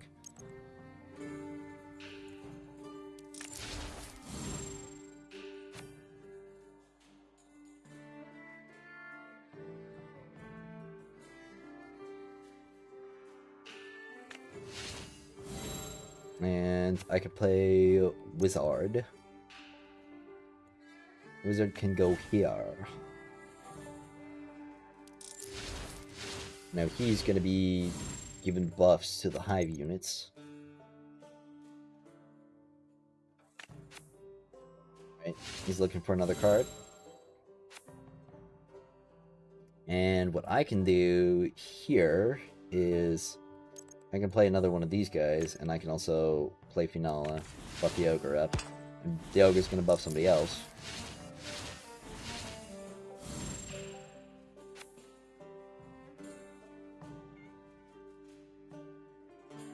Then I can play an Acolyte plus... Well... I could...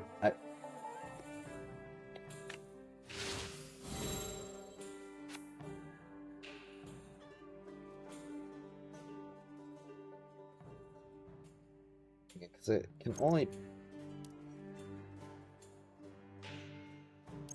Probably just going to be better to do this.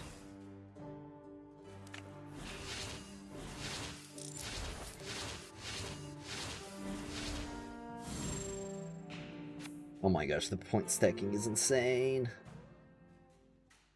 This is just with one of this favorites. Well, there goes Wolf, but I mean, I've still got so many points over here. Hey, guess what, bro? I got 2. Wait, he's still got Ayuela. Yeah, he's probably got an Ikora. That's probably what's gonna happen to me. Oh, no, I can't. Oh. Well, I mean, I could do this.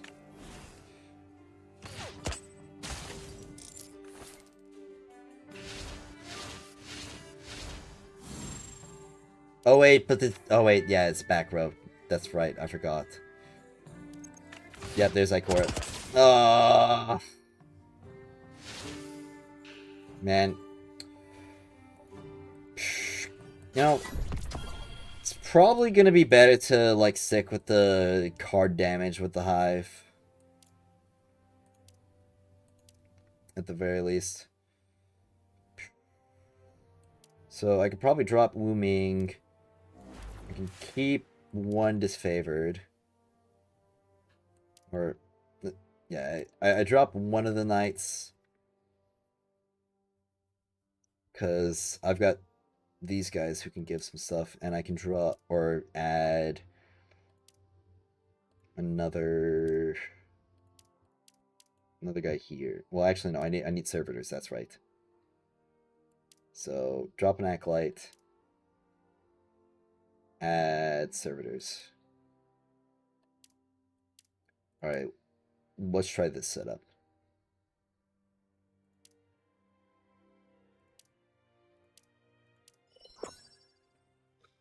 Polaris Lance still good on non-solar shields? Probably. If Ogre is only Hive unit, it's shame, but no, it doesn't. They patched it.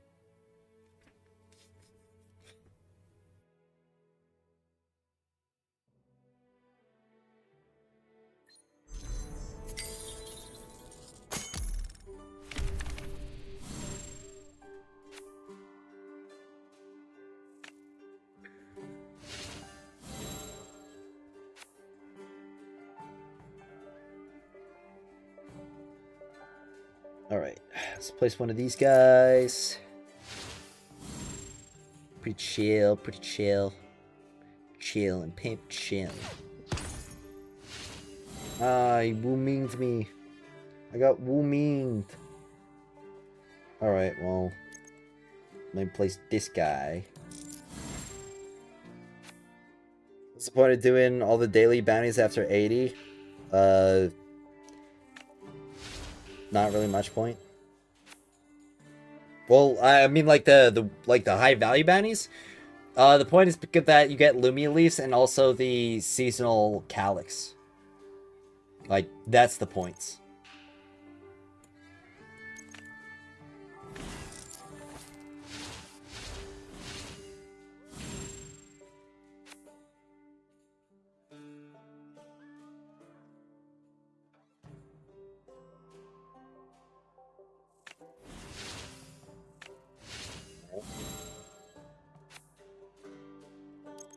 Let me put this guy down. Oh, sweet, he got buffed. That's perfect.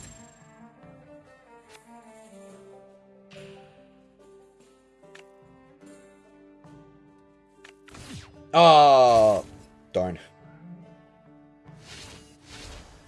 He ruined it. Oh, great, now I've got server and nothing that can deal damage. I should have added, like, the smaller ogres back into my deck as well. Alright, well, I can play a servitor and I can play a wizard and, like, buff this guy.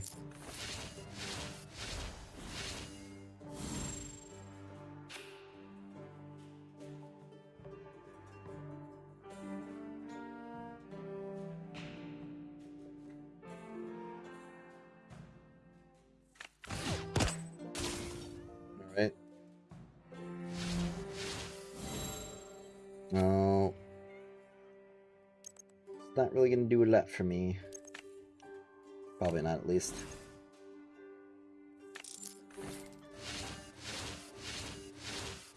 Well done. Oh, just barely. Just barely. That sucks. Alright, let me fix my deck. Alright, I need 3-cost ogre. Alright, who to scrap? Not gonna lie, the acolyte kinda nice, but yeah, probably need the ogre more.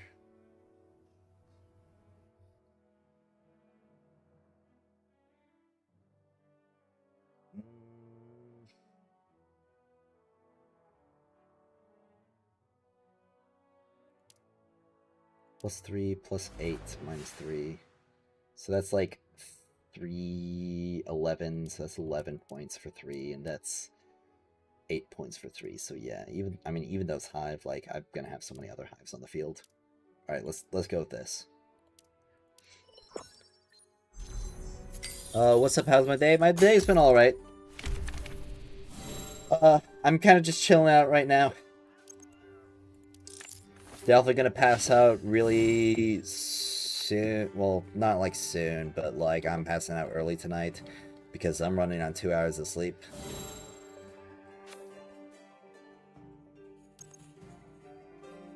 Disfavored. Now, nice thing about like putting out this favored early like this is that I could probably bait out something. And then, you know, I can hit him with like the ooh, I'm damaging all your guys. Oh. Okay. Interesting. Alright. Well, I'm gonna start... Actually, is it even worth it? Because, like, deals 1 damage to... Well, actually, yeah, it would be worth it. Like, that's still point positive.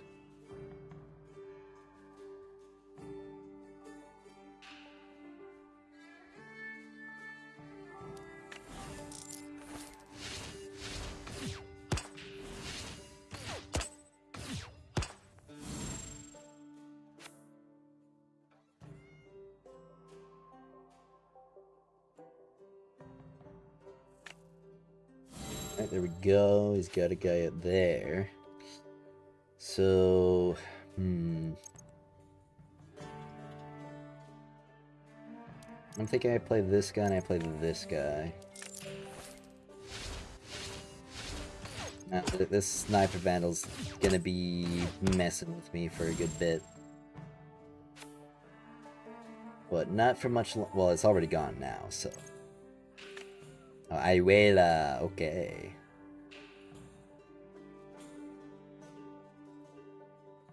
Next turn I should be able to play Disfavored and Tenacious Shield Knight, and that'll buff everything there.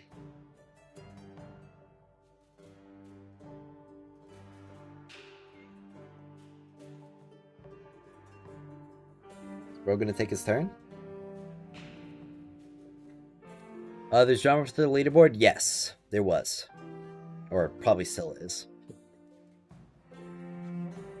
I should be able to upload the video on it, like, real soon. Like, let's see... Yeah, right here. Download... Download... Yes.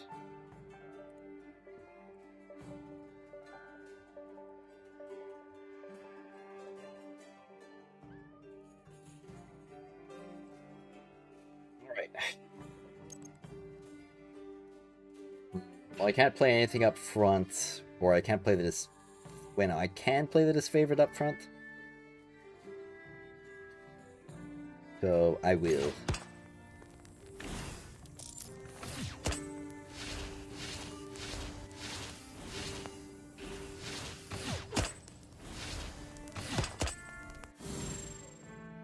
Are Hive the meta cards? Well, they're definitely a strong build, but, like... I'm not really sure if they're meta. Because they've got really good combos, but if you can't get the combos running, then they kind of suck.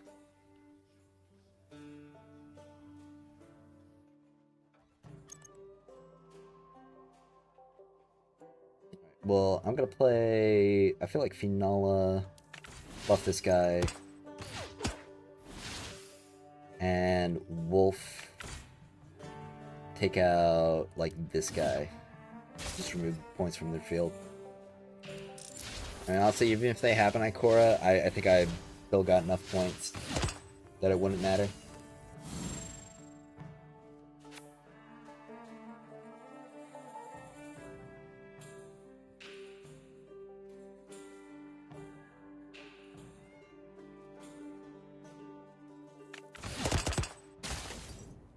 Yep.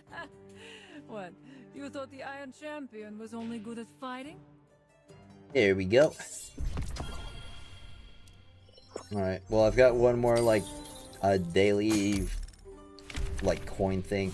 Tomorrow I get to buy new cards, which is gonna be fun. Hopefully we've got, like, the new seasonal exotics available in the shop. Oh, let's play turn 1. Is it just the same team getting all the spots? A lot of the spots, yeah. That's, like, the main drama.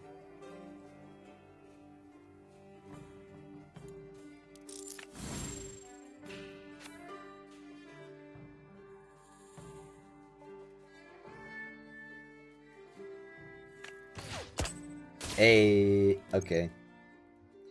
Put on an Inquisitor.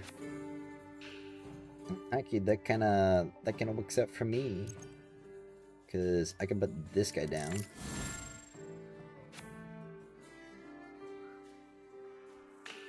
Oh, what the heck? Bro's just making sure I can't place anything on the field. He is such a hater. Okay, well, how do you like these beans?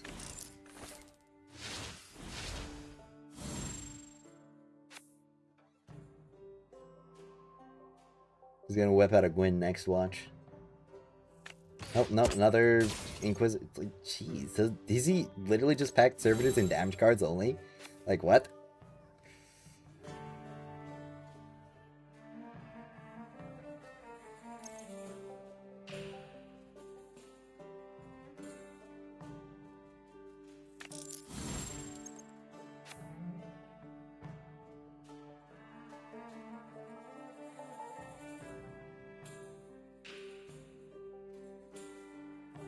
Oh my gosh, it's literally only servitors and damage cards. What the actual hell is this?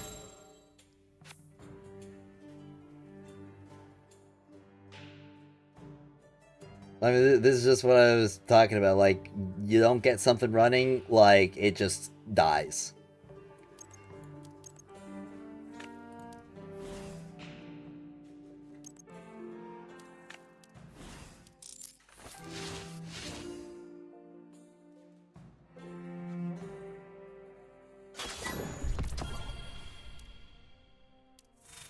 Alright, well. Honestly, I feel like I need to get some rest. I mean, I streamed for about 4 hours. That's about, like, typical, 4.5 hours. That's about my typical Sunday stream. I'm probably gonna stay up for a couple more just to, like, make sure I've got some food in my belly, and then I'm probably gonna pass out because I'm horribly sleep deprived. But huge thank you to everybody who tuned in, and massive thank you to the people who subscribed and, like, channel membership as well. Like, y'all are insane, and also, like, thank you all again for 5,000 subscribers. I could literally have never imagined myself being in the position where I am, like, a month ago. Relax at the gym? That sounds like a great idea, man. But, yeah. Thank you all so much for watching, and a special thank you to everybody who's watched since the very beginning.